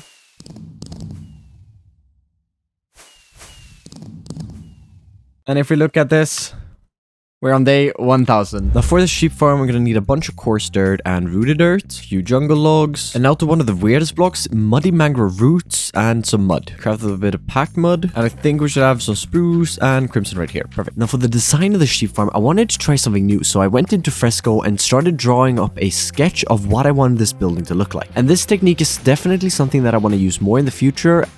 And now, as most of my buildings, I gotta clear a mountain. Because I always seem to build buildings into mountains for some reason. Now, I'm thinking we should extend in a little bit of mud to act as a foundation block here. Now I want to try something different and extend up a bunch of muddy mangrove roots as the walls for this building. And if we take a step back here, these blocks look so well together and it's a little different. So let's continue this. And now to split the build in two, I want to add in a trim of dark oak logs. Also extending a few dark oak trapdoors through the middle. And I definitely think we should strip this to get a little subtler texture. Now next up, I want to start extending in the roof trim. And I want to do this by adding in a bit of mangrove.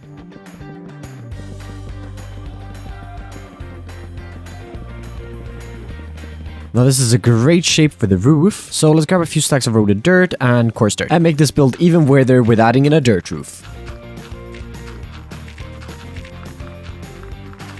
Now, while it's a weird choice of blocks, you can't tell me it doesn't look good. Now, this roof area up here looks so empty. So, let's extend in a little bit of birch. Excuse me, that's my bed. Anything good? Nope. I quickly extended up some front decorations. Now, you might be asking, why do you have the side here? You saw the sketch. There's going to be an extension, of course. For this section, I think I want to extend in a little bit of grass and extend it up one block, just so that we get a little bit of height difference. And we'll start that off by extending up some spruce pillars. Gotta strip those.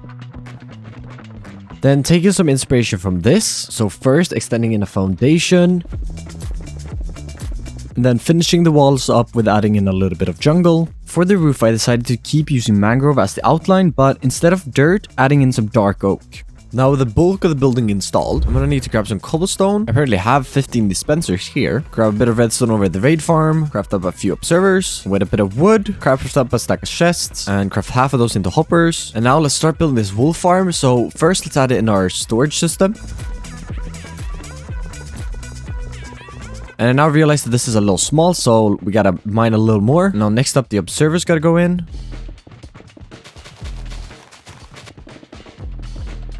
And now I'll take this time to just add in our chairs as well. Perfect, the farm should now work, but we have no sheep. Could just 2 of you walk out? 1. No, 2. Thank you. You 2. And wow, I really wonder where I got these leads from. Now I just have to breathe this up a few times. Now with the actual wool farm in, I gotta finish the roof. I gotta fix out the floor.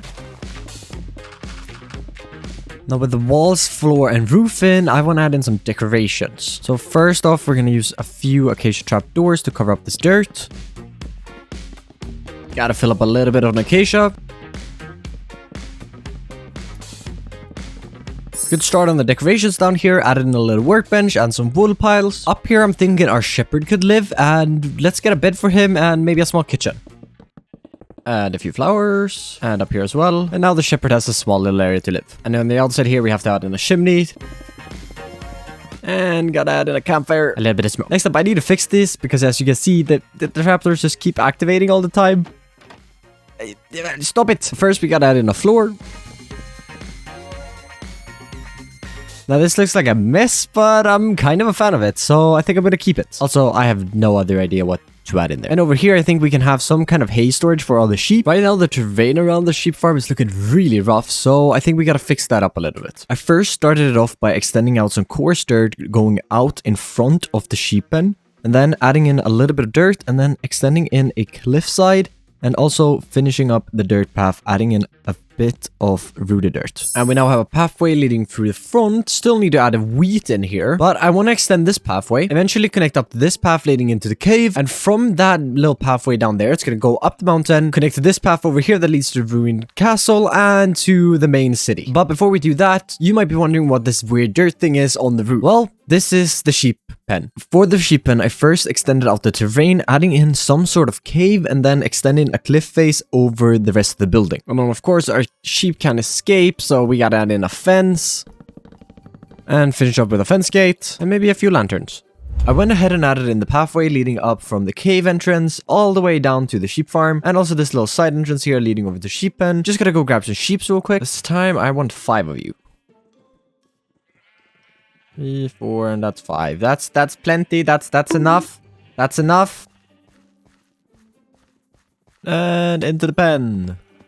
And quickly gotta grab up 5 name tags for them, and then naming them after Burning Sheep. And Burning is one of my Twitch mods, and they own sheep. And a hippity boppity hoop bam boom. Now, I don't think these sheep are these colors in real life, but they are here. Now, the final thing here is gonna be just a few hay bales. And we'll add some small blocks with adding in a few item frames and a little bit of weed on the ground. And a few armor stands. Naming this book Statues should get me the Statues book, which is a data pack. Ouch. Perfect, that looks really good. Now the final decorations I want to add in is 2 tool holders. We'll add one right here and the other one over here. Placing down an armor stand. Using this book now, do show arms, yes. Put a hoe in his hand. And with this one right here, oh, that looks amazing. And for a second one, that looks great as well. Now that is just some amazing decoration. Adding that in, it adds so much life. And to finish this build off, I added in a little bit of vegetation. For the time being, I think this is enough vegetation, just because I'm going to be transforming this entire mountainside here to a farming community, the Blossom Biome, and along with it, a brand new wood type. And as a builder, you know I'm all for a new wood type. Today, I want to build a custom Blossom Biome before 1.20 even comes out. But before we can start working inside the hardcore world, I need to head into the snapshot to see the biome for myself. Making a whole world into a Blossom Biome really looks weird. But the first thing I'm noticing here is all of these petals here. Yes, petals? Pedals. I mean, petals. That's the first thing I'm noticing, as the ground is fully covered with it. Now, I'm not a huge fan of how these trees generate, so I think I might be redesigning those a little bit. These 3 new blocks are the ones we need to find replicas for. Now, for the log here, I think I want to use chiseled nether brick, because this gives a really similar tone to the actual wood type, but then it also has a skeleton face in it. And I think the leaves are pretty simple, and we just grab a few different pink blocks here and a white for some details, and we just mash that together. And now that I think about it, dark oak might also work for the trunk of the tree. Now we're gonna need some sort of carpet for these like petals, so I think a mix of magenta and pink could work great. All right, so I think this plan is perfect, so let's pop back into the hardcore world. I've actually done a little bit of planning already, and I think this spot right here is going to be perfect. It's close to the city. It's also close to the haunted mansion, my tree farm over there. I gotta go grab a few blocks so we can finally start building this. To start the material grind off, I bought a ton of glass, and once done, moved on to searching through my chest monster, collecting up a bunch of moss, stone variants, and wood. Then, grabbing a bit of pink terracotta, smelting it down to glazed. And the last thing, I gotta grab up a little bit of wool. Oh, this might not be enough. Stick it in here for now, but I'll definitely have to get more pink wool. With a few of the blocks gathered up, I gotta start fixing this terrain because we can't have giant holes everywhere. Oh, and I mean everywhere. I actually have to clean this up now. This was a waste. Filling in all the holes in the terrain, smoothing it out to get a good area to start this build on. The terrain is looking a lot better now that it doesn't have holes in it. Next up, I'm gonna go ahead and place in a few stone blocks here to get an idea of how big this blossom biome is gonna be. I quickly hopped into Fresco to draw up a plan. With a plan now in place, I just need to break all the grass and flowers in here to start building. Now, I'm still not really sure where to place all the trees for my plan, but I do know where to place the pathway, so let's start adding that in. And so I want to switch this up, and instead of using coarse dirt as the path, I want to actually use the path blocks, which I don't do very often. But I'm doing this to make this area feel a little more special. And now with this beautiful pathway installed, I want to start marking out where I want these blossom trees to go. Now, to continue working on these trees, I'll have to hop into that creative testing world, because I want these trees to feel unique, and I don't want to spend hours testing my way forward in the hardcore world until I get designs that I like. So using World Edit will save me a lot of time, and I still get the look I'm going for. Back in the hardcore world now, I have to gather up a few more blocks because I definitely underestimated the amount I need. Now the wool farm is chugging along, but it's still really slow. So let's grab some pink dye, head over to my sheep here, and well, start dyeing a lot of them pink. And now we just have to shear them all. Give me the pink wool. Give it to me. I totally didn't make a wool farm so that I wouldn't have to do this. No, that's not why you make wool farms. Definitely not. And now with all the pink wool acquired, I'm grabbing a few dark oak logs, craft them up into wood, and then we can take this right here, craft that into planks, and make that into dark oak fences. And now with the schematic of the testing world uploaded here, I just need to start building these trees. This took me ages into creative, so this is probably going to take me a while. Building up the first half of these trees using Limatica's Easy Place feature, making the process 10 times faster and easier. Now, building with Ligmatic's Easy Place feature is efficient, but it's also quite boring, so I want to introduce a new segment to my videos. I'm on a mission to improve as a builder, and one thing I really want to improve is how to build custom trees. So starting now, I will be building at least one new custom tree in my hardcore world every single episode. And yeah, I know we're building a lot of custom trees in this episode, but I still want to start now. So let's grab some mangrove leaves. I crafted a few spruce fences, and I think this area right here needs a tree. Today is going to be a little bit of a smaller tree. I want to try build bigger trees in the future, but I'm already building so many trees, so just let me have this. I also have no other idea where to build this tree.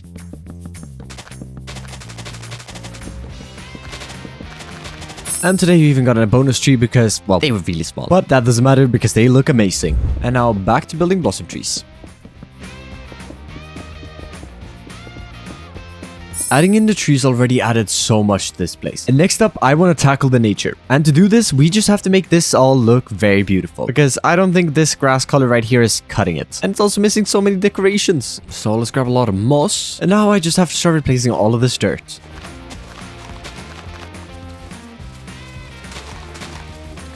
Now I'm already out of moss blocks here, but I think this is looking great so far. And just compare this to that. Major difference. Now, before I go off and grab more, I want to try... I could just do this, couldn't I? But then I'd have to clean it all up. Would this be faster, though? It probably would. So I'm going to try doing this instead. Carrying on replacing the grass with moss, I quickly switch back to gathering up the moss and then placing it by hand. Why, you may ask? Well, because I can. And it was also very annoying to break everything. But it's all filled in now and it's looking very nice. Next up, before we start decorating this, because it looks very barren, I gotta add in a few markings of where I want some structures to go in this biome. And I left this area kind of open with the trees because I want to build some sort of building in here. And I have no idea how big this is gonna be, but I'll just mark out an area. It's probably going to be a lot smaller than this, but at least I know not to place anything in here. I also want some sort of like shrine over in this area, so I'm just gonna kind of mark out an area where I don't build here as well. And markings for another gate over here, and one right over here as well. To continue this, let's start filling up a little pond here. Clean up another big ugly waterfall, so that I can actually make an infinite source. And probably should change out the floor here into some sand. And still looks a little weird, so I think we gotta add an outline of sand as well. And maybe just a few like streaks of mud. And to tie it together a bit more, we gotta add in a little bit of seagrass in here because the mud otherwise kind of sticks out. But that looks good. Quickly getting carried away, adding in a ton of detail to this pond. And doesn't this just look great? Adding in a lot of vegetation. And this is basically how I want this whole biome to look. I just love this. And I even use a small drip leaf. They are so rare. And continuing on the theme of water, I want to add in a small little pond up here as well with a small little waterfall. And I've added in the waterfalls here. It has a few layers and I really liked how this turned out. And so if we just turn around and it's all decorated. Perfect. Now this looks great. I want to add in a few splashes of colors, but I think that will come from our carpeting later. So for now, let's leave this area. Next up, I gotta grab a bunch of rocks. And to make this terrain a little more unique now, I want to just start adding in a few rock piles here and there, just to break up from all of the green that we have. Now something just like this, it's really small, but I still think this will help a lot because it's gonna break up the green and make it a little more interesting to look at. And once we actually add in vegetation all around, I think it's gonna look even better. Going through the whole blossom biome now, adding in these rocks of different sizes, using a mix of normal and moss cobblestone along with some andesite and stone. Now for this next part, I want to grab a little bit of crimson, fly up here to the bartering farm, and in this chest, yes, some blackstone. And I'll take this crimson and start extending in some Torii gates leading into this blossom area. Extending out a little bit of crimson in between these, and also off at the end. And I want to top this off with a little bit of blackstone. And then off to the side here, let's add in another slab. We'll extend down 2 chains from that. Add on a shroom light. Not there, right there. And then cover that with some pink banners. Or magenta. That looks nice, but I think I want a slab under that as well. And I definitely want to strip these. Looking good, but it's missing a little bit of detail on these. So a few trims and trapdoors should fix that.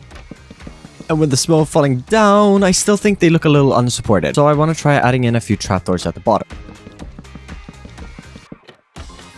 And now that we have a design for this, let's do this 2 more times.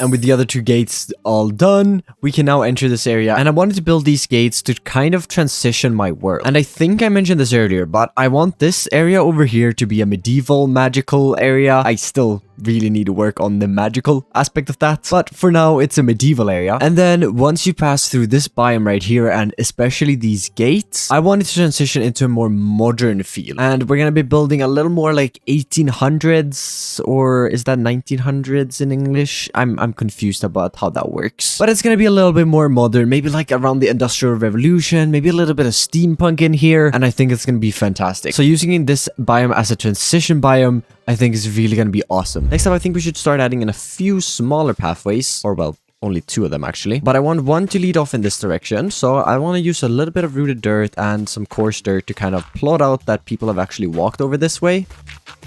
And well, this is going to end up over here at the pond. We'll have to clean this up a little here, make it a little wider, so it actually makes sense for someone to walk here. And then so people actually have a reason to come out here, I want to add in a small little bench. And let's put some item frames on this one, because I usually use signs, but I want to try item frames. That looks good, and it's a little cozy area where we can sit, and well, eventually maybe not look at something ugly like all of these things. I'll get to this valley at some point. I have so many things to do. It's amazing. I hope I never die. And I also want to split off a second path leading over in this direction. And well, eventually this will lead over at this tree right here, and I still haven't really figured out what I want to do here, so I'm gonna keep on waiting. And I know these paths doesn't look great right now, but they're just kind of meant to be if you're walking along these main paths here and you kind of spot this video dirt, and it's gonna intrigue you and you're gonna want to follow it. And I want to be able to lead people to, well, buildings like this one, which, well, like I said, still haven't figured out what it is going to be, but I want to lead them to these buildings without actually having signs or anything, just making them a little bit interested in parts of the world. And maybe they're coming from this area down here and they can see this building, but they don't really know how to get to it. Next up, let's grab a new shulker, and we're gonna grab a bunch of dark oak, bit of acacia. I also want some jungle, and I should have some spruce over in this. Yep, I do. Now I still want one more block for these houses that I don't have access to. And let's grab up a fishing rod first. Yes, I'll take that. And now I just have to fish up a pufferfish. It can't be that hard, right? The first fish I ever caught. Well, I thought that was going to take longer. Steal a little bit of netherwort. Yeah, from my own fields. I don't know how that works. And realize I just had netherwort right in here. And grab our water breathing potions. Grab a bit of milk. And you guys have probably already figured out what I'm doing. And here we have our monument. And then swim up over here. And break into here. So I can go down here, kill you. They're not that hard. Thank you. Yes, this is where I want to be. Alright, now we can drink our water breathing potion. And I just need a little bit of dark prismarine. Thank you. I really need to build a guardian farm, but I don't wanna. Ooh, sponge room. Don't mind if I do. And let's finish gathering up the dark prismarine here. And don't mind if I do take the gold. And I think that's enough. I will now be escaping. Comment down below if I should go and clear that and make a guardian farm. And before we can start building, I gotta tear away the markups I did to kind of mark out where I actually wanted the building to go. Because, well, I obviously know now. So first I want to craft up a few jungle fences. Using these as some like stilts for the house to stand up, which I found very typical in Japanese architecture. And I have drip leaves. Yes! Gotta get my wallet. Please, please, please give me. Now on top of these stilts, I want to extend in some spruce. First, making an outline out of some spruce stairs. Then coming in with some logs as some beams. And then also filling in with a few slabs. Not like that. Like this. And let's finish stripping these down. Then before we can continue building up the house, I want to break these off. Add in a little bit more spruce. I know, right? Shocking. More spruce. I'm missing something here. Over at my nether tree farm, I don't have any. Oh, right. It's all here already. What I was gonna say, I want a few stairs to use as our walkway leading up into the house. Then topping these up with some spruce slabs. And then marking out the foundation of the house. And I realized this is way too close to this tree here, so I'm just gonna have to take away a few parts. It's fine. And for a bit more color here at the front, we gotta add in a bit more crimson. And now that I can actually get this stuff easily, I'm gonna be using it a lot more. Now let's extend these pillars up. I think we're gonna do that 3 more blocks. We'll add in a few temporary blocks here. And then we'll actually make a border out of this. Now strip all this for a lighter texture. Now for the walls, I'm gonna need some birch, but I don't have any. Now hopefully I have some birch here. Ooh, here? No. Here? Am I seriously out of birch? Oh my, do I need to use a stream for material gathering. But I'll eventually have to clear these trees anyway, so let's just cut down a few birch trees. For the little I need, this should be enough. So now I can finally craft on my birch trapdoors and actually make these walls. So let's just add these in. I really gotta start using these blocks more. Now walking in here, this looks amazing, but I do want to get in more details. So let's break some of these. And maybe a door here, because I think the back is looking really boring. Now while I want to leave the entrance empty, I do want to add in some windows here. Placing trapdoors is confusing. Maybe above this door we can add in an acacia trapdoor as well. Yeah, I like that. I don't think it would fit on the main door though. And to start off the roof, let's extend these up 2 blocks and add in another gate there. And let's extend some dark oak trapdoors across, if I can place them. And now let's start extending in a roof trim here.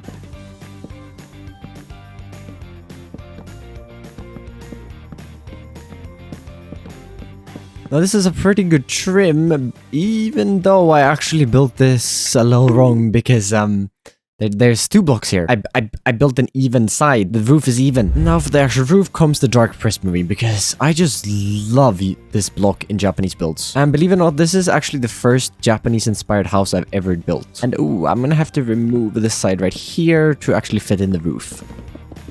And then the first roof layer in, let's just add in the second one with stairs and, well, probably the third one as well. Because believe it or not, roofs are better without holes. I don't mind those. Now flying back to storage room, heading over to my sand chest, and yes, smooth sandstone. And now we can fill in these holes in the roof.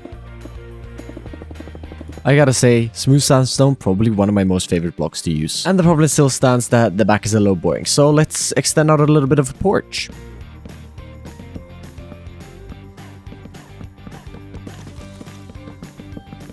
And well, a nice back porch installed. And I'll come back to the interior in just a little bit because I want to head over and build up the structure over here. So, using the same build palette, I built up some sort of shrine.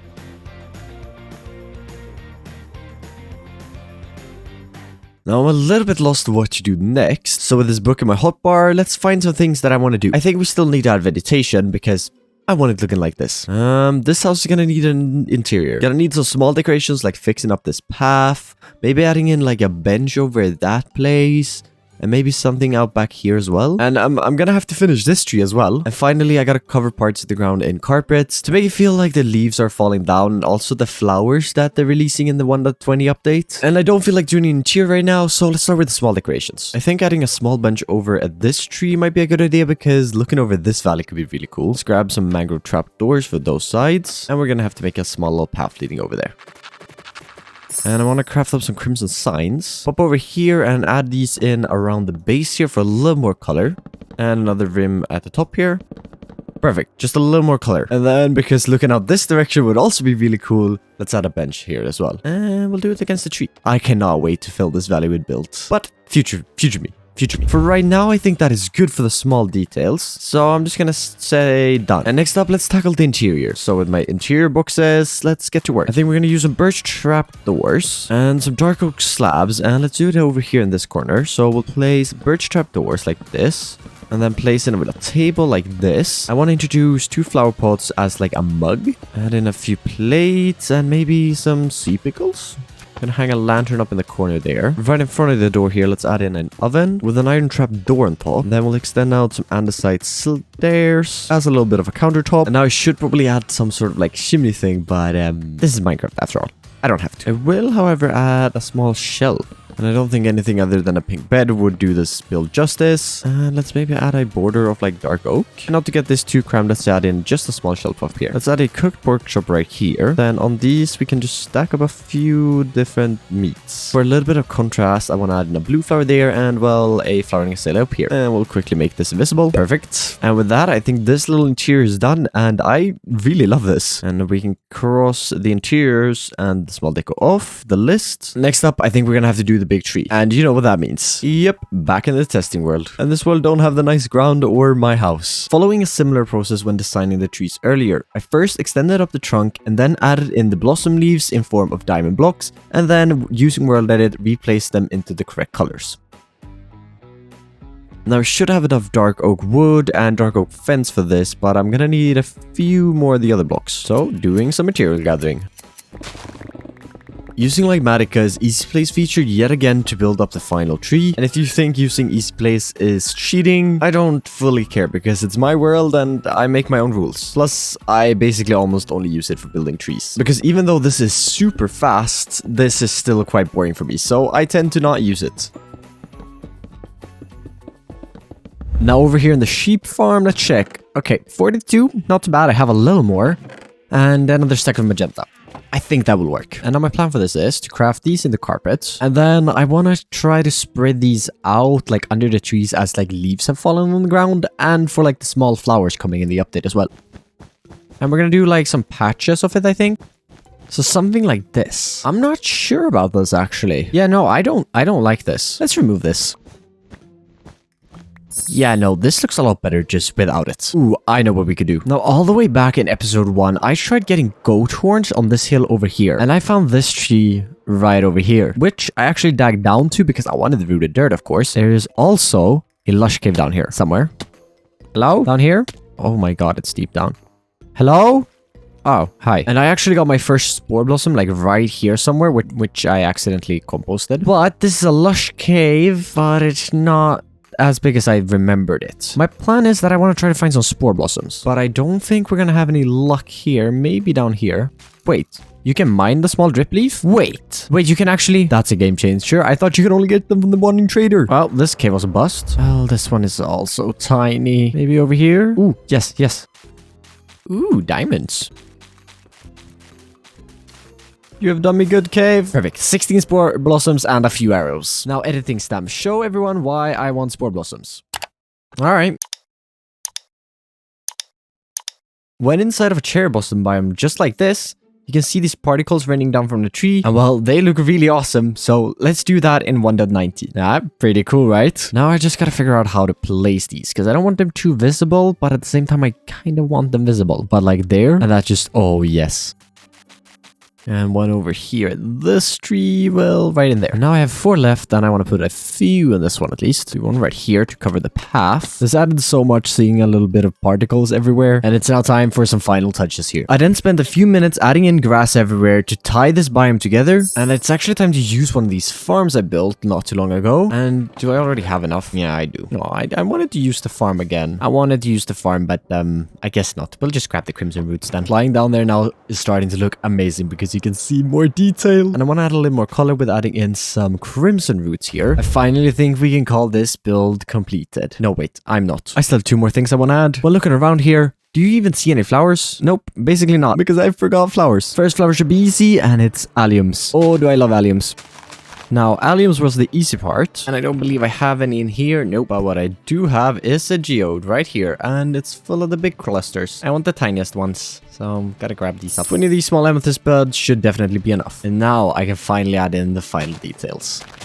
I have built giant communities, giant farms, and a giant factory, but I still don't have a giant castle. I mean, I do, but it's also not that big. I mean, don't get me wrong, I love it, but I think we can make it better. So today, I want to build a giant castle outside of the cave and take you along in the process. Now, the spot I've chosen for this is this hill right over here. And well, it has a lot of trees on it. I mean, 1, 2, 3, 4, 5, 6, 7, 8, I can't count, but you get the point. And hopefully also the hint that I'm going to be cutting all of these down.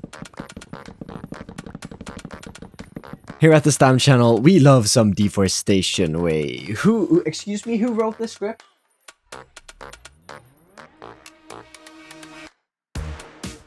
Don't mind the missing hearts, my landing was super smooth. Oh, and that was a lot more trees than I thought. It took me a while. This love is kind of in the way. So, dirt. And I'm gonna cover this up because I don't want the sound in my castle. Thank you very much. Alright, that's a lot better. Now we can finally start building this castle. I don't know where to start. So, heading over here to the cave, checking this. Yes, I do have stone. Okay. Ooh, these are also full. I'm just gonna take those. Thank you very much. This will be perfect. Because what is really the first step to any build? Well, of course, the planning phase. So, starting over here, I want to extend in the first tower, and I think I want this one to be like a round one, maybe. I'm just gonna start placing block, and I'll see where this all comes. So I'm thinking this for the shape, and then we could extend out. Let's see, 1, 2, 3, 4, and 5. Remove these. And that right there would be the main entrance. I mean, we'll have to do a little bit of terraforming, but yeah, I think that could work. So if we go off this block now, we'll go 1, 2, 3, 4, 5. Then we'll go skip the corner block. And then this will be our second entrance tower. So from here, let's start a building. We'll extend this up a few blocks first. Maybe about here for now. Then we'll extend this out another 8 blocks. So it'd be a rectangle like this, but that's a little boring. So maybe let's extend out like a round part here in the front. And this could be like a little balcony perhaps. Yeah, that could be cool. And we could look out over this the way. Next up, let's start another tower shape right over here. And oh, this block might be a little hard to use here, but I think it'll be fine. And I think we'll use the same design that we used down there. Or well, shape. We haven't really got to the design part yet. Like this. And that could be like a little wall. We're gonna need some wall leading off this side here. And see, what is that? Like 4 blocks? Alright, but let's speed this up a little bit.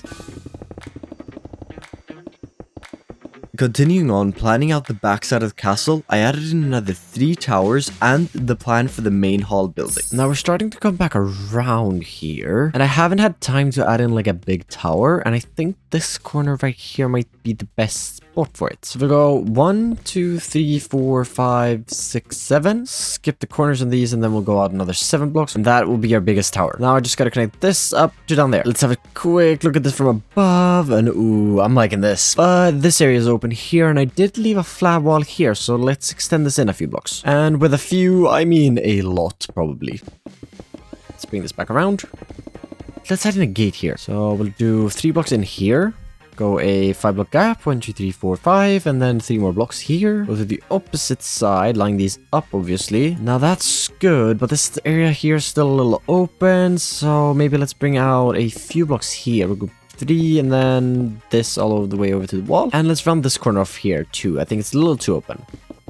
Connecting this up right over here. That gives this part a little more shape. And maybe let's add in another gate. So there's like a 90-degree turn here. Now I think this is a great start to this plan. But I want to tackle this a little differently to what I did my other castle. So let's actually extend in the shapes with stone as well. Yeah, this might be a waste of time or it might help me a lot. We'll see. So first of all of this got to extend down into the ground.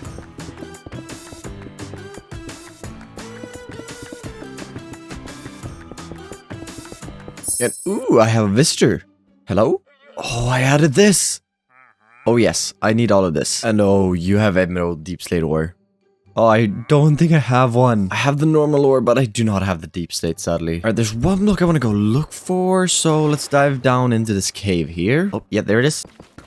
And up we go. Give me all the blocks. Thank you. And oh, that is a box full of amazing stuff. I guess you can live now. But that's enough of a distraction because we need to start getting some height on these buildings. So I think we'll start with the buildings and then we'll do the towers after that. And this is going to use a lot of stone. And I think this height will be good. Cool. And now we just have to extend up the walls. Then if we come to one of the corners here, let's extend this up 3 blocks. Extend this across. And then finish it up with the last 3 blocks. I think that's a good height. But that's only the first building and I have like 3 more. Well, let's extend these up too then. Next up, let's start from this end over here and start extending up towers. Oh, I think we have an issue here. I'm out of stone. And I think we also might be out of stone here. Yep, I am. Ooh. Well, you guess where I'll be the next little while. I'll be mining stone. All this just to tear it back down again.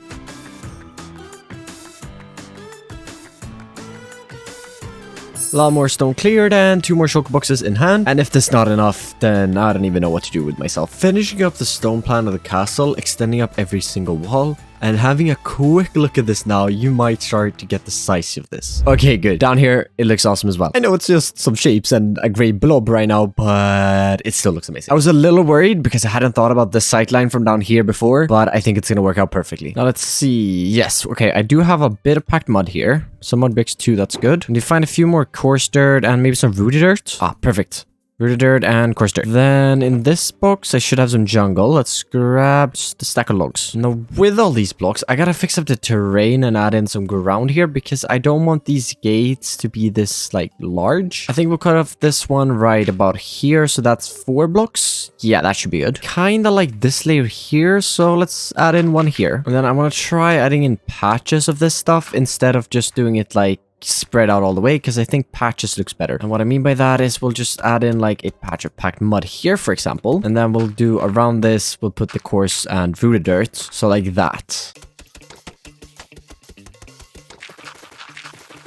Oh, and before I completely forget, I might be good to put some lanterns down here because, yeah, I don't want mob noises below my castle. But I'm not done yet. I still have to extend all of this terrain here all the way down there.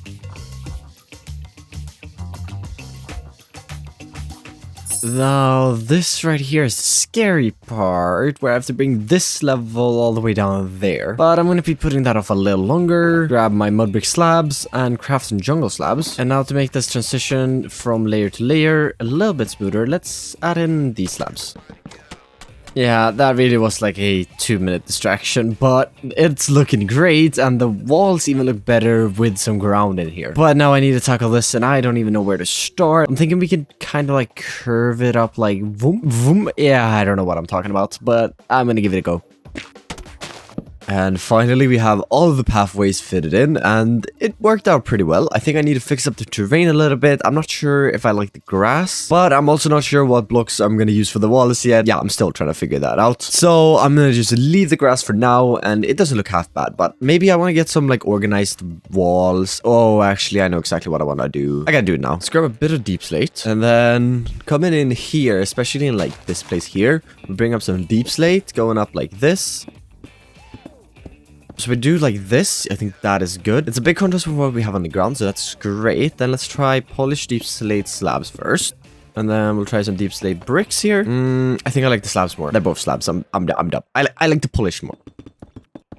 And now we've also kind of ruled out deep slate for the walls of the castle, which I'm a fan of, because I don't want this to be a dark and gloomy castle. Taking a step back here, and the addition of some path blocks in between these giant stone structures makes this build really start to take shape. With the plan now all done and the pathways all in, I think it's time to move on from phase 1 to phase 2. Alright, so let's head back over to the storage room now. And I want something light here to contrast the deep slate. So some tuff I think can be good. We're gonna need a lot of andesite. And I also want some cobblestone. Then we'll make a gradient. And this is a lot lighter than our deep slate, and I think this will contrast that very well. However, I don't think we can just have some stone blocks for it, because I think that would be quite boring. We need a little bit of color. And for color, I think we can grab some granite, bricks, normal terracotta, jungle, and then we'll place these blocks. And I don't think we're going to put a gradient on these because it's kind of hard. Now, I know we use a similar block palette to this castle over here, but I think it'll be fine. So let's go gather up some blocks. That's not good. Uh-oh. A little bit bored of mining now, so let's grab another shulker box and let's fill this with jungle. Cool, we now have 4 of the blocks, and I might be overgathering, grabbing a shulker of each, but for future use, right? And so next up, let's grab up all the granite we need.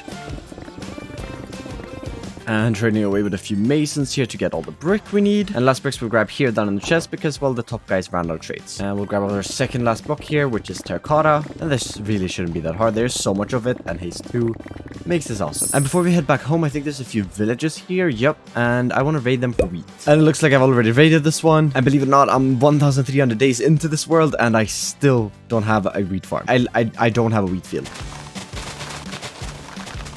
These should be the last hay bales I need for 3 stacks. No, 2 more. But it's actually just as close to go home now, to go back to the portal. So we'll just fly home and see if we can find any more on the way. I won't complain about more wheat. So we just take all of this mud and all of this wheat, and we just craft it into packed mud. All right, we got a shulker box of every single block we needed now. This is probably most definitely overkill. And I think we're going to do this building first, just to see if this is actually going to work.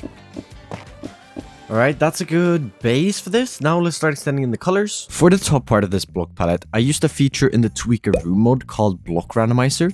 This automatically randomizes a set amount of blocks and allows for easier randomization. A friend of mine named Gutty taught me this trick, and you should definitely go give his Twitch streams a watch. Forget what I said earlier about the build starting to come alive, because now it actually is. I guess we just gotta continue then. But one thing that's certain, I gotta get a beacon up because mining the stone is gonna take ages. And beacon goes in, and with a diamond in that, and then haste 2. Now, using the same build technique as before, I extended in the base blocks being cobblestone, andesite, and tuff. Then moved on to using the randomizer, filling in the main portion of the walls with packed mud, bricks, granite, jungle planks, and terracotta. I can continue working with this block palette and fill this building in as well, and that one, but that might be a little bit boring. Now, gotta hop into a creative world here to get some gradients for these. Over here in the creative world, I got these 2 new gradients to match with this one, and in my opinion, they match pretty well. So let's hop back into the hardcore world. And now with that plan, let's get a few blocks. Now I have most of these blocks or farms for them, but there's one I don't have, and that is a few coral blocks.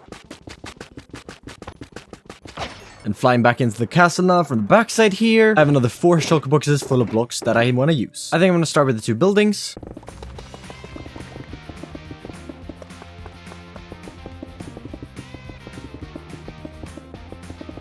For the second building, I decided to use a very light block palette in hope of this building sticking out a little bit among the rest. Following up on the main buildings being done, I moved on to building up the towers. I decided to use dark gray to white gradient for most of the towers, just because I really like this gradient. Still gotta work on the terrain on this side, but all of these blocks are looking perfect. Now, there's still a lot of stones showing, so I want to replace that next. And for the walls, I think we're going to grab some basalt, tuff, and some cobblestone. So added in all of these walls now, and well, I have to decorate them a little bit and add some top things so they actually stick out a little more, but for now it's good. And I want to add in these, but using the same wall texture is gonna get a little bit repetitive. So instead I want to use all of this stone brick I made, and since this is more inside of the castle, it's gonna be more protected against the elements and might look a little nicer. And now we want to take this into the wall 1 block, but this side here is going to be a staircase. And for the other one, I think we're going to add in a little bit of andesite behind here. We'll use a few cobblestone stairs, fill in the sides with some andesite. For now, that's enough. And we'll give this side the same treatment.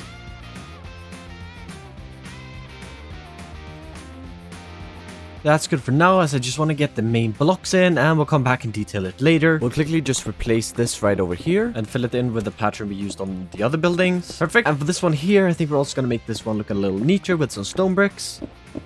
I really like this with the andesite walls. It needs a little bit more detail, of course, but I think I'm going to extend it and use it over here as well.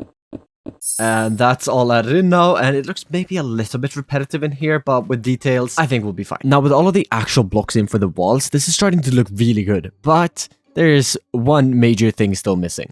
And that is the roofs. But for the roofs, I gotta go do a little more material gathering. I'm gonna need a bunch of spruce and dark oak. Should have enough of these 2 already. A few extra stone brick parts. And I'll check here my wool farm. I have a bit of gray wool. I think this might almost be enough. I also want a little bit of cyan wool and a lot of green wool. I have to gather up a little bit of cactus here from my very temporary farm. And here goes another 3 boxes of materials, almost all full. And I want to start with the biggest roof here, so grabbing up all of our gray blocks here, along with a lot of dark oak as well. And to start this off, let's start extending in the trim. Want to add in a dark oak trapdoor line here. Extending this out 2 extra blocks on both sides. And then we just start extending up a classic roof shape here.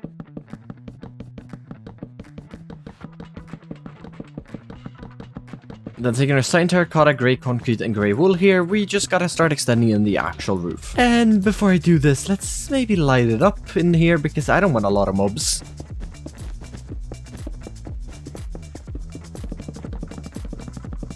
Cool, now that's the first roof in. For the next roof style, I switched out the dark oak for spruce for that little bit lighter texture. The roof itself is made out of moss, green terracotta, and green wool.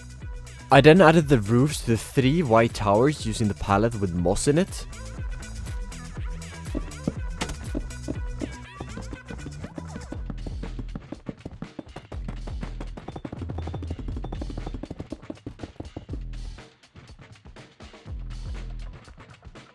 The building with the unique gradient, I decided to give a blue colored roof, and I would have loved to use prismarine here, but had to stick with warped wood and cyan wood. The roofs are looking absolutely amazing, but we still have 1 tower top to finish, and I want to pop over to the world that I started this channel with. And this right here is it. It has been over 3 years since I made this world, and that makes it my oldest survival world that I still have. But a little under a year ago, I built my first ever castle on this world, and I absolutely love this portion of the castle. So I want to take that part of my old castle and put it on top of here.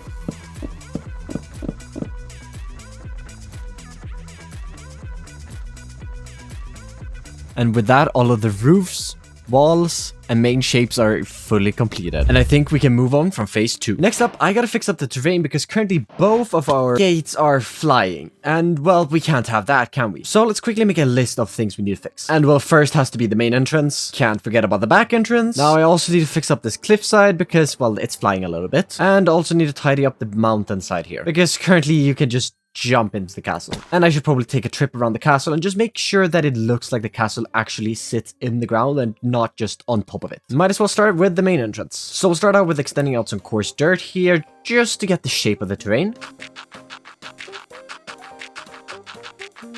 And then we'll thicken this out a little bit because, well, one block path doesn't really make sense.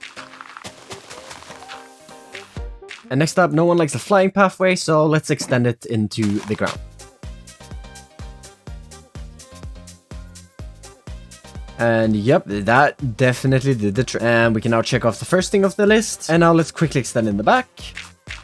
And with that done, time to tackle the thing I'm most scared about, which is the cliffside. But it will be fine. It will be fine, right? For the cliffside, I first added in a platform to place scaffolding on. I then extended a cliffside going from the edge of the building into the already existent cliff. I shaved away the mountain a little bit here and added in another platform. We'll have to add some defense on that later, but later. Because next up, I want to do something that I usually neglect. And I am very bad at connecting my builds so they actually look like they are going into the ground and not just sitting on top of it. Because if you look at this wall right here, it just looks like it's on top of the ground. And to do this, I think we need a few leaves. And I will try this backside first so we get it working because, well, we are not going to be seeing this much anyways. First, let's try adding a trim at the bottom of some coarse dirt. And we'll make sure that this sticks out a little bit and doesn't cover every single block. And now we'll come in with our leaves here and, well, we're just kind of just like stack them up and going out a little bit. We'll add in a few stone buttons just to give it a little color, and maybe these have like fallen off of the wall, and that would make a little sense at least. Then under some of these we'll also add in a little bit of spruce fences just to seem that it is actually a little bit like supported and has some stems. And back over in the cave, do I have any... Oh, I don't think I have any sweet berries in this world. I cannot find any sweet berries. The fact that I have not used this in this world yet is just coming back here through my new portal under the cave. And this is stream project I'm working on. And I stream at least once a week on YouTube. So you're always welcome to go and check out a stream. And adding in the sweet bushes, once these grow, they'll give a little bit of color. And I think that's enough. And yes, I like this. So let's continue extending it. And I've now connected the whole castle into the ground. I also extended off some stone parts next to the castle where it was stone, just so it would fit in a little better. And as I again walk on this path here, we can move on from phase number 3. And it's finally time for the phase I've been waiting for, the detailing space. But I gotta fly over and get a few blocks now. And let's see, I should have a little bit of glass here. Yeah, this might be enough. So next up here, I want to start adding in a few windows. And we'll first pop out a little bit of andesite to kind of mark out where I want these windows. And I think that's good. And we'll start breaking the wall upwards. We'll continue to polish andesite into the castle. Extend the walls in just one block here.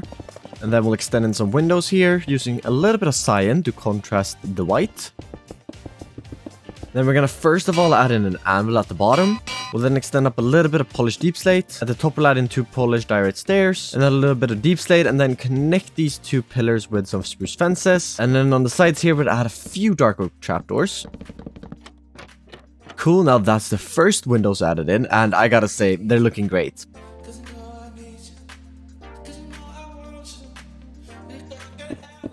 After the main windows were in, I started to add in some details to the wall to make the castle a little more defensive. Next up, while we're on the defense part, I want to make some polished andesite stairs. And on the outside walls here, I gotta add in a little bit of defenses in the walls as well. Then if we pop inside of this tower, for example, we add in the andesite stairs, which will be like a point where you can shoot arrows at people, maybe attacking the castle.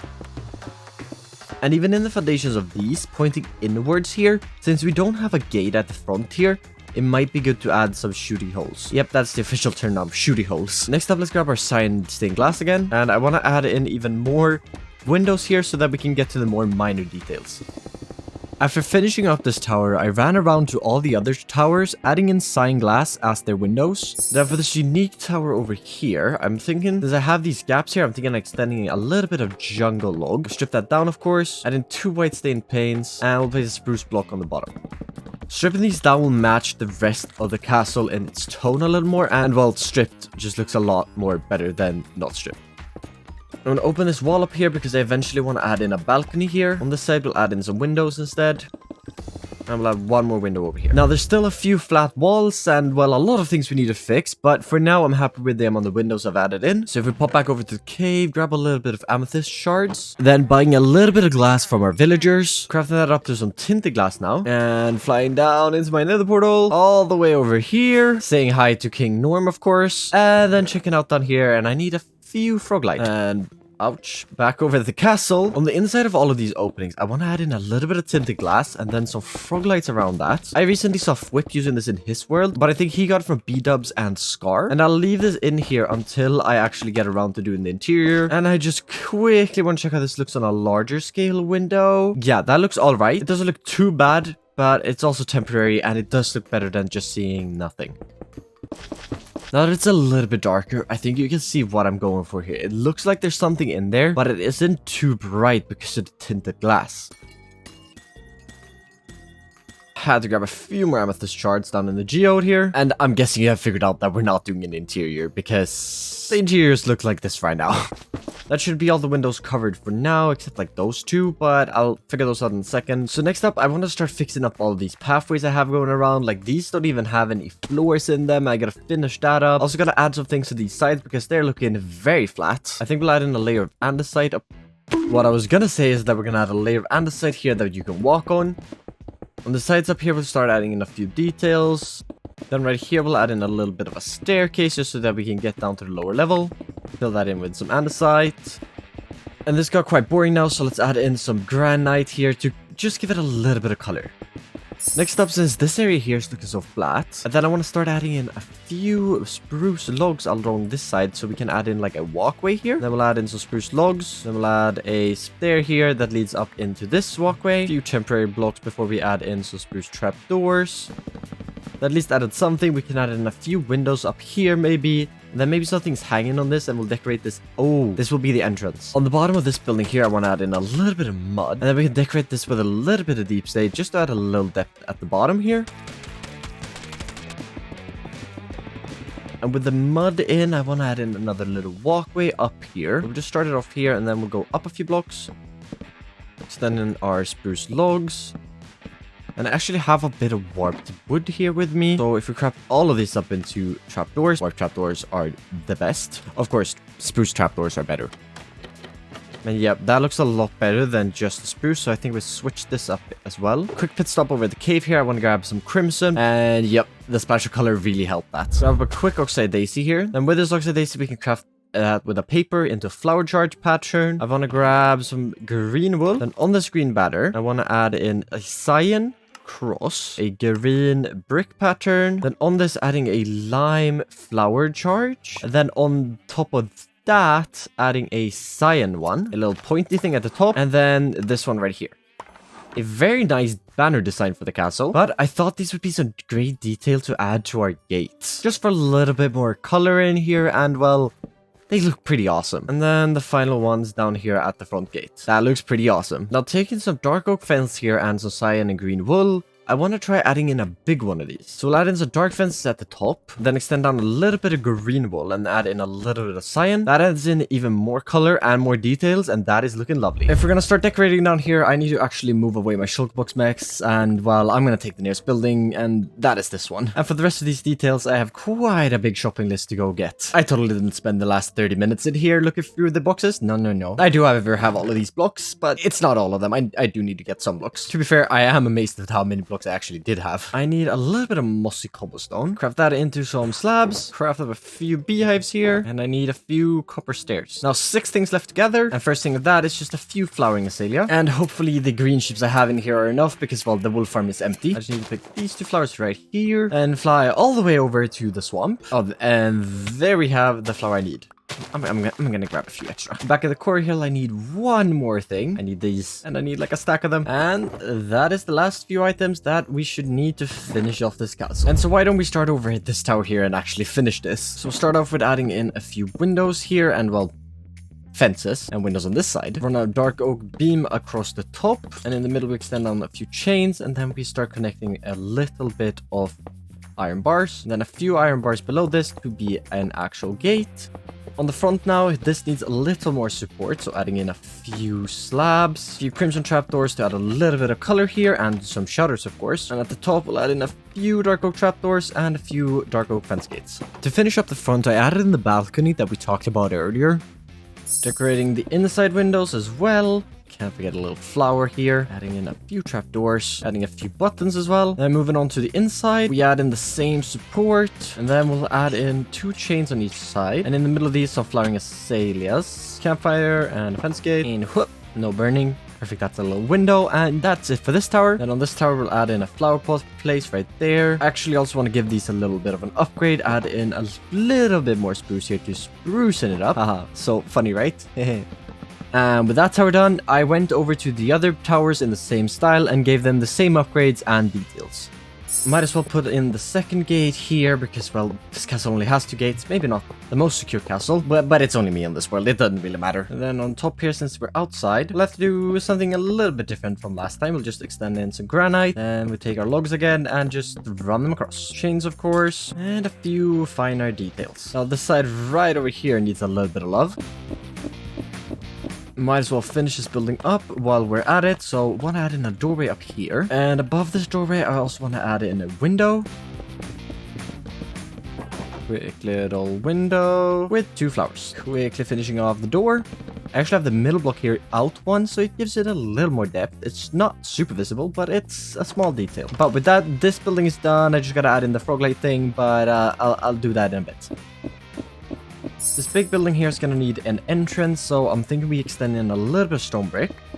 Add in a deep-seated wall and some spruce fences on top of that. And this is where some of that copper comes to use, along with a little bit of mud bricks. Quick run over to my honey farm and grab a stack of honeycomb and whoop, and just wax all of that. My brain was too mushy after hours of building and I couldn't talk anymore. So I turned on some music and started going ham with the detailing.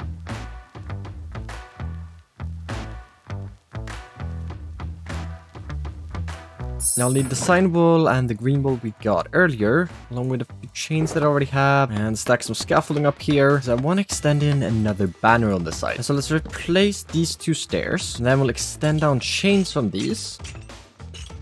And we extend in our dark oak log here, and then extending down the banner with the green wool and the sign walls to match the smaller banners. Perfect, another banner added in. And now it's finally time to bring out the bubble coral I grabbed up earlier. And I've seen this design in multiple places, but I think Scar was the first one to employ this in his theme park build, where you place some slabs. And I chose to outline them with polished andesite because, well, it fits with the rest of the build. You waterlog these slabs, and I gotta grab another water bucket, so whoop, down to the lake. Yeah, it's an ocean. And you waterlog all of these, and then on top of them you want to place in some bubble coral, or well, any coral, and you get a really colorful plant. So I want to add a few more of these because, well, they look awesome.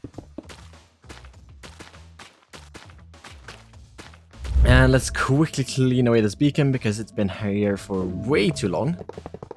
And then I quickly want to extend in some sort of like well. Cool, but it's looking a little empty with just that, so let's go around and place in a few details. And well, with that, this castle is finally fully built. I've got this city project in my hardcore world that I started over 6 months ago, and I really want to finish it. So I'll be attempting to do that in just 1 week. It is currently Thursday at 8 AM, and I have an hour before I need to head to school, plus training, and won't be home until 7 PM tonight, which means I have to start this challenge off with a bang and prepare for a building session later. Quickly hopping down into the cave here, let's grab a shulker box of stone, and I quickly just want to prepare a few outlines for these buildings. Don't worry, my planning won't be as excessive as it was on the castle.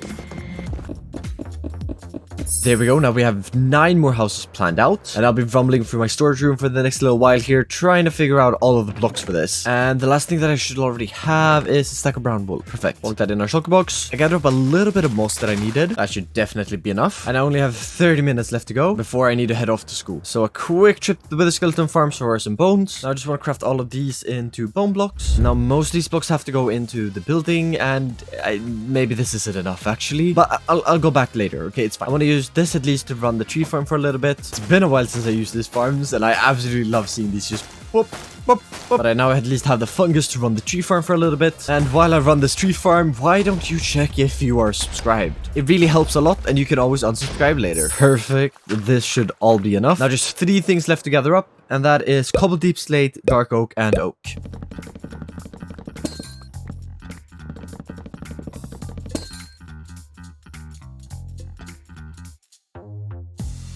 It is currently Thursday evening and my schedule is jam-packed. I'm hanging out with my girlfriend tomorrow, leaving me no time, and on Saturday, I have my cousin's birthday party and work day at my rowing club to attend. Sunday is free, but I need to study for a physics test and an English exam on Monday and Tuesday respectively. But to complete this project, I need to do 3 things. First, finish building all of the houses, then move on to constructing a place of worship. Finally, ensure that the entire city feels like one cohesive project. I need to get to work now if I want to finish and decorate all the houses by Saturday. And thankfully, we've already been able to gather up most of the blocks we need. I extended the houses up using the blocks we gathered up and recycled building pallets from the rest of the city to ensure that this part blends in.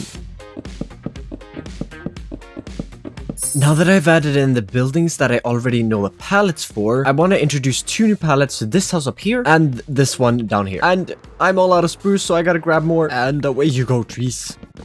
Did I mention that here on the Stam channel we love sub deep?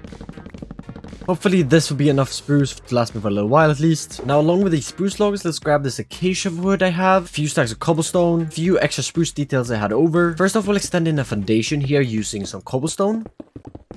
Now having one big giant stone foundation would be a little boring down here, so let's extend in a little bit of wood. And we'll do some pillars with oak, and then the walls with some spruce logs. And I definitely want to strip this spruce down. We'll extend this side out 1 block just to make it a little more interesting. Then continuing up with our oak logs, filling in the middle with our spruce. Then we'll give this a dark oak roof trim. Then we'll take our acacia that we grabbed up earlier and we use this as the actual roof block.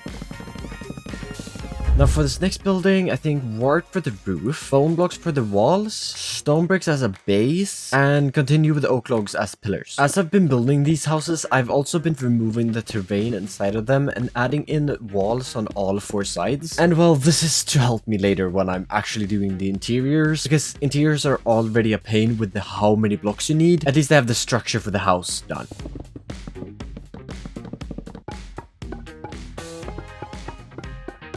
Oh, I was so close.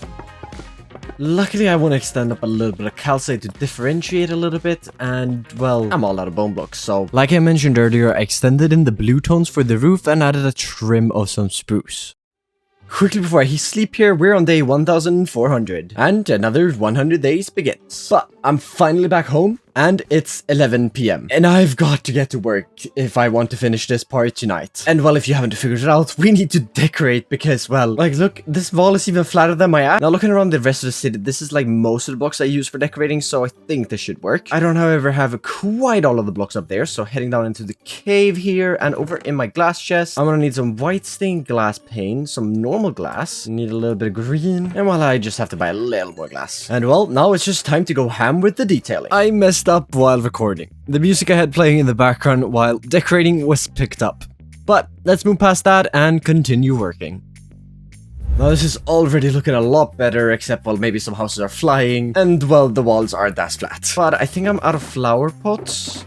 Yep, so I just quickly have to craft, I have to buy a little more brick and craft more flower pots. Grabbing a bit of dirt and our scaffolding. Let's just run around and, well, add grass. And we'll add grass to windows that don't have any there. And a few trapdoors around that, well, to cover up the grass. And add flower pots to all the windows with stairs. And then, of course, I gotta be grabbing my flower box here and, well, just start coloring. Now, this part of the town is finally starting to come together, but there's still a few things that I want to fix. And the first of that is just a little bit of pathing and some terrain work. And I need a door, which I already have on me, and 2 spruce fences because I forgot to add in a door here. And a little window. And now to get to these houses over here, I want to add in a small little bridge here. And it doesn't have to be really anything fancy, we'll just kind of do this.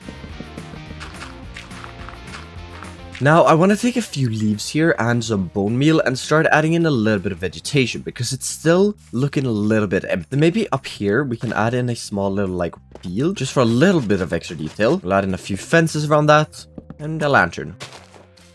And then we'll also take a few flowers, just adding them in to add a little bit of color in here. And why not do a carrot field? And this area up here is looking very flat, so let's add in a little bit of a clothing hanger, clothing line. And well, since I actually have a wool farm now, I can actually get a lot of banners. And we'll add in those for a splash of color. And this area now is looking good. Using the same technique, I continue to add in details and vegetation all around. And well, I think I've got to say that the outsides of these houses are now complete then. Interiors I will get to at a later stage because, well, I do them on my stream. And I've actually been doing a few. And here's the first one that I ever did. And this is the baker named Killian Eberhard Zeppelin. Here we have a small little bookstore. We've got Moonshine's library right above the bookstore. And this house right here is owned by Burning, one of my mods. And it has a very cozy interior with a little flower store down here, a nice living area, a kitchen, and well, Burning's painting studio. And well, we can't forget about the goats in the no goats. What I was gonna say is that we can't forget about the altar in the basement and the two goats, the Jeff and Jeef. Yeah, stream gets up to weird stuff. I've done a few more interiors which we can look at a little bit later. And if you want a house in the city, then comment what you want that character to be named and what you want them to be working as. And it doesn't have to be a villager profession as this house where we have Stella the stonemason. Alright, next up, I gotta get her up a few more blocks to build the building for the cult that is currently growing in my Discord called Burning's Cult. One of my mods made a cult and, well, I'm embracing that fully now and making a building for them. Now, the main building block is going to be a lot of andesite. Gonna need a little more polished andesite. And yet again, I want to grab more mossy cobblestone to use the same trick I did in the last episode in the castle. And I've got to do a little bit of deep sea diving here. Oh. Oh, let me in. I don't want to be short. Thank you. I just need a few prismarine blocks. I'll build a farm at some point, maybe. Oh, and we're gone. And I need a little bit of blackstone and a lot of soul soil for a giant pit of fire, perhaps. And since I turned all of my mud into packed mud last video, I need to get up a little more.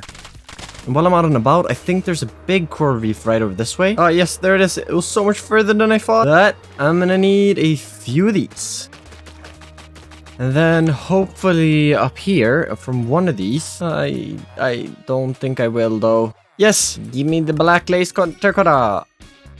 12. And now we can start building. And just like any stand build, that starts with, well, mining. And obviously cutting away this weird tree here. And then I want to start us off in the middle here and start extending in an oval. And then we'll fill that in with some stone bricks. Which we then take away the middle part here, revealing my very temporary cactus and sugarcane farm. We then grab our mud, start extending this down 2 blocks from the stone bricks, and cactus farm here getting very much in the way. You'll have a real home soon. Then back in, and now with our soul soil, just filling in the bottom. And because of soul speed, this is so fast. And then we decorate this side as this is going to be the main piece of this building. And then we'll add in our splash of color here with the prismarine slabs on top of these chiseled blocks. And next up, why don't we start clearing away the floor? And with that cleared out, bringing back some occasion now for the floor. And I don't know why, but I've been really loving this texture lately. Next up, let's start marking out where we want the walls. And you might notice that we have a lot of dead space here, but not to worry, we'll fill in this here with some polished andesite. Then bringing out the mossy cobblestone here, we want to fill this in, and well, we're later going to waterlog this. Now let's mark out where we want some pillars going up. And start stacking these pillars up, and then across to the next one. And well, we'll obviously continue this all the way around. And now let's start filling in a little bit of a gradient. Perfect. And listen, this is just starting to look awesome. And now I want to take away like this part of the wall to add in a little bit of like a painting. And so we'll add in some andesite stairs. Then grabbing our black lace terracotta. And just like that, a little splash of red. Next up, I added in the roof with a few deep slate supports and the blue tone roof. Now the inside is starting to look majestic with the roof in. And well, I can't wait to light this pit. I had to add in a few lanterns for light because I completely forgot about light. But while the inside is looking epic, the outside is not. It looks even worse than I do. And to fix this front, let's extend up a few pillars first. Add in a roof shape using some deep slate. all the way back into the wall. We can then extend in a few warped slabs on the inside here, and on top of that add in our roof blocks. Few buttons down here to add a little bit of detail at least. We'll add this on the inside as well because it looks kind of cool. Anyhow, let's add in our coral here to give it even more color. Then jumping down into the middle, let's add in our campfires first. And then we'll start lighting all of this on fire.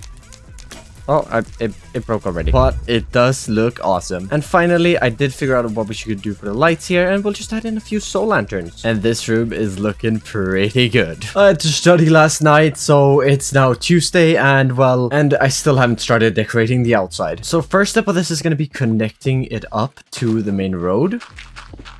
And then I want to bring out a little bit of grass here to put vegetation on top of. Simply adding in the grass here in the front made this build look better. It still feels very empty, but there's not much I can do to that because, well, it would ruin the aesthetic of the inside. So instead of focusing on that, we need to make the build look more like it's in its surroundings. Now, simply adding this takes your eyes a little bit away from the structure itself and really helps it. I just quickly have to gather up a few more leaves because only adding bushes is a little boring. So let's grab some birch, craft a few of those into sticks and then into some birch fences. Already have some spruce fences laying around. And well, you know what it's time for. I'm on a mission to improve as a builder, and one thing I really want to improve is how to build custom trees. And I'm aware that I missed to do it in the last episode, but I was so busy and I completely forgot. So, well, we're getting at least 2 trees in this episode. And now those trees might just be blocking the walls, but I'm starting to like it. Now, next up, we're gonna need a splash of color here, so some flowers. And yep, some flowers did this good. Now, quite important is that it also looks good from the opposite side. And I kind of think it does. I think I need to do a little bit of terraforming, perhaps. And oh, yeah, I definitely do.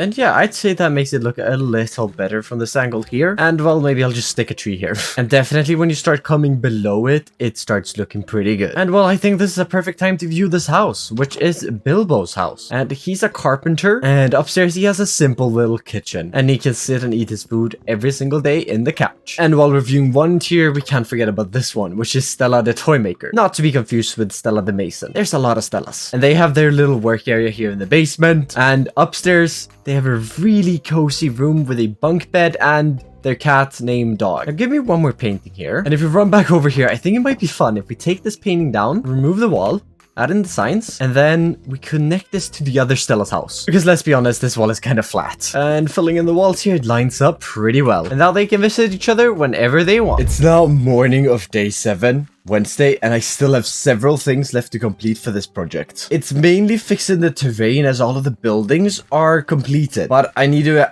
definitely add in vegetation over in this area here because it looks super barren, and I also need to fix up this cliffside that I built like day 1. And zooming in into the Withers farm, I need to get a few more bones going. Let's kill 2 Withers. I want to try something. Gotta grab up the soul sand. Hello, End Frog.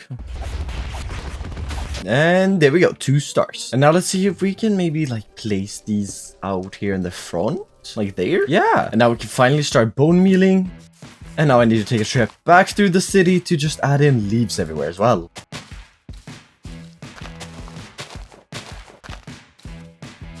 Yep, now we need to get a few colors in over here. Let's add in a little bit of a fenced off area here. And for this next part, let's grab up a little bit of andesite, craft that into some walls and some oak leaves. And let's quickly mark out where we want a few trees going in now. I got another one next to this, one over here, one back up behind this house. And then finally, let's do one over here.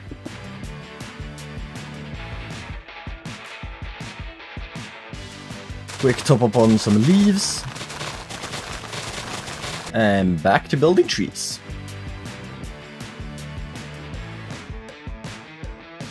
And let's grab our fences, and we'll plunk down some smaller trees as well. Perfect, a few trees definitely added to this whole project. Now the city really only has one big eyesore now, and well, it's this cliff that I made ages ago. I made this when I was terraforming this whole project, which is super long ago. And well, let's just say I I've decided to change it because I don't like it. I shouldn't need much to fix it. I just need a little bit of dirt, and this probably will be enough. I also need to grab a little bit of cobblestone and tough. Now, the first improvement I want to make is replace all of the stone with grass because, well, the biggest issue with this is that it's all stone. I actually don't mind the shape, so I think we're just going to be replacing a few blocks.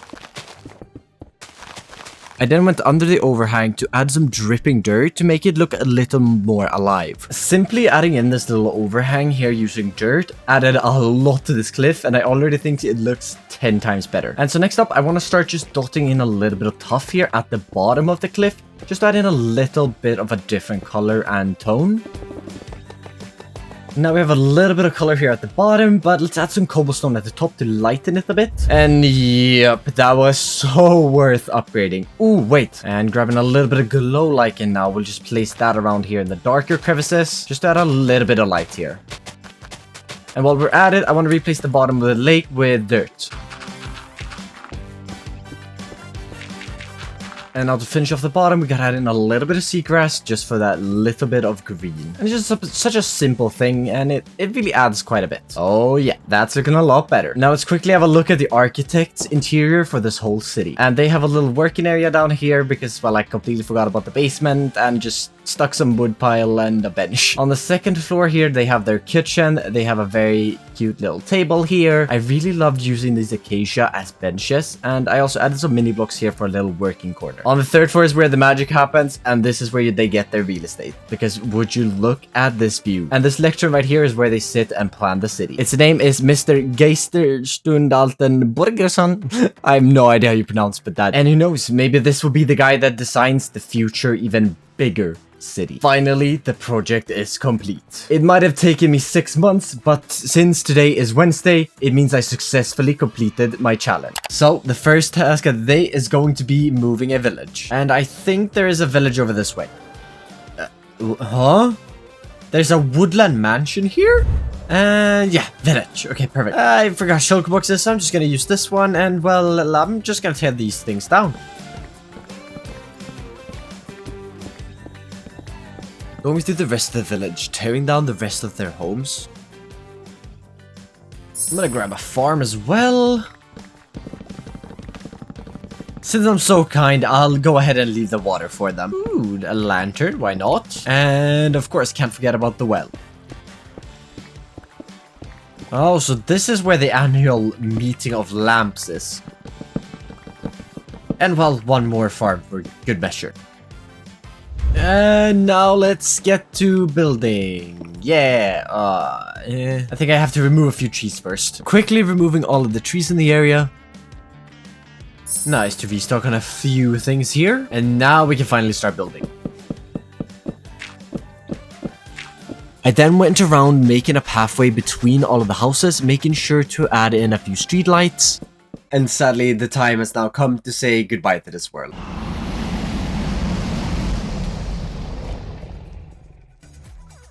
Oh, huh?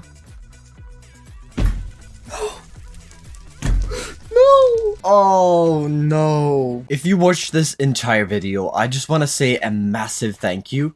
And just know that Season 2 is coming soon.